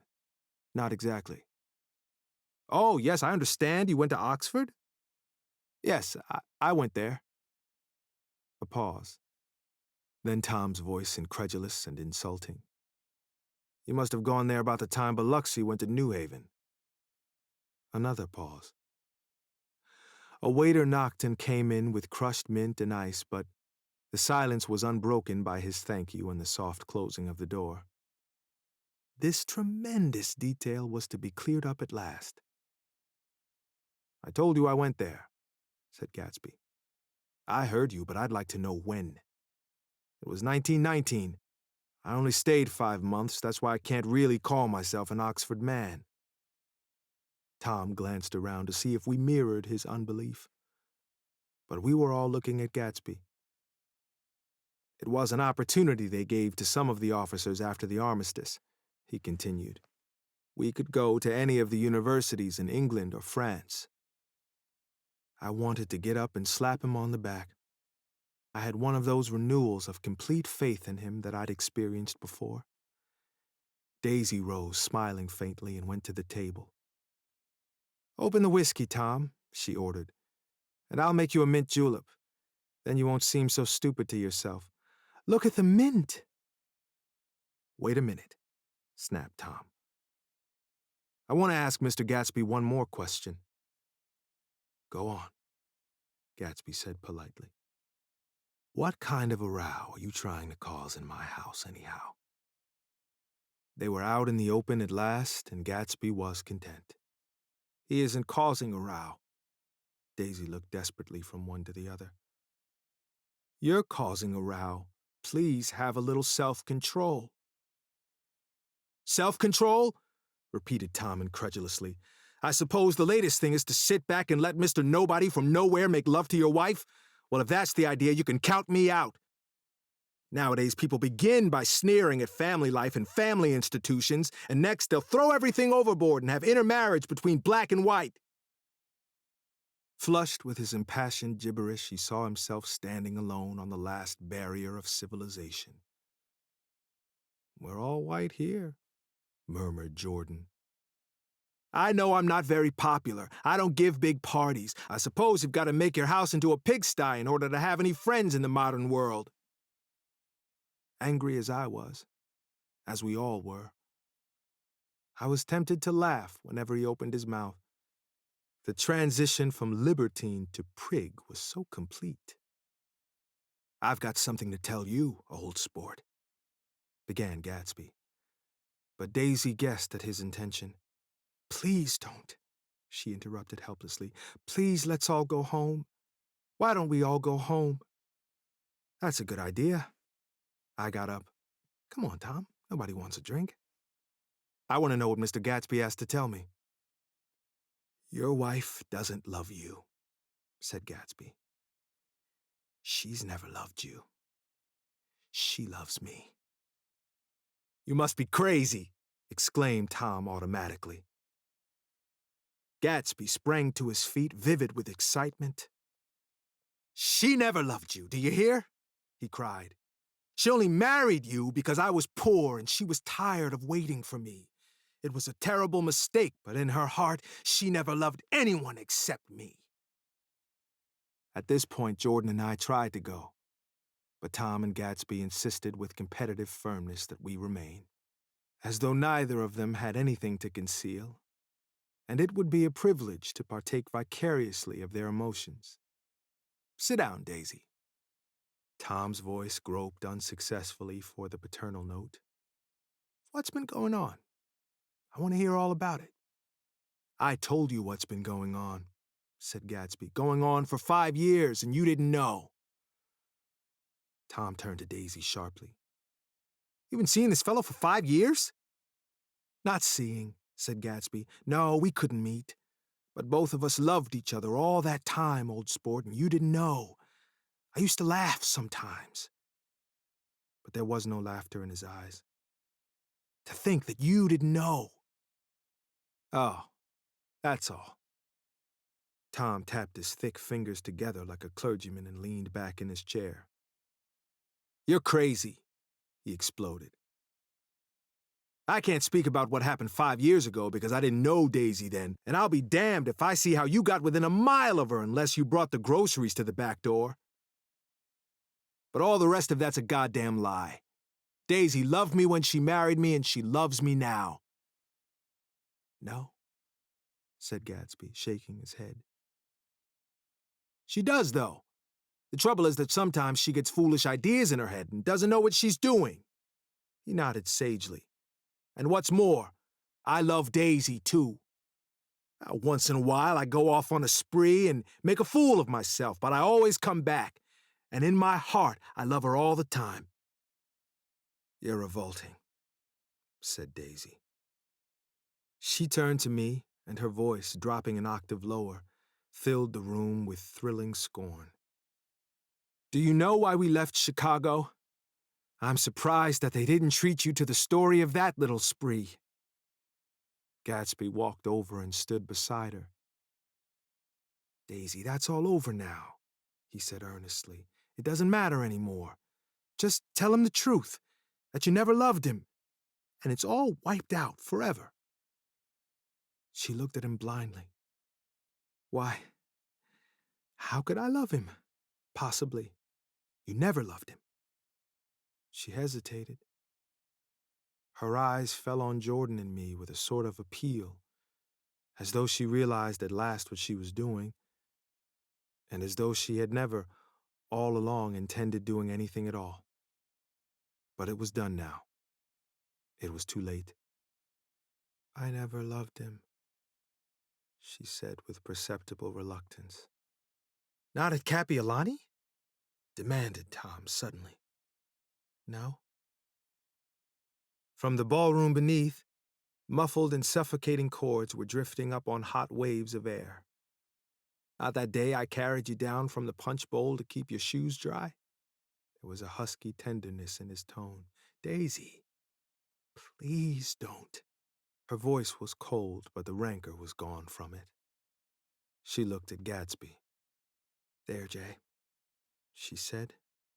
But her hand, as she tried to light a cigarette, was trembling. Suddenly she threw the cigarette and the burning match on the carpet. "Oh, you want too much!" she cried to Gatsby. "I love you now, isn't that enough? I can't help what's past." She began to sob helplessly. "I did love him once, but I loved you too." Gatsby's eyes opened and closed. "You loved me too?" he repeated. "Even that's a lie," said Tom savagely. "She didn't know you were alive. Why, there are things between Daisy and me that you'll never know. Things that neither of us can ever forget." The words seemed to bite physically into Gatsby. "I want to speak to Daisy alone," he insisted. "She's all excited now."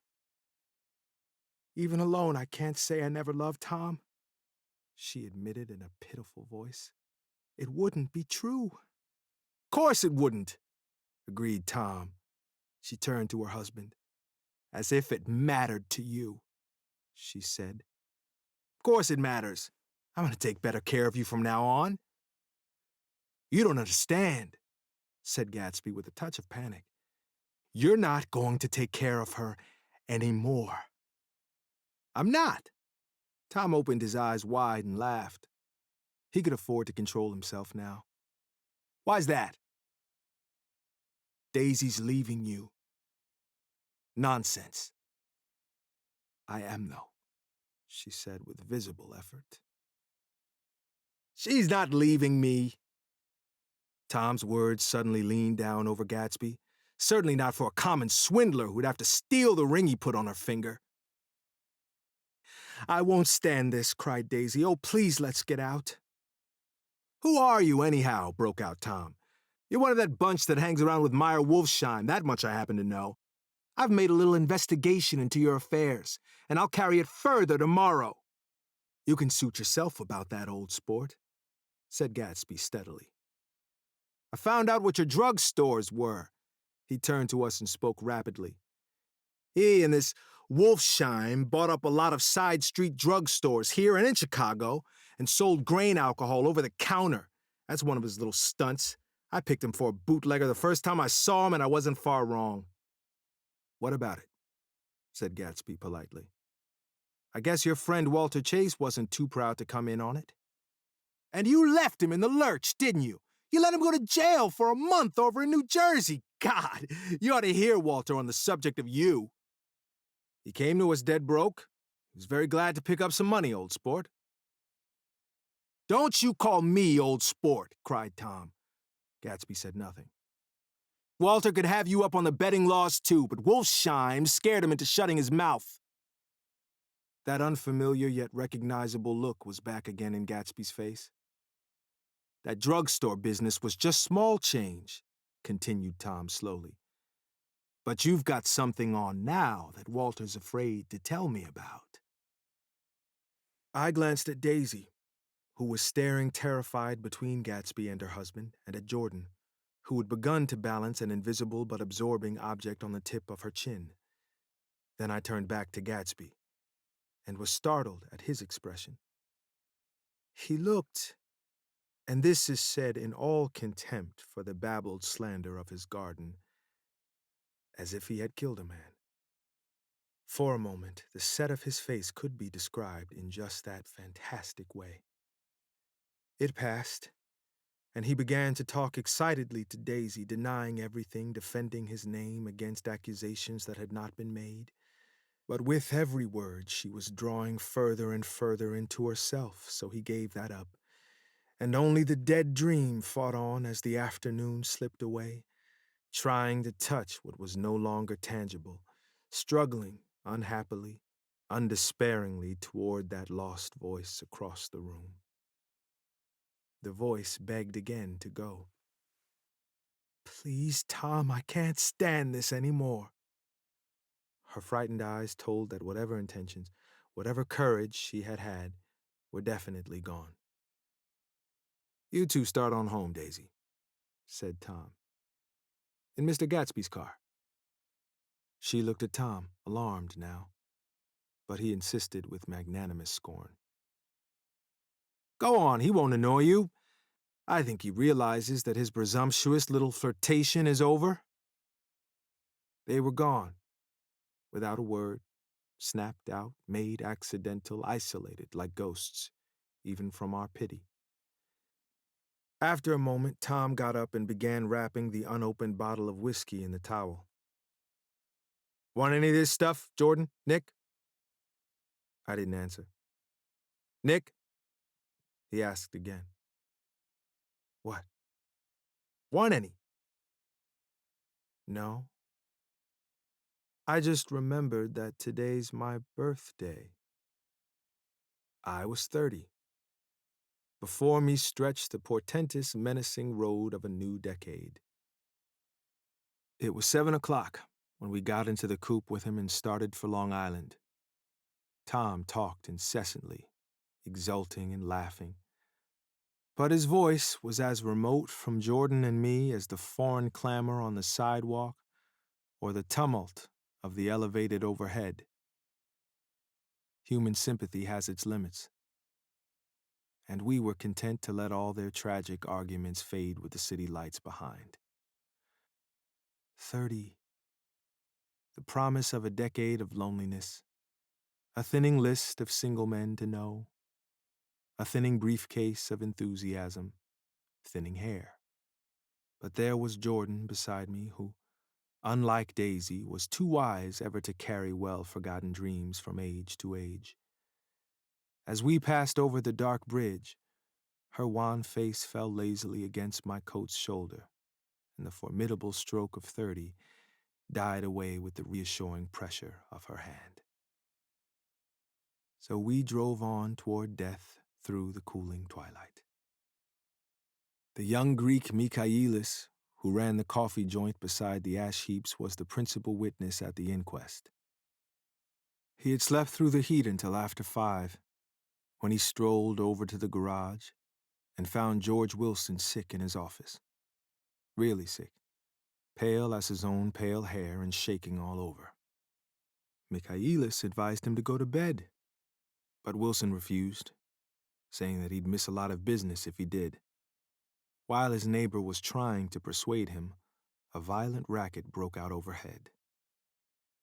"I've got my wife locked in up there," explained Wilson calmly. "She's going to stay there till the day after tomorrow, and then we're going to move away." Michaelis was astonished. They had been neighbors for 4 years, and Wilson had never seemed faintly capable of such a statement. Generally, he was one of these worn-out men. When he wasn't working, he sat on a chair in the doorway and stared at the people in the cars that passed along the road. When anyone spoke to him, he invariably laughed in an agreeable, colorless way. He was his wife's man, and not his own. So, naturally, Michaelis tried to find out what had happened, but Wilson wouldn't say a word. Instead, he began to throw curious, suspicious glances at his visitor and ask him what he'd been doing at certain times on certain days. Just as the latter was getting uneasy, some workmen came past the door bound for his restaurant, and Michaelis took the opportunity to get away, intending to come back later. But he didn't. He supposed he forgot to, that's all. When he came outside again, a little after 7, he was reminded of the conversation because he heard Mrs. Wilson's voice, loud and scolding, downstairs in the garage. "Beat me," he heard her cry. "Throw me down and beat me, you dirty little coward!" A moment later, she rushed out into the dusk, waving her hands and shouting. Before he could move from his door, the business was over.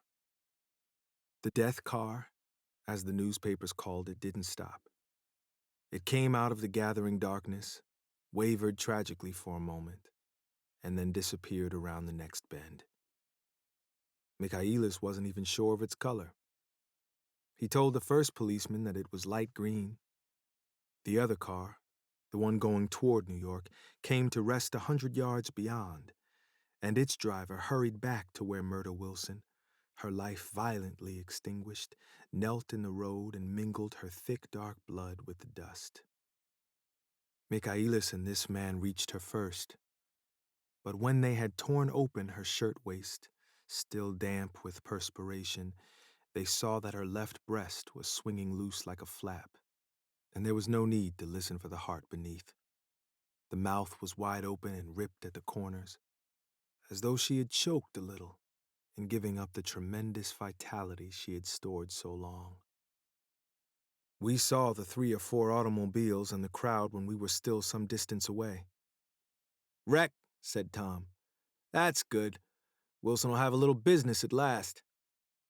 He slowed down, but still without any intention of stopping, until, as we came nearer, the hushed, intent faces of the people at the garage door made him automatically put on the brakes. "We'll take a look," he said doubtfully, "just a look." I became aware now of a hollow, wailing sound which issued incessantly from the garage, a sound which, as we got out of the coupe and walked toward the door, resolved itself into the words, "Oh my God," uttered over and over in a gasping moan. "There's some bad trouble here," said Tom excitedly. He reached up on tiptoes and peered over a circle of heads into the garage, which was lit only by a yellow light in a swinging wire basket overhead.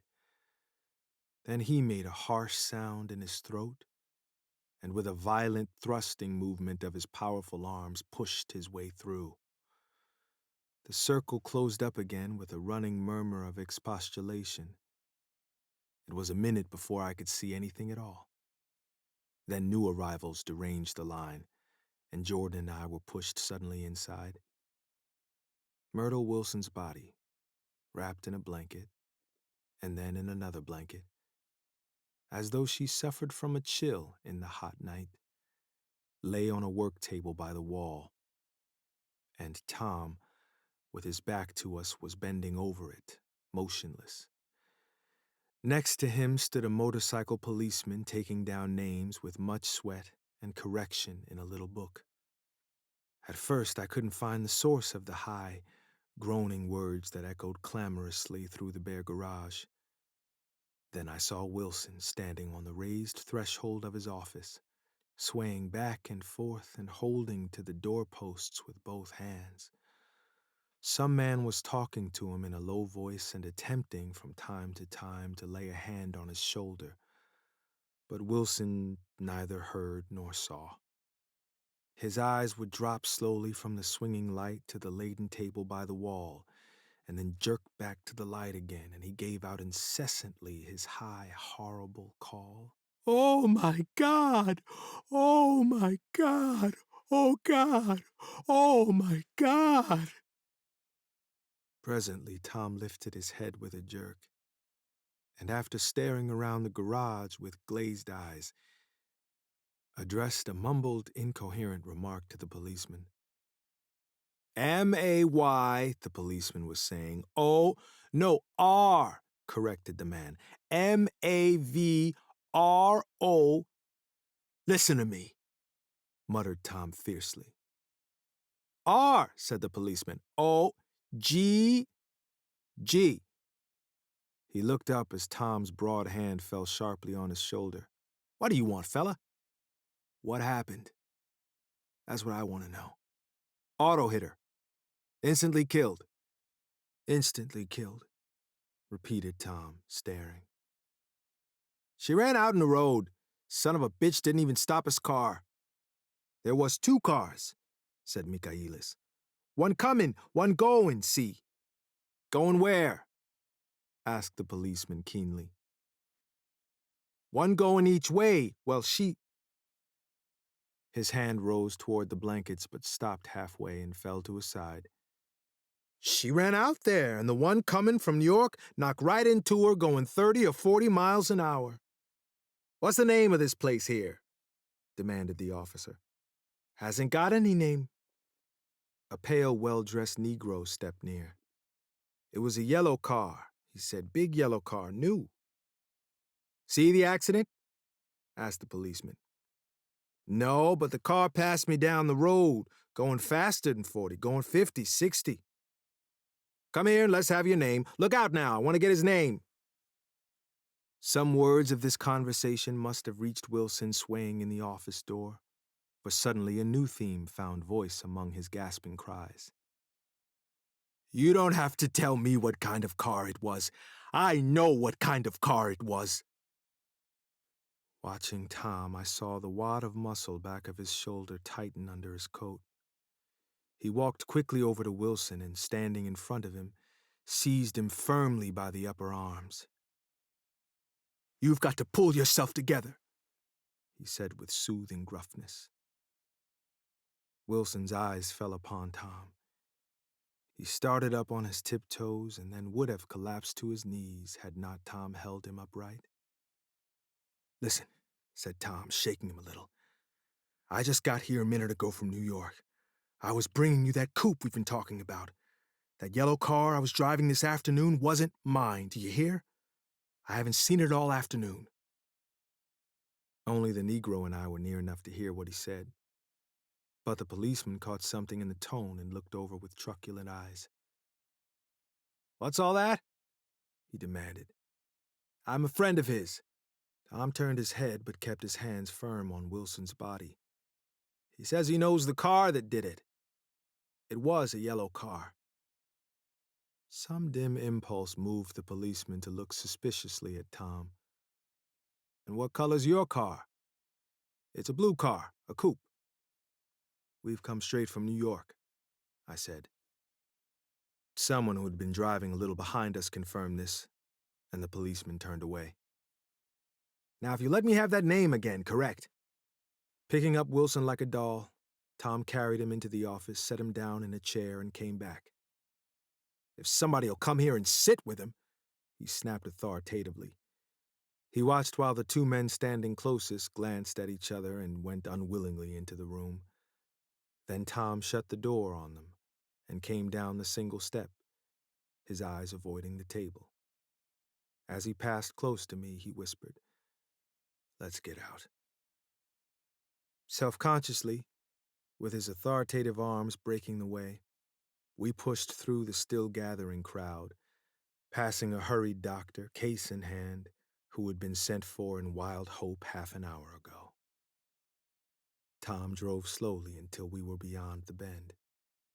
Then his foot came down hard and the coupe raced along through the night. In a little while I heard a low, husky sob and saw that the tears were overflowing down his face. That goddamn coward, he whimpered. He didn't even stop his car. The Buchanan's house floated suddenly toward us through the dark, rustling trees. Tom stopped beside the porch and looked up at the second floor, where 2 windows bloomed with light among the vines. Daisy's home, he said. As we got out of the car, he glanced at me and frowned slightly. I ought to have dropped you in West Egg, Nick. There's nothing we can do tonight. A change had come over him, and he spoke gravely and with decision. As we walked across the moonlight gravel to the porch, he disposed of the situation in a few brisk phrases. "I'll telephone for a taxi to take you home. And while you're waiting, you and Jordan better go in the kitchen and have them get you some supper, if you want any." He opened the door. "Come in." "No, thanks, but I'd be glad if you'd order me the taxi. I'll wait outside." Jordan put her hand on my arm. "Won't you come in, Nick?" "No, thanks." I was feeling a little sick and I wanted to be alone. But Jordan lingered for a moment more. "It's only 9:30, she said. I'd be damned if I'd go in. I'd had enough of all of them for one day, and suddenly that included Jordan too. She must have seen something of this in my expression, for she turned abruptly away and ran up the porch steps into the house. I sat down for a few minutes with my head in my hands, until I heard the phone taken up inside and the butler's voice calling a taxi. Then I walked slowly down the drive away from the house, intending to wait by the gate. I hadn't gone 20 yards when I heard my name, and Gatsby stepped from between two bushes into the path. I must have felt pretty weird by that time, because I could think of nothing except the luminosity of his pink suit under the moon. "What are you doing?" I inquired. "Just standing here, old sport." Somehow that seemed a despicable occupation. For all I knew, he was going to rob the house in a moment. I wouldn't have been surprised to see sinister faces, the faces of Wolfsheim's people behind him in the dark shrubbery. "Did you see any trouble on the road?" he asked after a minute. "Yes." He hesitated. "Was she killed?" "Yes." "I thought so. I told Daisy I thought so. It's better that the shock should all come at once. She stood it pretty well." He spoke as if Daisy's reaction was the only thing that mattered. "I got to West Egg by a side road," he went on, "and left the car in my garage. I don't think anybody saw us, but of course I can't be sure."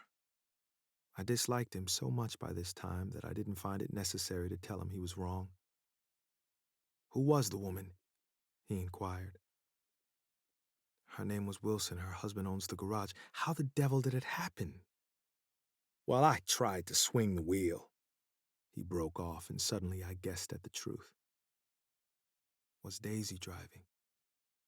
"Yes," he said after a moment. "But of course I'll say I was. You see, when we left New York, she was very nervous, and she thought it would steady her to drive. And this woman rushed out at us just as we were passing a car coming the other way. It all happened in a minute, but it seemed to me that she wanted to speak to us.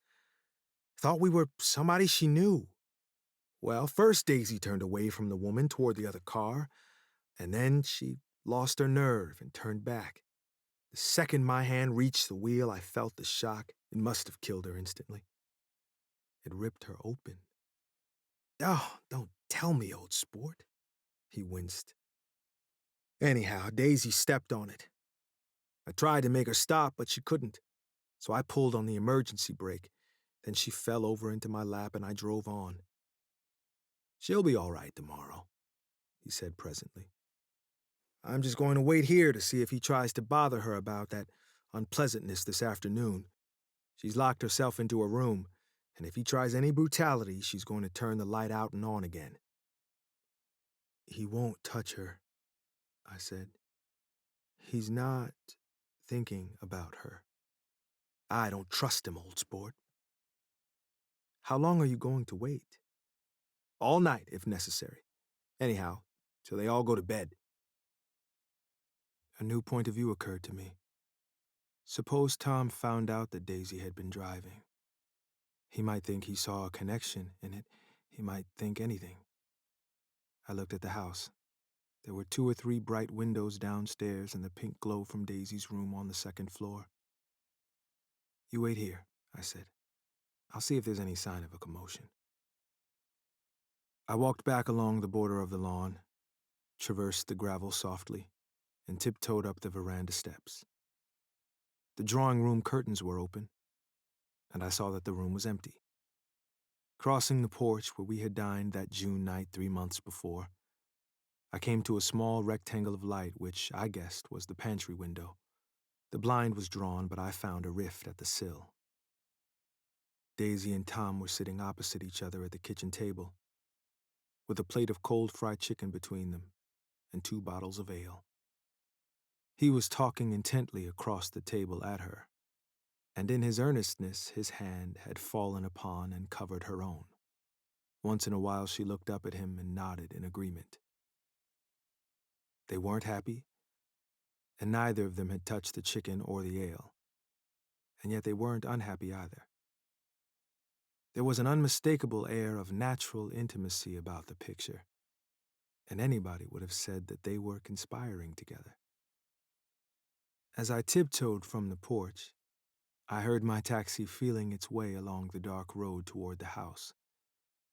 Gatsby was waiting where I had left him in the drive. "Is it all quiet up there?" he asked anxiously. "Yes, it's all quiet." I hesitated. "You better come home and get some sleep." He shook his head. "I want to wait here till Daisy goes to bed. Good night, old sport." He put his hands in his coat pockets and turned back eagerly to a scrutiny of the house, as though my presence marred the sacredness of the vigil. So I walked away and left him standing there in the moonlight, watching over nothing. Chapter 8. I couldn't sleep all night. A foghorn was groaning incessantly on the sound, and I tossed half-sick between grotesque reality and savage, frightening dreams. Toward dawn, I heard a taxi go up Gatsby's drive, and immediately I jumped out of bed and began to dress. I felt that I had something to tell him, something to warn him about, and morning would be too late. Crossing his lawn, I saw that his front door was still open, and he was leaning against a table in the hall, heavy with dejection or sleep. "Nothing happened," he said wanly. I waited, and about 4 o'clock she came to the window and stood there for a minute and then turned out the light. His house had never seemed so enormous to me as it did that night when we hunted through the great rooms for cigarettes. We pushed aside curtains that were like pavilions and felt over innumerable feet of dark wall for electric light switches. Once I tumbled with a sort of splash upon the keys of a ghostly piano. There was an inexplicable amount of dust everywhere, and the rooms were musty, as though they hadn't been aired for many days. I found the humidor on an unfamiliar table, with 2 stale, dry cigarettes inside. Throwing open the French windows of the drawing room, we sat smoking out into the darkness. "You ought to go away," I said. "It's pretty certain they'll trace your car." "Go away now, old sport?" "Go to Atlantic City for a week, or up to Montreal." He wouldn't consider it. He couldn't possibly leave Daisy until he knew what she was going to do. He was clutching at some last hope, and I couldn't bear to shake him free. It was this night that he told me the strange story of his youth with Dan Cody. Told it to me because Jay Gatsby had broken up like glass against Tom's hard malice, and the long secret extravaganza was played out. I think that he would have acknowledged anything now, without reserve, but he wanted to talk about Daisy. She was the first nice girl he had ever known. In various unrevealed capacities he had come in contact with such people, but always with indiscernible barbed wire between. He found her excitingly desirable. He went to her house, at first with other officers from Camp Taylor, then alone. It amazed him. He had never been in such a beautiful house before, but what gave it an air of breathless intensity was that Daisy lived there. It was as casual a thing to her as his tent out at camp was to him.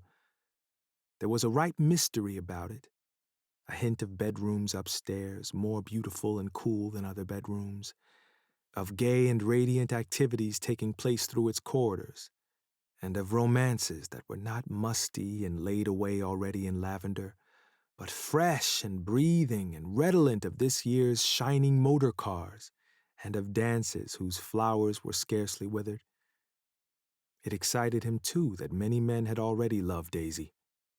It increased her value in his eyes. He felt their presence all about the house, pervading the air with the shades and echoes of still vibrant emotions. But he knew that he was in Daisy's house by a colossal accident. However glorious might be his future as Jay Gatsby, he was at present a penniless young man without a past, and at any moment the invisible cloak of his uniform might slip from his shoulders. So he made the most of his time. He took what he could get, ravenously and unscrupulously. Eventually, he took Daisy one still October night. Took her because he had no real right to touch her hand. He might have despised himself, for he had certainly taken her under false pretenses. I don't mean that he had traded on his phantom millions, but he had deliberately given Daisy a sense of security. He had let her believe that he was a person from much the same stratum as herself, that he was fully able to take care of her. As a matter of fact, he had no such facilities. He had no comfortable family standing behind him, and he was liable at the whim of an impersonal government to be blown anywhere about the world. But he didn't despise himself, and it didn't turn out as he had imagined. He had intended, probably, to take what he could and go, but now he found that he had committed himself to the following of a grail. He knew that Daisy was extraordinary, but he didn't realize just how extraordinary a nice girl could be. She vanished into her rich house, into her rich, full life, leaving Gatsby nothing. He felt married to her. That was all. When they met again 2 days later, it was Gatsby who was breathless, who was somehow betrayed. Her porch was bright with a bought luxury of starshine. The wicker of the settee squeaked fashionably as she turned toward him, and he kissed her curious and lovely mouth. She had caught a cold, and it made her voice huskier and more charming than ever, and Gatsby was overwhelmingly aware of the youth and mystery that wealth imprisons and preserves, of the freshness of many clothes, and of Daisy, gleaming like silver, safe and proud above the hot struggles of the poor. I can't describe to you how surprised I was to find out I loved her, old sport. I even hoped for a while that she'd throw me over, but she didn't, because she was in love with me too. She thought I knew a lot because I knew different things from her. Well, there I was, way off my ambitions, getting deeper in love every minute. And all of a sudden I didn't care.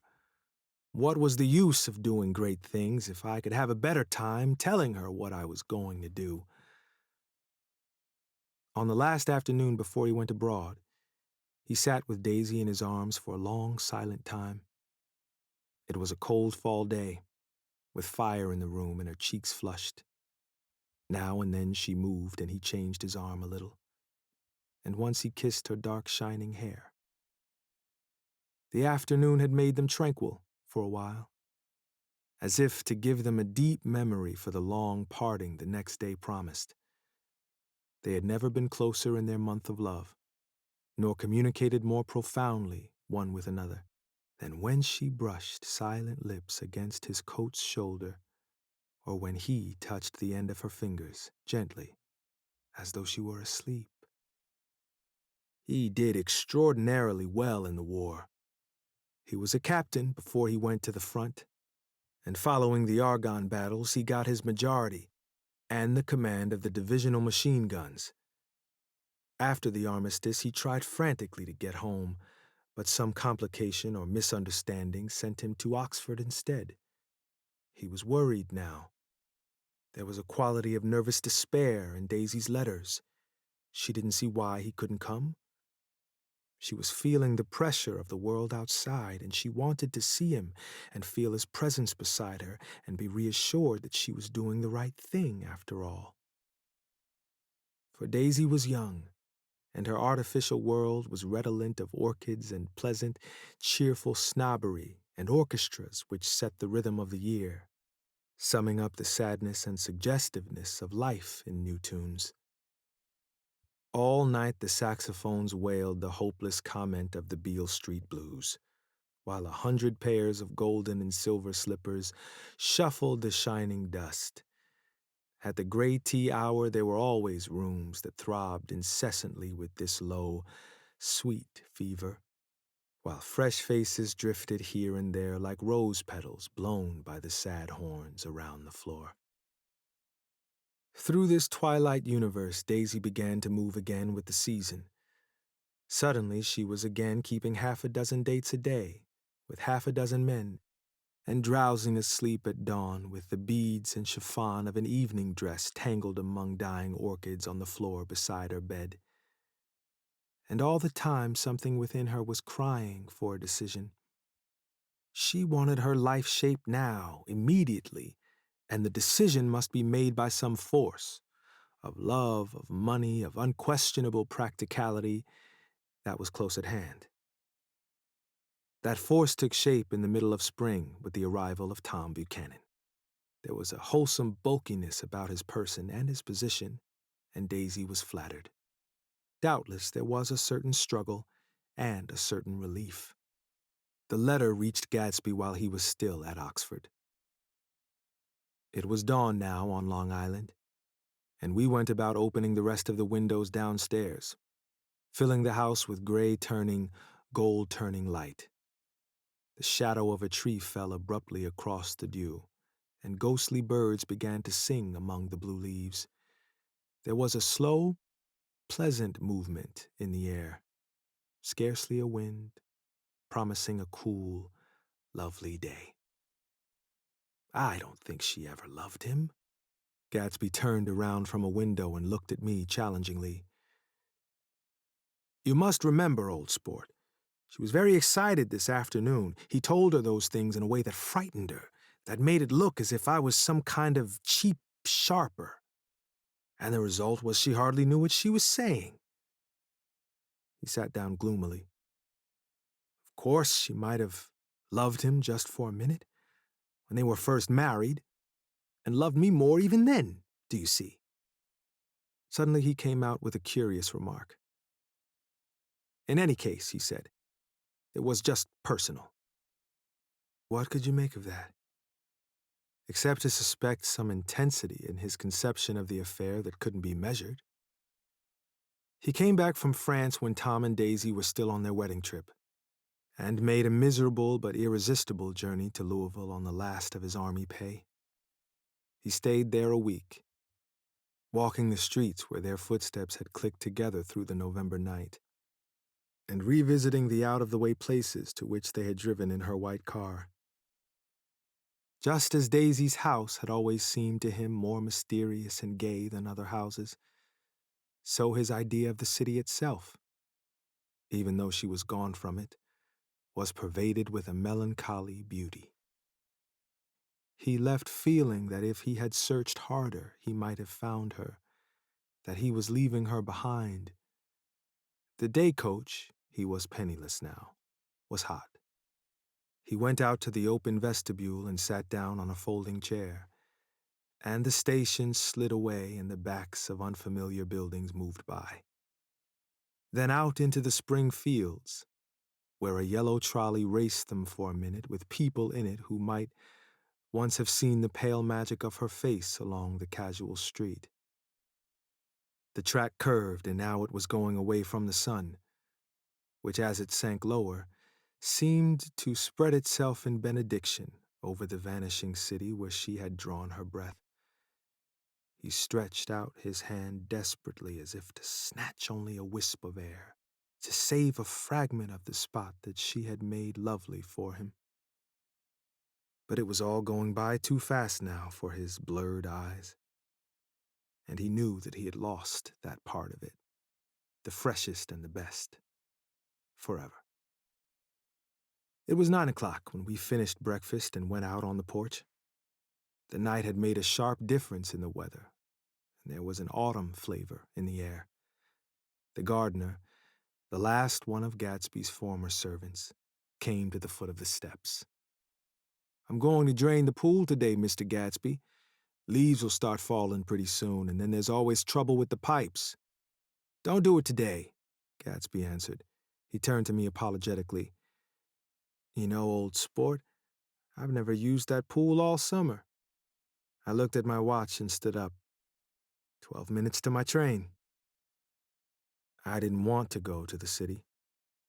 I wasn't worth a decent stroke of work, but it was more than that. I didn't want to leave Gatsby. I missed that train, and then another, before I could get myself away. "I'll call you up," I said finally. "Do, old sport.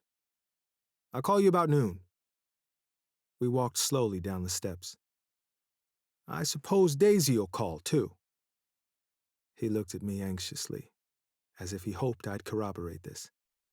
"I suppose so. Well, goodbye." We shook hands and I started away. Just before I reached the hedge, I remembered something and turned around. "They're a rotten crowd," I shouted across the lawn. "You're worth the whole damn bunch put together." I've always been glad I said that.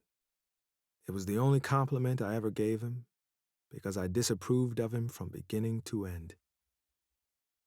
First he nodded politely, and then his face broke into that radiant and understanding smile, as if we'd been in ecstatic cahoots on that fact all the time. His gorgeous pink rag of a suit made a bright spot of color against the white steps, and I thought of the night when I first came to his ancestral home 3 months before. The lawn and drive had been crowded with the faces of those who guessed at his corruption, and he had stood on those steps, concealing his incorruptible dream as he waved them goodbye. I thanked him for his hospitality. We were always thanking him for that, I and the others. "Goodbye," I called. "I enjoyed breakfast, Gatsby." Up in the city, I tried for a while to list the quotations on an interminable amount of stock. Then I fell asleep in my swivel chair. Just before noon, the phone woke me, and I started up with sweat breaking out on my forehead. It was Jordan Baker. She often called me up at this hour, because the uncertainty of her own movements between hotels and clubs and private houses made her hard to find in any other way.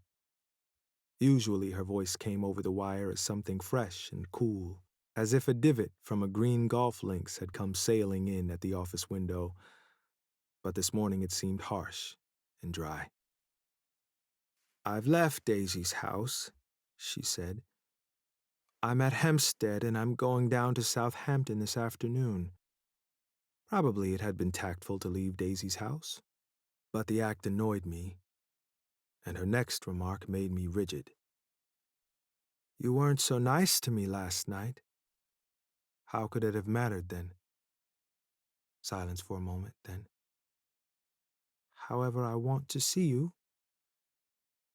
"I want to see you too." "Suppose I don't go to Southampton and come into town this afternoon." "No, I don't think this afternoon." "Very well. It's impossible this afternoon, various."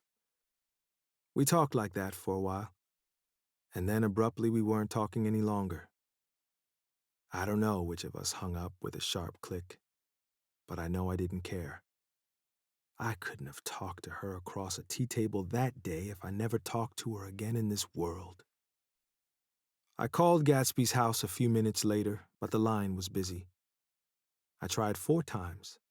Finally, an exasperated central told me the wire was being kept open for long distance from Detroit. Taking out my timetable, I drew a small circle around the 3:50 train. Then I leaned back in my chair and tried to think. It was just noon. When I passed the ash heaps on the train that morning, I had crossed deliberately to the other side of the car. I suppose there'd be a curious crowd around there all day with little boys searching for dark spots in the dust, and some garrulous man telling over and over what had happened, until it became less and less real even to him, and he could tell it no longer, and Myrtle Wilson's tragic achievement was forgotten. Now I want to go back a little and tell what happened at the garage after we left there the night before.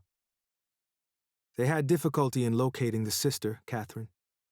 She must have broken her rule against drinking that night, for when she arrived, she was stupid with liquor and unable to understand that the ambulance had already gone to Flushing. When they convinced her of this, she immediately fainted, as if that was the intolerable part of the affair. Someone, kind or curious, took her in his car and drove her in the wake of her sister's body. Until long after midnight, a changing crowd lapped up against the front of the garage, while George Wilson rocked himself back and forth on the couch inside. For a while, the door of the office was open, and everyone who came into the garage glanced irresistibly through it. Finally, someone said it was a shame and closed the door. Michaelis and several other men were with him. First 4 or 5 men, later 2 or 3 men. Still later, Michaelis had to ask the last stranger to wait there 15 minutes longer, while he went back to his own place and made a pot of coffee. After that, he stayed there alone with Wilson until dawn.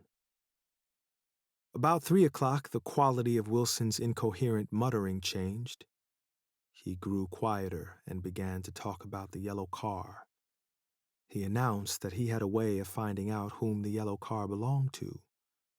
And then he blurted out that a couple of months ago, his wife had come from the city with her face bruised and her nose swollen. But when he heard himself say this, he flinched and began to cry. "Oh, my God," again in his groaning voice. Michaelis made a clumsy attempt to distract him. "How long have you been married, George? Come on there, try and sit still a minute and answer my question. How long have you been married?" 12 years.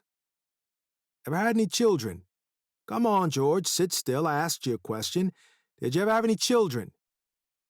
The hard brown beetles kept thudding against the dull light, and whenever Michaelis heard a car go tearing along the road outside, it sounded to him like the car that hadn't stopped a few hours before. He didn't like to go into the garage, because the workbench was stained where the body had been lying, so he moved uncomfortably around the office. He knew every object in it before morning, and from time to time sat down beside Wilson trying to keep him more quiet. "Have you got a church you go to sometimes, George? Maybe even if you haven't been there for a long time?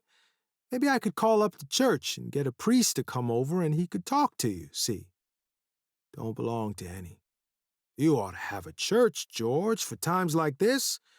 You must have gone to a church once. Didn't you get married in a church? Listen, George, listen to me. Didn't you get married in a church?" That was a long time ago. The effort of answering broke the rhythm of his rocking. For a moment he was silent. Then the same half-knowing, half-bewildered look came back into his faded eyes. "Look in the drawer there," he said, pointing at the desk. "Which drawer?" "That drawer, that one." Michaelis opened the drawer nearest his hand. There was nothing in it but a small, expensive dog leash, made of leather and braided silver. It was apparently new. "This?" he inquired, holding it up. Wilson stared and nodded. "I found it yesterday afternoon. She tried to tell me about it, but I knew it was something funny." "You mean your wife bought it?" "She had it wrapped in tissue paper on her bureau." Michaelis didn't see anything odd in that, and he gave Wilson a dozen reasons why his wife might have bought the dog leash. But conceivably Wilson had heard some of these same explanations before, from Myrtle, because he began saying, "Oh my God," again in a whisper. His comforter left several explanations in the air. Then he killed her, said Wilson. His mouth dropped open suddenly. Who did? I have a way of finding out. You're morbid, George, said his friend. This has been a strain to you, and you don't know what you're saying. You better try and sit quiet till morning. He murdered her. It was an accident, George. Wilson shook his head. His eyes narrowed and his mouth widened slightly with the ghost of a superior. I know, he said definitely. I'm one of these trusting fellas, and I don't think any harm to nobody. But when I get to know a thing, I know it. It was the man in that car. She ran out to speak to him, and he wouldn't stop. Michaelis had seen this too, but it hadn't occurred to him that there was any special significance in it. He believed that Mrs. Wilson had been running away from her husband rather than trying to stop any particular car. How could she have been like that? She's a deep one, said Wilson as if that answered the question. Ah. He began to rock again, and Michaelis stood twisting the leash in his hand. Maybe you got some friend that I could telephone for, George? This was a forlorn hope. He was almost sure that Wilson had no friend. There was not enough of him for his wife. He was glad a little later when he noticed a change in the room, a blue quickening by the window, and realized that dawn wasn't far off. About 5 o'clock, it was blue enough outside to snap off the light. Wilson's glazed eyes turned out to the ash heaps, where small gray clouds took on fantastic shape and scurried here and there in the faint dawn wind. I spoke to her, he muttered after a long silence. I told her she might fool me, but she couldn't fool God. I took her to the window. With an effort, he got up and walked to the rear window and leaned with his face pressed against it. And I said, God knows what you've been doing. Everything you've been doing. You may fool me, but you can't fool God. Standing behind him, Michaelis saw with a shock that he was looking at the eyes of Dr. T.J. Eckelberg, which had just emerged, pale and enormous from the dissolving night. God sees everything, repeated Wilson. That's an advertisement, Michaelis assured him. Something made him turn away from the window and look back into the room, but Wilson stood there a long time, his face close to the window pane, nodding into the twilight. By 6 o'clock, Michaelis was worn out and grateful for the sound of a car stopping outside. It was one of the watchers of the night before who had promised to come back, so he cooked breakfast for 3, which he and the other man ate together. Wilson was quieter now, and Michaelis went home to sleep. When he awoke 4 hours later and hurried back to the garage, Wilson was gone. His movements, he was on foot all the time, were afterward traced to Port Roosevelt and then to Gads Hill, where he bought a sandwich that he didn't eat and a cup of coffee. He must have been tired and walking slowly, for he didn't reach Gads Hill until noon. Thus far, there was no difficulty in accounting for his time. There were boys who had seen a man acting sort of crazy, and motorists at whom he stared oddly from the side of the road. Then, for 3 hours, he disappeared from view. The police, on the strength of what he said to Michaelis, that he had a way of finding out, supposed that he spent that time going from garage to garage thereabout, inquiring for a yellow car. On the other hand, no garage man who had seen him ever came forward, and perhaps he had an easier, surer way of finding out what he wanted to know. By 2:30, he was in West Egg, where he asked someone the way to Gatsby's house. So by that time, he knew Gatsby's name. At 2 o'clock, Gatsby put on his bathing suit and left word with the butler that if anyone phoned, word was to be brought to him at the pool. He stopped at the garage for a pneumatic mattress that had amused his guests during the summer, and the chauffeur helped him pump it up. Then he gave instructions that the open car wasn't to be taken out under any circumstances. And this was strange, because the front right fender needed repair. Gatsby shouldered the mattress and started for the pool. Once he stopped and shifted it a little, and the chauffeur asked him if he needed help, but he shook his head and in a moment disappeared among the yellowing trees. No telephone message arrived, but the butler went without his sleep and waited for it until 4 o'clock, until long after there was anyone to give it to if it came. I have an idea that Gatsby himself didn't believe it would come, and perhaps he no longer cared. If that was true, he must have felt that he had lost the old warm world, paid a high price for living too long with a single dream. He must have looked up at an unfamiliar sky through frightening leaves and shivered as he found what a grotesque thing a rose is, and how raw the sunlight was upon the scarcely created grass. A new world, material without being real, where poor ghosts, breathing dreams like air, drifted fortuitously about, like that ashen, fantastic figure gliding toward him through the amorphous trees. The chauffeur, he was one of Wolsheim's protégés, heard the shots. Afterward, he could only say that he hadn't thought anything much about them. I drove from the station directly to Gatsby's house, and my rushing anxiously up the front steps was the first thing that alarmed anyone. But they knew then, I firmly believe. With scarcely a word said, 4 of us, the chauffeur, butler, gardener, and I, hurried down to the pool. There was a faint, barely perceptible movement of the water as the fresh flow from one end urged its way toward the drain at the other. With little ripples that were hardly the shadows of waves, the laden mattress moved irregularly down the pool. A small gust of wind that scarcely corrugated the surface was enough to disturb its accidental course with its accidental burden.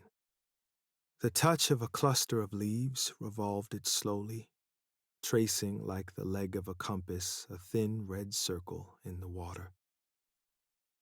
It was after we started with Gatsby toward the house that the gardener saw Wilson's body a little way off in the grass, and the Holocaust was complete. Chapter 9. After 2 years, I remember the rest of that day and that night and the next day only as an endless drill of police and photographers and newspaper men in and out of Gatsby's front door. A rope stretched across the main gate and a policeman by it kept out the curious, but little boys soon discovered that they could enter through my yard, and there were always a few of them clustered, open-mouthed about the pool. Someone with a positive manner, perhaps a detective, used the expression madman as he bent over Wilson's body that afternoon, and the adventitious authority of his voice set the key for the newspaper reports next morning. Most of those reports were a nightmare, grotesque, circumstantial, eager, and untrue.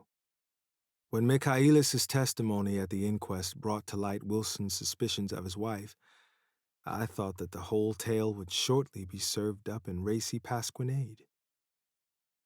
But Catherine, who might have said anything, didn't say a word. She showed a surprising amount of character about it, too. Looked at the coroner with determined eyes under that corrected brow of hers, and swore that her sister had never seen Gatsby, that her sister was completely happy with her husband, that her sister had been into no mischief whatever. She convinced herself of it, and cried into her handkerchief, as if the very suggestion was more than she could endure. So, Wilson was reduced to a man deranged by grief in order that the case might remain in its simplest form. And it rested there. But all this part of it seemed remote and unessential. I found myself on Gatsby's side, and alone. From the moment I telephoned news of the catastrophe to West Egg Village, every surmise about him and every practical question was referred to me. At first I was surprised and confused, then, as he lay in his house and didn't move or breathe or speak, hour upon hour, it grew upon me that I was responsible because no one else was interested. Interested, I mean, with that intense personal interest to which every one has some vague right at the end. I called up Daisy half an hour after we found him. Called her instinctively and without hesitation. But she and Tom had gone away early that afternoon and had taken baggage with them. Left no address? No. Say when they'd be back? No. Any idea where they are, how I could reach them? I don't know, can't say. I wanted to get somebody for him. I wanted to go into the room where he lay and reassure him. I'll get somebody for you, Gatsby, don't worry. Just trust me and I'll get somebody for you. Meyer Wolfsheim's name wasn't in the phone book. The butler gave me his office address on Broadway, and I called information. But by the time I had the number, it was long after 5 and no one answered the phone. Will you ring again? I've rung them 3 times. It's very important. Sorry, I'm afraid no one's there. I went back to the drawing room and thought for an instant that they were chance visitors, all these official people who suddenly filled it. But as they drew back the sheet and looked at Gatsby with unmoved eyes, his protest continued in my brain. Look here, old sport, you've got to get somebody for me. You've got to try hard. I can't go through this alone. Someone started to ask me questions, but I broke away and going upstairs looked hastily through the unlocked parts of his desk. He'd never told me definitely that his parents were dead, but there was nothing. Only the picture of Dan Cody, a token of forgotten violence, staring down from the wall. Next morning, I sent the butler to New York with a letter to Wolfsheim, which asked for information and urged him to come out on the next train. That request seemed superfluous when I wrote it. I was sure he'd start when he saw the newspapers, just as I was sure there'd be a wire from Daisy before noon. But neither a wire nor Mr. Wolfsheim arrived. No one arrived, except more police and photographers and newspaper men. When the butler brought back Wolfsheim's answer, I began to have a feeling of defiance, of scornful solidarity between Gatsby and me against them all. Dear Mr. Carroway, this has been one of the most terrible shocks of my life to me. I hardly can believe it that it is true at all. Such a mad act as that man did should make us all think. I cannot come down now as I am tied up in some very important business and cannot get mixed up in this thing now. If there is anything I can do, a little later let me know in a letter by Edgar. I hardly know where I am when I hear about a thing like this and am completely knocked down and out. Yours truly, Meyer Wolfsheim. And then hasty addenda beneath. Let me know about the funeral, etc. Do not know his family at all. When the phone rang that afternoon, and long distance said Chicago was calling, I thought this would be Daisy at last. But the connection came through as a man's voice, very thin and far away. This is Slagle speaking. Yes? The name was unfamiliar. Hell of a note, isn't it? Get my wire? There haven't been any wires. Young Park's in trouble, he said rapidly. They picked him up when he handed the bonds over the counter. They got a circular from New York giving him the numbers just 5 minutes before. What do you know about that, hey? You never can tell in these hick towns. Hello? I interrupted breathlessly. Look here, this isn't Mr. Gatsby. Mr. Gatsby's dead. There was a long silence on the other end of the wire. followed by an exclamation, then a quick squawk as the connection was broken. I think it was on the third day that a telegram signed Henry C. Gatz arrived from a town in Minnesota. It said only that the sender was leaving immediately and to postpone the funeral until he came. It was Gatsby's father, a solemn old man, very helpless and dismayed, bundled up in a long, cheap ulster against the warm September day. His eyes leaked continuously with excitement, and when I took the bag and umbrella from his hands, he began to pull so incessantly at his sparse gray beard that I had difficulty in getting off his coat. He was on the point of collapse, so I took him into the music room and made him sit down while I sent for something to eat. But he wouldn't eat, and the glass of milk spilled from his trembling hand. "I saw it in the Chicago newspaper," he said. "It was all in the Chicago newspaper. I started right away. I didn't know how to reach you." His eyes, seeing nothing, moved ceaselessly about the room. "It was a madman," he said. "He must have been mad." "Wouldn't you like some coffee?" I urged him. "I don't want anything. I'm all right now, Mr. Carroway." "Well, I'm all right now. Where have they got Jimmy?" I took him into the drawing room where his son lay and left him there. Some little boys had come up on the steps and were looking into the hall. When I told them who had arrived, they went reluctantly away. After a little while, Mr. Gatz opened the door and came out, his mouth ajar, his face flushed slightly, his eyes leaking isolated and unpunctual tears. He had reached an age where death no longer has the quality of ghastly surprise. And when he looked around him now for the first time, and saw the height and splendor of the hall and the great rooms opening out from it into other rooms, his grief began to be mixed with an awed pride. I helped him to a bedroom upstairs. While he took off his coat and vest, I told him that all arrangements had been deferred until he came. "I didn't know what you'd want, Mr. Gatsby." "Gatz is my name. Mr. Gatz, I thought you might want to take the body west." He shook his head. "Jimmy always liked it better down east. He rose up to his position in the east. Were you a friend of my boy's, mister?" "We were close friends." "He had a big future before him, you know. He was only a young man, but he had a lot of brain power here." He touched his head impressively, and I nodded. "If he'd have lived, he'd have been a great man, a man like James J. Hill. He'd have helped build up the country." "That's true," I said uncomfortably.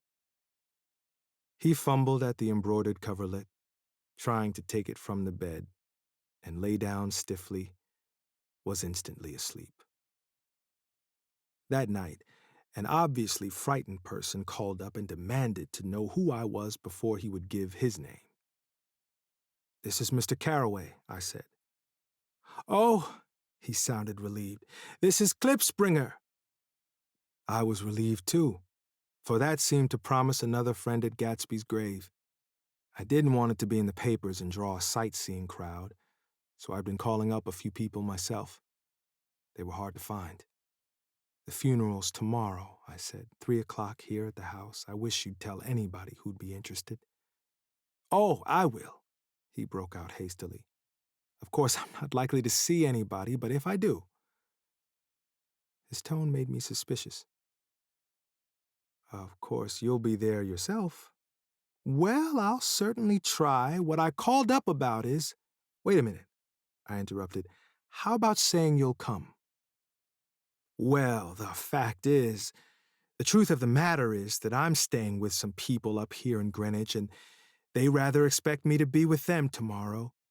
In fact, there's a sort of picnic or something. Of course, I'll do my very best to get away." I ejaculated an unrestrained "huh," and he must have heard me, for he went on nervously.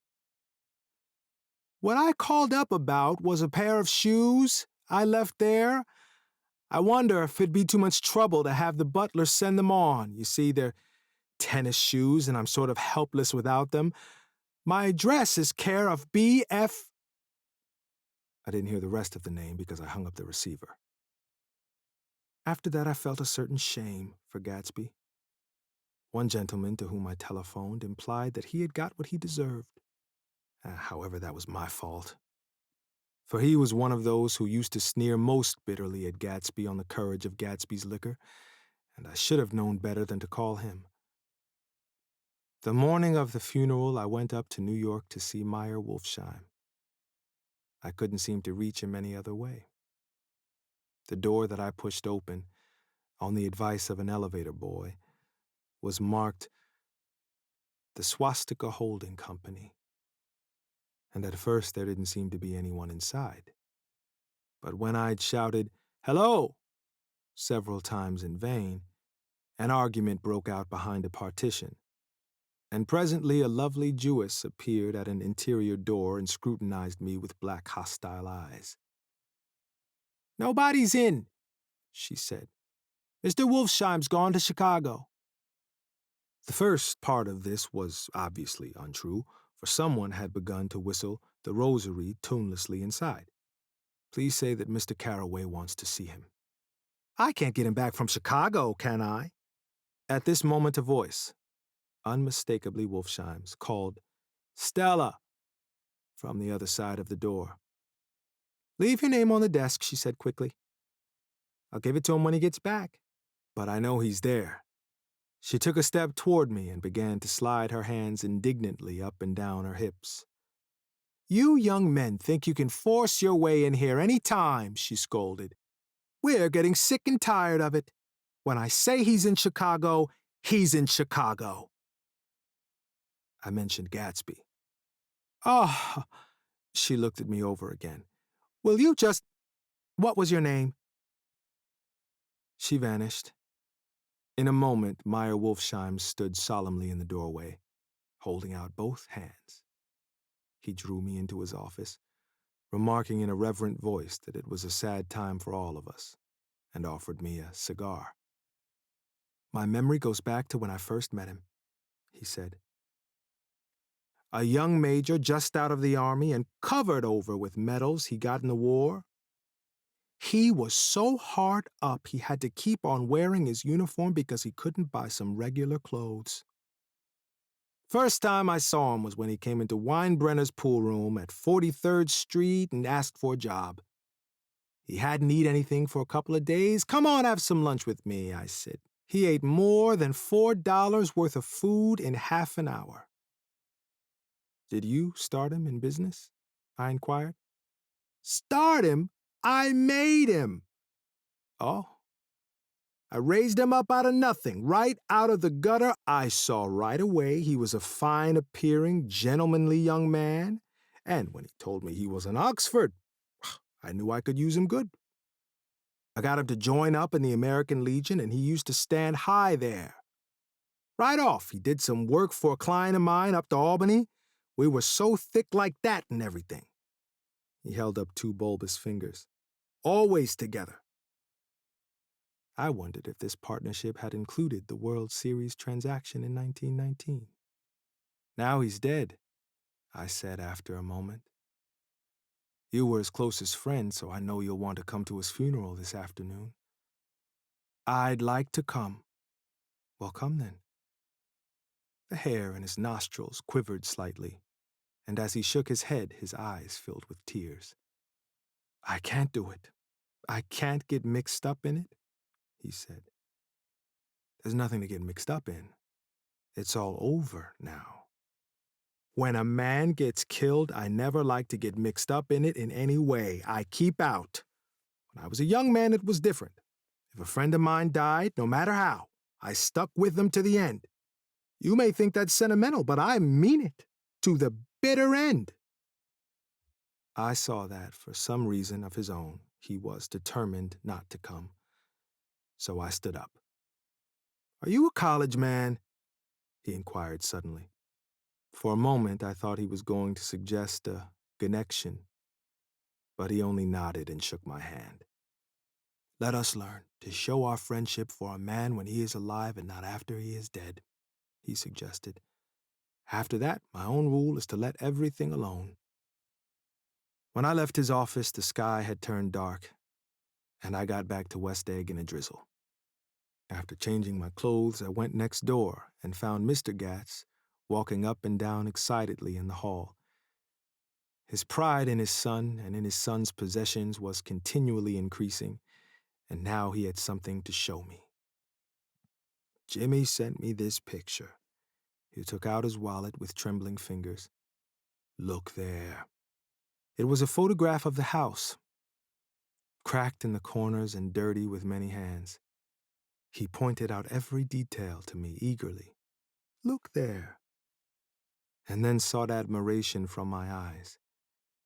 He had shown it so often that I think it was more real to him now than the house itself. "Jimmy sent it to me. I think it's a very pretty picture. It shows up well."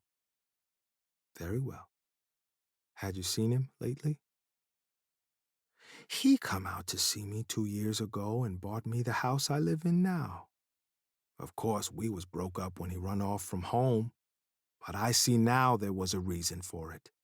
He knew he had a big future in front of him, and ever since he made a success, he was very generous with me." He seemed reluctant to put away the picture, held it for another minute, lingeringly before my eyes. Then he returned the wallet and pulled from his pocket a ragged old copy of a book called Hop Along Cassidy. "Look here. This is a book he had when he was a boy. It just shows you." He opened it at the back cover and turned it around for me to see. On the last flyleaf was printed the words schedule and the date, September 12th, 1906. And underneath, rise from bed, 6 a.m. Dumbbell exercise and wall scaling, 6:15 to 6:30. Study electricity, etc., 7:15 to 8:15. Work, 8:30 to 4:30 p.m. Baseball and sports, 4:30 to 5. Practice elocution, poise, and how to attain it, 5 to 6. Study needed inventions, 7 to 9. General resolves. No wasting time at Shafters or a name indecipherable. No more smoking or chewing. Bath every other day. Read one improving book or magazine per week. Save $5, crossed out. $3 per week. Be better to parents. "I came across this book by accident," said the old man. "It just shows you, don't it? It just shows you. Jimmy was bound to get ahead. He always had some resolves like this or something. Do you notice what he's got about improving his mind? He was always great for that.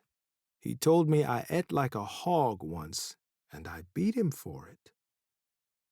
He was reluctant to close the book, reading each item aloud and then looking eagerly at me. I think he rather expected me to copy down the list for my own use. A little before 3, the Lutheran minister arrived from Flushing, and I began to look involuntarily out the windows for other cars. So did Gatsby's father. And as time passed and the servants came in and stood waiting in the hall, his eyes began to blink anxiously, and he spoke of the rain in a worried, uncertain way. The minister glanced several times at his watch, so I took him aside and asked him to wait for half an hour. But it wasn't any use. Nobody came. About 5 o'clock, our procession of 3 cars reached the cemetery and stopped in a thick drizzle beside the gate.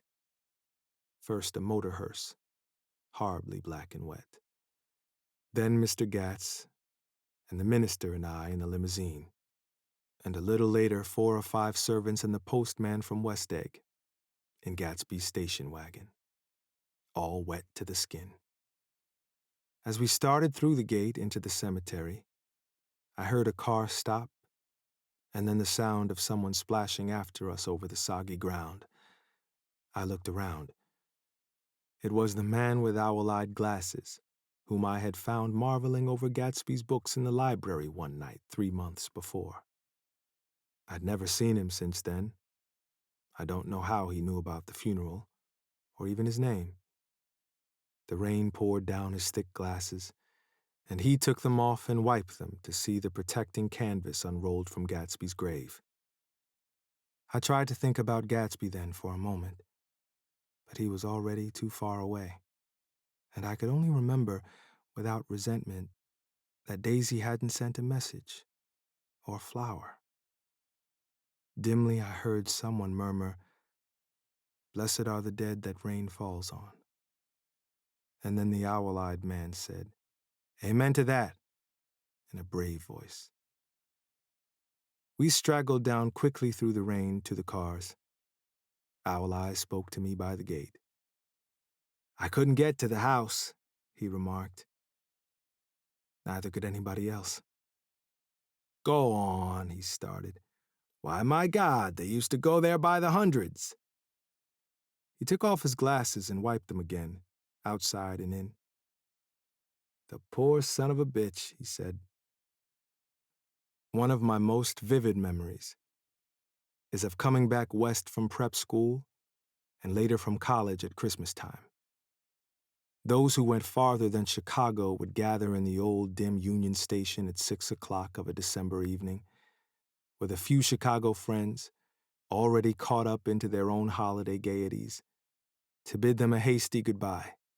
I remember the fur coats of the girls returning from Miss This or That's, and the chatter of frozen breath and the hands waving overhead as we caught sight of old acquaintances, and the matchings of invitations. "Are you going to the Ordways, the Herseys, the Schultzes?" And the long green tickets clasped tight in our gloved hands. And last, the murky yellow cars of the Chicago, Milwaukee, and St. Paul Railroad, looking cheerful as Christmas itself on the tracks beside the gate. When we pulled out into the winter night and the real snow, our snow, began to stretch out beside us and twinkle against the windows, and the dim lights of small Wisconsin stations moved by, a sharp wild brace came suddenly into the air. We drew in deep breaths of it as we walked back from dinner through the cold vestibules, unutterably aware of our identity with this country for one strange hour before we melted indistinguishably into it again. That's my Middle West.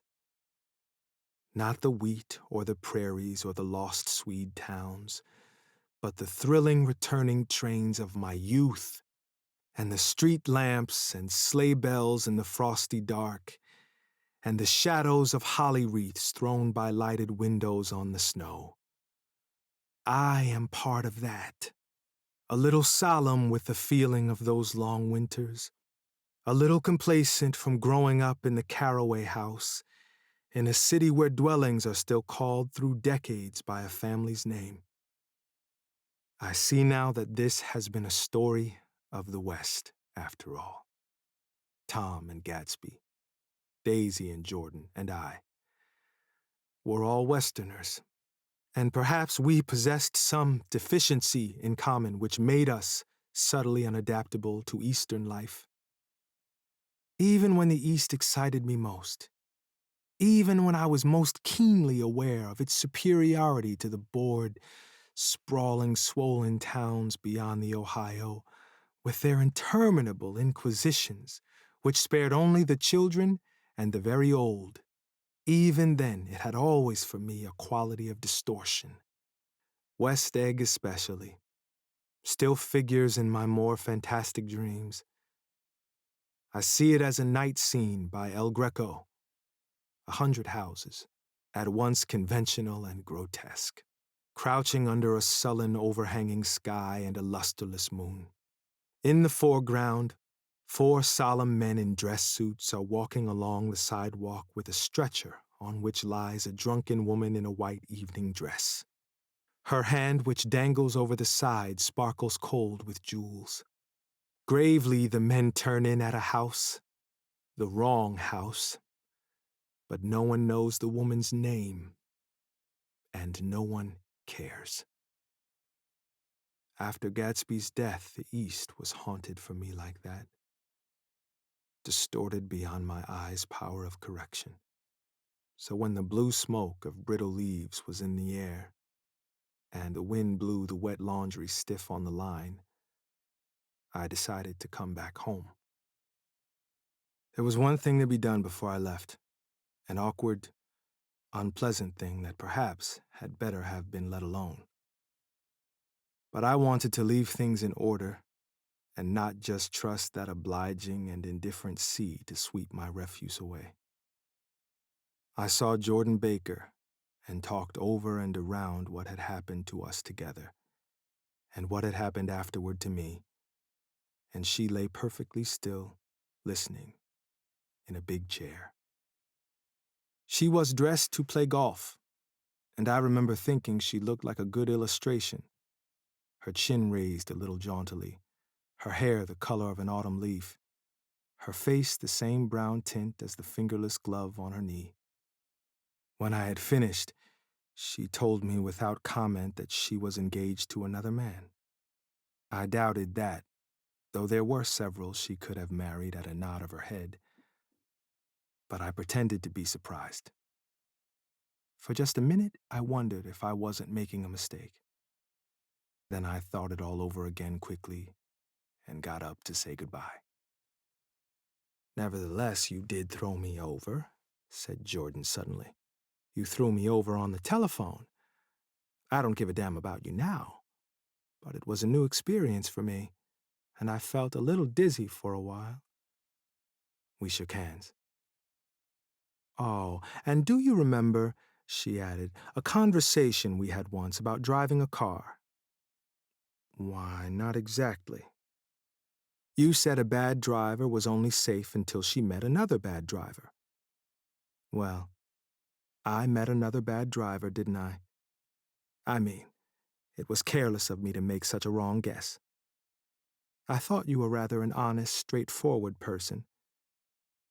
I thought it was your secret pride." "I'm 30, I said. "I'm 5 years too old to lie to myself and call it honor." She didn't answer. Angry and half in love with her, and tremendously sorry, I turned away. One afternoon late in October, I saw Tom Buchanan. He was walking ahead of me along Fifth Avenue in his alert, aggressive way, his hands out a little from his body as if to fight off interference, his head moving sharply here and there, adapting itself to his restless eyes. Just as I slowed up to avoid overtaking him, he stopped and began frowning into the windows of a jewelry store. Suddenly, he saw me and walked back, holding out his hand. "What's the matter, Nick? Do you object to shaking hands with me?" "Yes. You know what I think of you." "You're crazy, Nick," he said quickly. "Crazy as hell. I don't know what's the matter with you." "Tom," I inquired, "what did you say to Wilson that afternoon?" He stared at me without a word, and I knew I had guessed right about those missing hours. I started to turn away, but he took a step after me and grabbed my arm. "I told him the truth," he said. "He came to the door while we were getting ready to leave, and when I sent down word that we weren't in, he tried to force his way upstairs. He was crazy enough to kill me if I hadn't told him who owned the car. His hand was on a revolver in his pocket every minute he was in the house." He broke off defiantly. "What if I did tell him? That fellow had it coming to him. He threw dust into your eyes, just like he did in Daisy's. But he was a tough one. He ran over Myrtle like you'd run over a dog and never even stopped his car." There was nothing I could say, except the one unutterable fact that it wasn't true. "And if you think I didn't have my share of suffering, look here. When I went to give up that flat and saw the damn box of dog biscuits sitting there on the sideboard, I sat down and cried like a baby. By God, it was awful." I couldn't forgive him or like him, but I saw that what he had done was, to him, entirely justified. It was all very careless and confused. They were careless people, Tom and Daisy. They smashed up things and creatures, and then retreated back into their money or their vast carelessness, or whatever it was that kept them together, and let other people clean up the mess they had made. I shook hands with him. It seemed silly not to, for I felt suddenly as though I were talking to a child. Then he went into the jewelry store to buy a pearl necklace, or perhaps only a pair of cuff buttons, rid of my provincial squeamishness forever. Gatsby's house was still empty when I left. The grass on his lawn had grown as long as mine. One of the taxi drivers in the village never took a fare past the entrance gate without stopping for a minute and pointing inside. Perhaps it was he who drove Daisy and Gatsby over to East Egg the night of the accident, and perhaps he had made a story about it all his own. I didn't want to hear it, and I avoided him when I got off the train.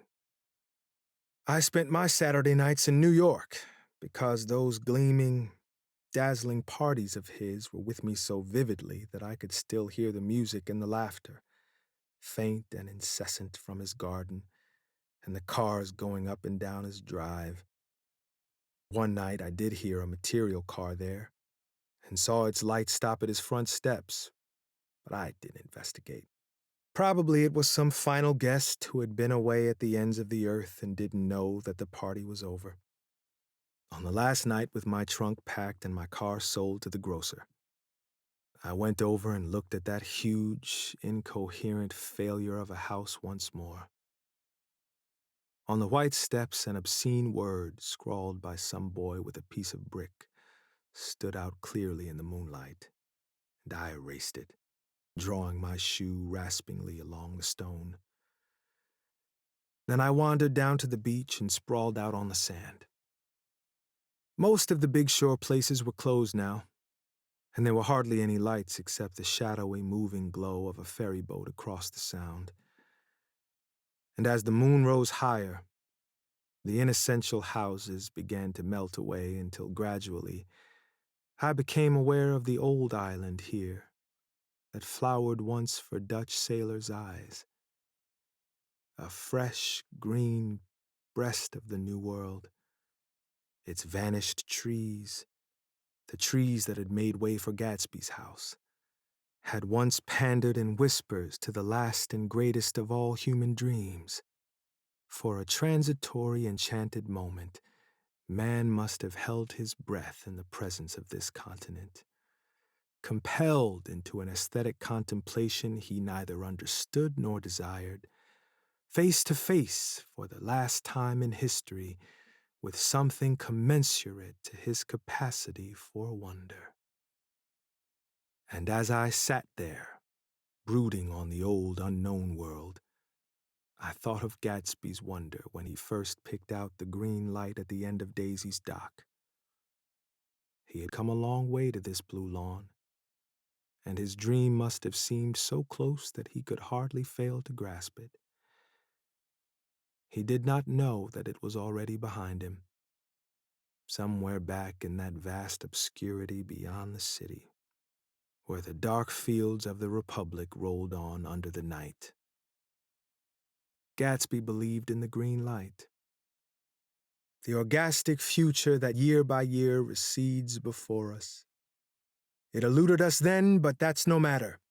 Tomorrow we will run faster, stretch out our arms farther, and one fine morning. So we beat on, boats against the current, borne back ceaselessly into the past.